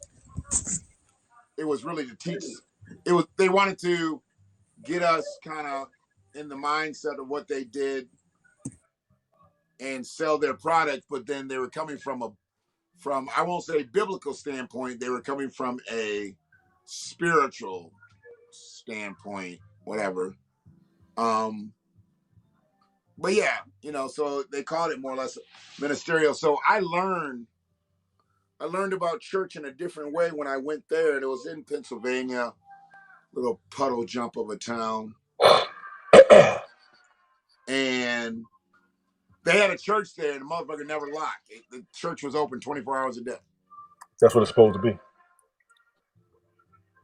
Yeah, but I understand. this motherfucker was literally open 24 hours a day, and we talked about that. Why would you have to lock a church? It's the church. It's God's house. Why would somebody walk Very into correctly. God's house and So we had that whole discussion, at the church. We ate in that town. So when we went and ate dinner, and then on the ride back to the hotel, then we had a breakout session that night, and we had that discussion then, because every church we ever been to, everybody that was on that retreat, nobody ever been into a church that didn't lock. Now we've experienced something. We're I'm in my 40s. I was there with 50 and 60-year-old men. Somebody's damn near 70 that was with us, and he had already worked in corporate America, but was looking for something to do. And we had great discussions. And why the fuck would you have to lock a church? And we couldn't, Corruption. it was just wild. It's corruption. People taking advantage of the church, the attack on the religion, all three. I don't know exactly what's going on with I don't even know who Ange is replying to there. She's probably asking that. I'll be honest. I think she's asking Milton that. She asks, "How do you feel about people beat religion into us being black folks, and you don't believe?" Well, I respect that each individual's right to believe what they want. And I don't respect necessarily the belief, but their right to believe it. And because to me, our rights to believe one makes up the freedoms of but beliefs are eligible for debate. Yes. And, Now, and what she's so, asking, in my opinion, I think what she's asking is the history teaches us that the Caucasian race, the colonizers, if you will, beat religion into the slaves, which have been of African descendants. yes. So, how would you feel about that, being that you're not a believer, but Christianity being beaten to the black folks, and then you don't believe in God? How would you interpret the entire situation? I think I said it earlier about Yes. I can't believe that, and well, I can believe it, but I actually think African Americans are more spiritual and Christian than white folks. But what I want to say is that they. Sorry if I'm using the wrong term, white folks. But anyway, the thing is Not being that. funny, but you're not. But they're. I mean, people believe what they want to believe, but I believe um about the Christian religion unless they were brought over here as slaves. Uh, they were missionaries were sent to Africa. So if they want to believe it, fine. But at the same time, I just believe that they are accepting the religion of their slavery. Now, when I watched Amistad, I'm gonna be a little controversial with this to everybody. When I watched Amistad, when you watch the movie, you saw that they were reading the Bible and they were understanding where they came from, and they accepted it. That could be seen as selling out. That could be seen as bullshit. But I do think there's an aspect of understanding of where people were coming from and what they were saying and whether they believed it or not. I would ask the three of you your thoughts on that. Bless you. I would ask the three of Bless you you. what Thank your you. thoughts were of that as well. I'm sorry, I'm trying to reply to stuff. I'm sorry, what was the question? And Oh, y'all you can good. I'll take the last one. You good. Prom, did you hear what I was asking? No, I didn't. What was that? Okay. On the movie Amistad, when you watched it, they was reading the Bible and trying to figure it out. There was a point where they started understanding what the Bible was saying and they halfway accepted it. Do you think that was a way of selling out? Do you think the story was bullshit? Or do you think that that could be legitimate? I'm asking all three of you. One of you can go first. That's just a legitimate question from me. I never saw Amistad. Gotcha. But going off what you said, it was seen when you said that they read the Bible, they accepted it. I guess they accepted the Bible as the truth, is what you're saying? They accepted it for what it was. I'm not going to say the truth, but they accepted it for what it was. And What they does that decided to mean follow. for what it was? What does that When mean? I Yeah. make a deal with you, when you watch it, get back at me. Okay. Okay. Because, But and I'm going to tell you why. I'm going to tell you why. Not to cut you off, Milton, forgive me. no problem. They was like, what is this? They interpreted it. True or not, because we all know the Bible was an interpretation of something that they read, even though it was misinterpreted, plain and simple. They saw what it was, they read it, they accepted it, and at the end, they was good with it, based on their freedom. I think that's an aspect of what's going on with religion. I think it says a lot of where we're at right now. But like I said, I know people are going to see it as BS. I don't think people are going to think it's a selling out, or people are going to be like, okay, this is what happened. So if you all haven't seen that movie, I kind Yeah, of I haven't requested seen everybody it. does watch it and give me an aspect of it from yourself. Because what I saw was like, okay, I can see where they're coming from, but I could also see where people will flip on it. Yeah. They You was see on both trial. sides. You see both Yeah, sides. yeah, they was on trial. They got their freedom, and while they were going through the trial, they were reading the Bible, trying to understand it. Because old boy, Jamal Hunshu was in it. You know who that is? Yeah. Oh boy, that was in Isn't that Blood like Diamond. the guy who was in Never Back Down? Is that him? The main guy? Yeah, the black guy. Right. They had the boxing. They had the fight club, the little fighting place. Yeah, he Yeah, was yeah. in it. Never Back Down. Yeah, yeah, yeah. Yeah, he was in All it. I Like I know said, from y'all that check it. movie Amistad is give us free. Yeah, that's where they was at. And then the movie pissed. I can't even watch it anymore because of some of the shit that happened in that movie that just drove me over the fucking edge, literally. And for anybody who has seen it, you know what I'm talking about. But if anybody had a chance to watch it, I would ask you all to watch it if you can. I understand, but I definitely. and I'll break it down later. I will break it down on another day. But there was a part when it was like, okay, we got it. We understand where they're coming from. We're good with that. Now that we know what they're saying. So, like I said, it Well, could be well, seen as selling out. It could be seen as y'all just took it for what it was, or you could be seen as you want to stand it. well, When you see the movie, you see what I'm coming. You see where I'm coming from. in relation to your question, I went to seminary. I accepted it, um, and so it's hard to accept something by That's a reading it lie. a couple times. Um, and so it took me multiple years to begin to understand what the Bible was really saying. Fully Um, understood. and so the thing is that did they read what the Bible said about slavery? Did they read and understand the history of how it came about? I and so it's what we're looking at here is just so subjective on just a reading of something without. I mean, they might have understood some aspects of it, but did they understand all of it? Agreed. And I don't think they did because they were new. Yeah. They were new to it entirely. And they was under stress when they read it. That's why I kind of asked that question. Because I also guarantee that there were people who, read the Quran for the first time and had very similar situations, but doesn't mean the Quran is correct. Agreed. And so, your average American, whether you're white, black, or whatever, a certain understanding of the Bible, but they've never really studied the Bible. Right. And for so, somebody like you who went through the seminary, nobody has read it as much as you have. Nobody has studied it. Unless you did it on their own. Right now about different logical concepts. But the thing is that, no one, when they believe in something, whether it be the Quran, the whatever, says, is this true? They say it's true, Right. when they believe it. And the thing is that, I think that we as humans, before we believe anything, we should ask ourselves, is this true? Not, hey, this is true because my culture tells me it is. Right. To my understanding, the Bible was written in Aramaic Originally. So that language wasn't really for freedmen. Well, actually, the Old Testament was written in Hebrew. The New Testament was written in Greek and Aramaic. Yeah. Yeah. So, to my understanding, like, that language isn't for the it's not like it was written for the freedmen people.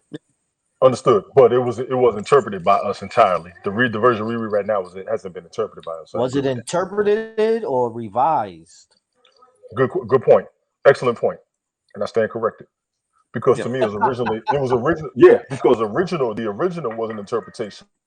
Everything since has been a vision. I agree with that. Yes. You know what you see where I'm coming from, Brian? I hear you. I agree with you on that. Yeah. Yes. That's what I give you that. So I'm good with that. Don't agree with me though. Brother I'm Shannon, you got to answer that. I'm an idiot. Don't agree Nah, with me. you got a little bit more knowledge in some aspects than I do, so I say agree with you. I'm an idiot. I don't know anything. Stop playing with her. I don't know Man, anything. go on with that bullshit. Go on with that bullshit. No bullshit. I don't know nothing. Oh, fucking you be going in. Don't be giving me Shannon think that I'm shit. 5. Brother Shannon think I'm 5. So we don't believe your age. You're right about that shit. Brother Shannon believe I'm 5. So it is what it is.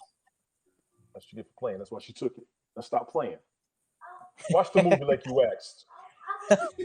You was throwing it. Watch the movie like you asked. This movie 3 hours. You should have been asleep by now. I can't even stay awake through a whole Harry Potter movie. What you doing? Okay. Y'all wasn't supposed to see that. My bad. Had to turn into daddy real quick. That's right. That's right. Get back in the cage. Get back in the cage, little girl. She's so miserable. Oh, you can tell when your animal's sick. Everybody that's been up on this mug tonight. I feel like we should be able to have these conversations. Yes. All the damn time. Everybody being out of pocket. You goddamn right. We should. That's the key word. We should be able to. People. It takes certain people and a certain level of, I guess. And if you can't, you need to rewatch this broadcast because you just saw a proper grown folks conversation with differences.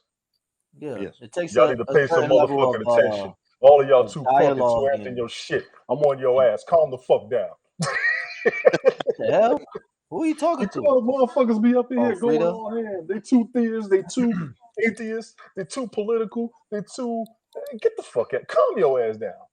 Well, I ain't got time to be mad at you because I don't know you. Fuck you.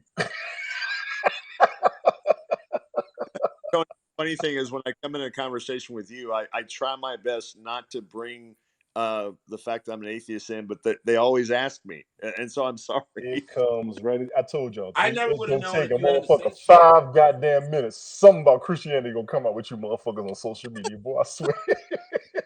But you guys were talking about it before I came in the room. To be fair. Nah, you good. You good. You caught that right. Hang on, Frida. I'm gonna answer you in 1 second. Hey, Frida, I'm going with Henny. Half of my opinions tonight, ladies and gentlemen. Half of my opinions tonight were brought to you by this motherfucker right here.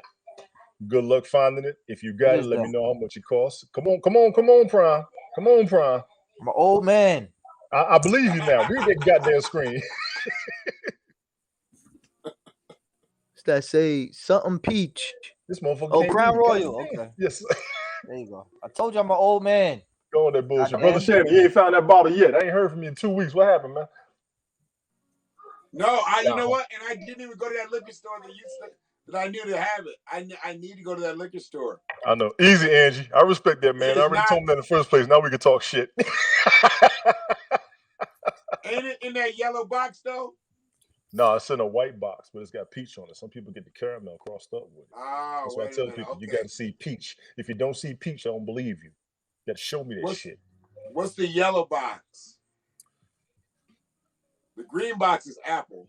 Green is apple, black is black, purple is the regular.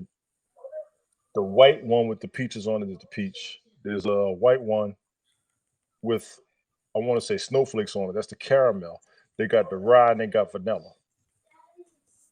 And you said everywhere in Michigan. I'm gonna need some proof, lady, because this is the only size everywhere. Brother Shannon said he's seen bigger ones and this.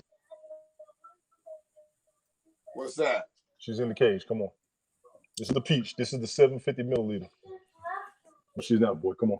All right, stand on the couch. That's the fifth, the 750. Yeah, that's the fifth. I'm putting the word out to everybody. Let me know what you got. See your dog, Milton. Brother Shannon, you getting tired over there, bro. Man, I'm just laid back, and I was too lazy to get up and roll a joint, so I said, let me just go ahead and chill. I ran out a couple hours ago, so I said, you know what? I didn't even feel like moving and shit. I was like, I'm just gonna chill. But the conversation just kept popping, so I just kept going. I just kept, I didn't want to slow it up. Yeah. That is funny. Some people would perceive that as one of the 7 deadly sins of sloth. Word. Big ups to the movie 7. That movie was fire. That movie was brutal. Fire. Who was in 7? Was that Brad Pitt and Morgan Freeman? Yeah. Hell of a movie. I like the cartoon or anime version of the 7 deadly sins, which is Dante's Inferno. Morgan Freeman, a good atheist guy I know. Is he really? Here you go. Oh yeah, Morgan Freeman's atheist. Yeah. Here you go. Not to be confused with Freedmen. Dude, how much money do you make for saying that shit? I ain't saying, but I'm saying about $1 million. About $1 million. I believe $1 million a word. I believe you. Let me get 10%. I'm gonna start talking this shit for real. $1 million a word. $1 million a word. Facts. I'm not greedy.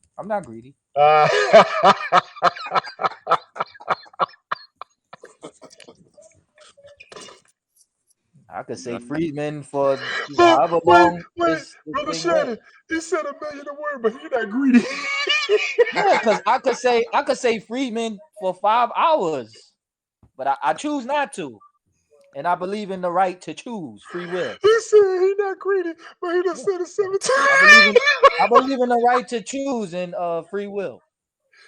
Shit, that's my dude right there. Yeah, man. Stop before they Respect. drive you crazy, and I'm gonna get mad. They're not gonna drive me crazy. You only gonna get mad because you can't hear your show because you're not paying attention to your show because your damn nose. Go back over there. No, you He said I laugh as hard as a clown. He's only 7. I got a size 12. He got me messed up, dog. Boy, y'all two was I be stroking. Oh shit! Salute to I'm gonna go the fathers. Word, appreciate you. I'm gonna come down, man. Y'all hold it down over here. Milton, good seeing you as always. Proud legend. Glad I brought you up here, man. You holding Shannon down. Shannon over there looking drowsy, trying to play hardcore. Take your old ass. I'm up here scrolling and shit. I'm up here scrolling. Hey Tony, let me tell you a joke before you leave. Is that okay? Oh shit!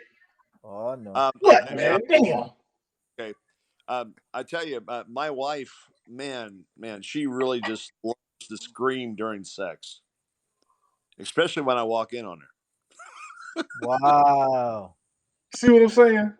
Wow. You were doing good for the past hour until you came with that bullshit right there. Wow. Ronnie Dangerfield joke. You Come was on. doing good for the past hour until you came with that bullshit right there. Big ups to Angie Bogart over there on YouTube. I'm on YouTube too. I'm barely up there. But holler at your boy. I see what you're doing up there. You be holding it down for real. And you got some good knowledge for real. Y'all get Hey, finished over here, man. I'm gonna go over there on Smokes. Go holler at Had him a for a good- little bit. Brother Shannon, good seeing you as always.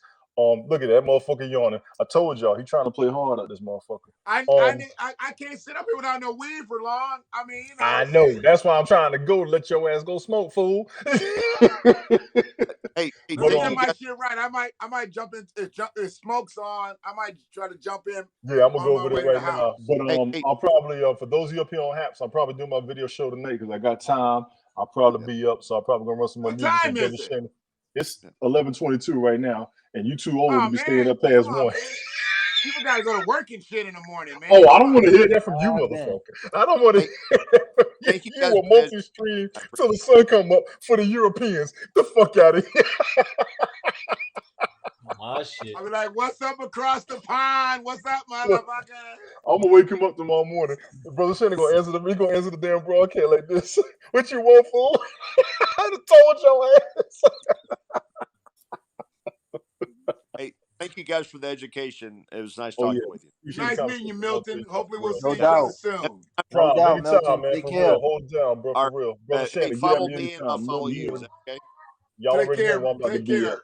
Peace I'll out, definitely everybody. subscribe, Yeah, Milton. and I think you and your wife, y'all might need to work that out if you know. I know. I agree. Later. You good. Y'all hold it down. Peace. Have a good one, guys. Appreciate it. Bye-bye.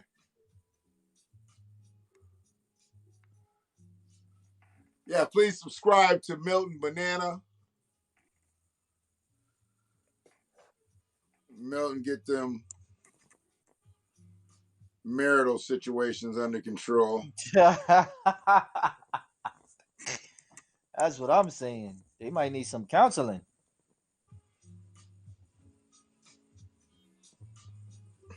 You good, brother Shannon? Yeah, man.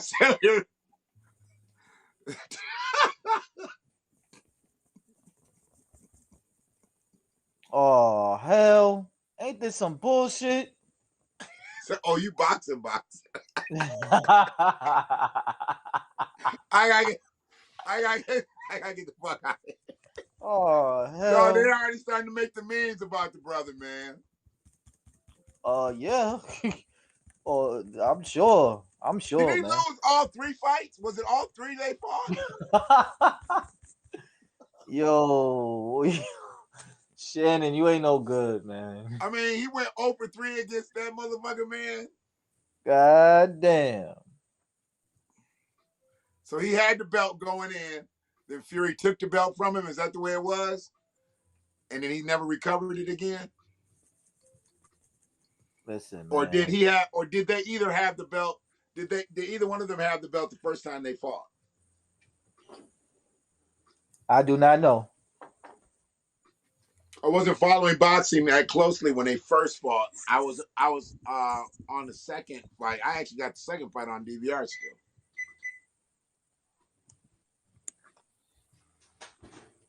This man. Yeah. Good conversation tonight. He was boxing. boxing.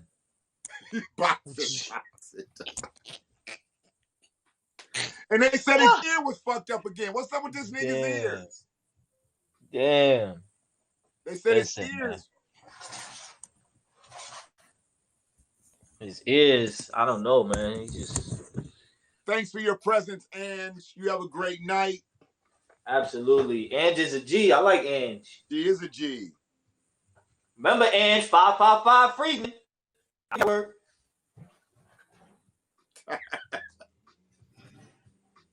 Y'all keep playing with me. Y'all keep playing with me. It's refreshing just to see motherfuckers be able to talk and not have to get all bothered with it and shit. Oh yeah, it's a beautiful thing. It's a But beautiful thing. we don't let people come in here on no clown shit either. We keep people tight. Fact. We definitely regulate over here. Yeah. So that Friedman helps out. regulation. That helps out. We don't let nobody come in here with that punk shit. Friedman regulation. That's another million.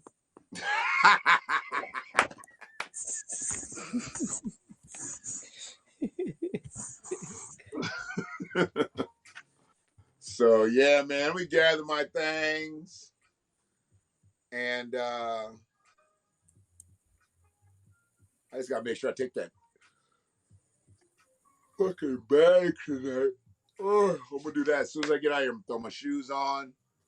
Let me see what the weather is like still out in this bitch. It's time for me to hit the streets. 4 hours is serious shit. Mm-hmm. Now we about to hit 5. It's still like 66. whenever we get the Friedman flow going, this shit is over, infinity. dog. This shit is infinity. It's over. I I love never it. know when it's gonna, the way it's gonna start and who's gonna come on. You know, I just put it in motion, man. I can't even be going back and watching these motherfuckers because if we keep creating them, it's real difficult to watch them, and listen to them. So I just try to catch parts of it, you know, and then if I'm on YouTube, I can always kind of get into where the conversations start and stop because Haps doesn't give me that feature. I got to scroll it, and I always miss. I always like to see how we blend in with other people and when we ask questions and things. Yeah. So, I noticed what you was doing. I like that. That was good. Yeah, I mean, I don't need to be the dominant voice on my stream. You know, as long as we stay respectful on all levels, you know, and then the chat room becomes a big part of the conversation. Mm-hmm. Mm-hmm.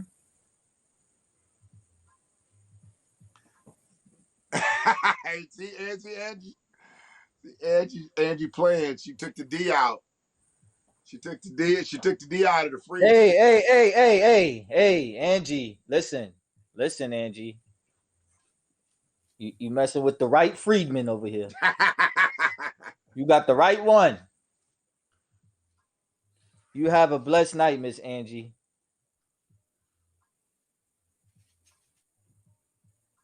Be safe. Be safe. So today was a powerful build. It was good. A good build. Good build. I mean, I just, you know, like I said, I have no problem when the situation gets all over the place because we always bring it back. Yeah. We always find a way to be able to bring it back. Where a lot of people, they get so far out, you know, we bring it back and then we go another direction with it. So we make it work. I think you make it work, man. But whew. Yep, see, I need to get me a nice sativa stick. A nice sativa stick for the ride home. All right. Brother, man, what you got going tonight? You laying low? You about to go attack some white supremacists in a chat room? I might. I think I might chill. I've been doing a lot lately. So I think I'm gonna just relax. Who was what page was that you were in that one night? You was in somebody's shit. I was in a Discord with a group of LGBT community people. And I brought up the whole Dave Chappelle thing, and I was giving them work. They even invited me into the video chat or the voice chat, rather. It's a voice chat because I guess they, was tired of, texting or whatever. And maybe they was getting upset. I don't know, but I definitely got in there. And I gave them work in the voice chat too. They had to block me. They had to block me. They had to block me and remove me from their server due to speaking truth to power. That's the problem. Yeah. If you had been on some clown shit, then you would have stayed all night. But see, you went in there with your boots on. Oh yeah. And they're like, oh shit, here he goes. Oh yeah. Like we got one of these boot wearing motherfuckers. Oh yeah. And that's that's why I really try to stay away from the foreign chat rooms. I try to stay with people and build people that I know. Okay, Because I that's know good. other people will come in like I've never met Milton until tonight. Oh, okay. Y'all had a I good never met discussion. You was Milton. having a good discussion with him. I mean, if we can't build with one another in this shit, down the line, Milt may call on me for something. Down the line, I may call on Milt for something. Mm-hmm. I don't have anything to say about his religious beliefs or disbeliefs, non-belief, whatever. That ain't got nothing to do with me. Right. As long as he's respectful with me and I'm respectful with him, we should be able to vibe as men. That ain't got nothing to do with the price of Friedman tea in America. Or chitlins in Chicago. I know that's right. I mean, we control our own destinies Mm-hmm. when we start with ourselves. When we don't start with ourselves, we're already giving our destiny up to somebody else. That's a fact. We got to start with ourselves. I mean, when I talk about reparations, I talk about repair, I talk about restorative justice. I talk from a perspective of me already moving on. I'm trying to still get I'm not going to sit it. I'm not holding no picket sign saying reparations now. Right. I gotta walk that walk. Mm-hmm. Some people just sitting back thinking, "Oh, it's just supposed to happen because we're just gonna keep talking about it and chanting loud and Right. But salute to those who do get out there and take the streets and challenge the authority of law enforcement. We got real soldiers on the Freeman Because those side. are the soldiers. And I respect what they do. And that's actually how I started. Yeah, we got You know what I mean? real soldiers on Yeah. that side. That's beautiful. It's beautiful shit. Well, when you got motherfuckers standing off to the side though, browbeating those people who do that shit. I mean, like people like the N Cobras of the world and all that shit.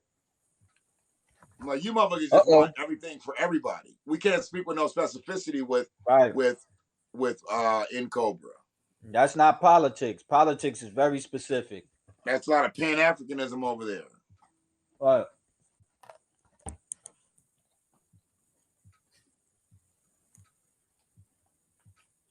But yeah, it is what it is. Like,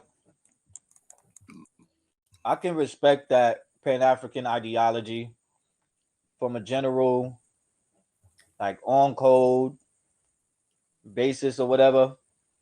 Because as a majority, I don't know if we can get that. It's probably possible. But, if I can see someone who has, melanated skin or whatever, I can, be on code on an economic level or, a social level or political level or whatever. At the same time, we know that has never gotten anything done in America, Pan-Africanism, as far as political legislation. Right. Or political tangibles, whatever you want to call it. And policy. It definitely makes us feel good about ourselves psychologically and, Pan-Africanism this and Pan-Africanism that. It makes you feel good. But yeah. I don't think that's a solution for us.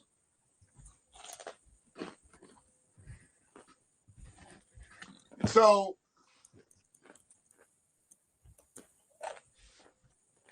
we've got elections coming up. I mean, there's some local elections actually coming up here in November, but then you got next year, you got midterms, and then there's 24. I mean, we know the Democrats ain't gonna do shit for us, but is it realistic that another political party could be started? That's a great question. That's why I fucks with you, Shannon, because your way of thinking is so nuanced and amazing. It makes me think. And it hits on a lot of points. and discussions that we need to get to. So to answer your question, do I think we can do that? I think we can. I think it's very much possible. Are we there at this particular time? No. But Don't we need that kind of politician at our back though? absolutely, hell yeah. That's what the freedman agenda is. Got it. When we have All I needed to know. Because see, I don't what- believe we can just have some middle of the road motherfucker there and we try to sway him with our agenda. Because he's No. really a non-believer and he'll probably just do the shit just to get the fucking faction. Right. And then still get in there and do that fuck shit. Exactly. When you have a freedman politician, you're supposed to give freedmen tangibles and freedmen resources for us. I mean, Barack Obama didn't get shot at because Barack Obama didn't try to do shit for black people. If Barack Obama got in office and started signing some shit for black people, they'd have off Barack Obama. Most likely. If he'd have got in there and said, you know what? Y'all fucked up for a long time, but a nigga here now. I'm about to do some things. They would have shot Barack on the West Lawn. Right. He'd have been trotting out to the helicopter and shit. And somebody would have took him out. Yeah. Because he could have got in there and got to evening shit up. And Right. they'd be like, uh-oh, we weren't prepared for this. You saw what they did to a white dude who did it, who was doing stuff. See what I'm saying? So you know they definitely gonna get Barack's. They're gonna get Barack's half black ass. I told people, everybody was good when they was just talking to the niggas. Martin was good when he was just talking to the niggas. Malcolm was good when he was just talking to the niggas. When they start talking to other people, and people start figuring out like their world was just as fucked up as black folks, that's when they're like, oh, we gotta get them out of here. Yeah. Yep. They done figured shit out, and they starting to teach motherfuckers. Gotta go. Yep. Let's go. Let's go. Yep. They got the killing motherfuckers, dog. Yeah, they got to killing us, our best freedmen. But you know what? We here. You can kill a revolutionary, but you cannot kill a revolution.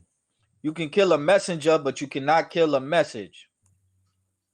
I'm here. Shannon is here. Other freedmen is here. We got Frida here. We got Angie here. We got the BTP family here. We got the Reparationist Collective here.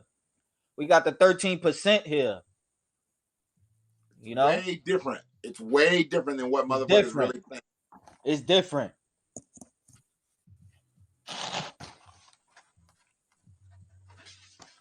Man, I'm going to get up out of here. Prime, you have a good night. You be safe out here, brother. No doubt, man. Whenever you're moving, just remember, you got to be safe. Likewise, man. Keep my head on the swivel. I'm old, but the trigger finger keep it hot. The 37-year-old milestone hits you. When you reverse that, I'm 73. Thank you. Thank you. You're a good man. Not as full as 73. Okay. You're a good man. You're a good man. Everybody, appreciate you tuning in with me and Benjamin Button. Thank you. There you go. There you go. Got the black Benjamin Button.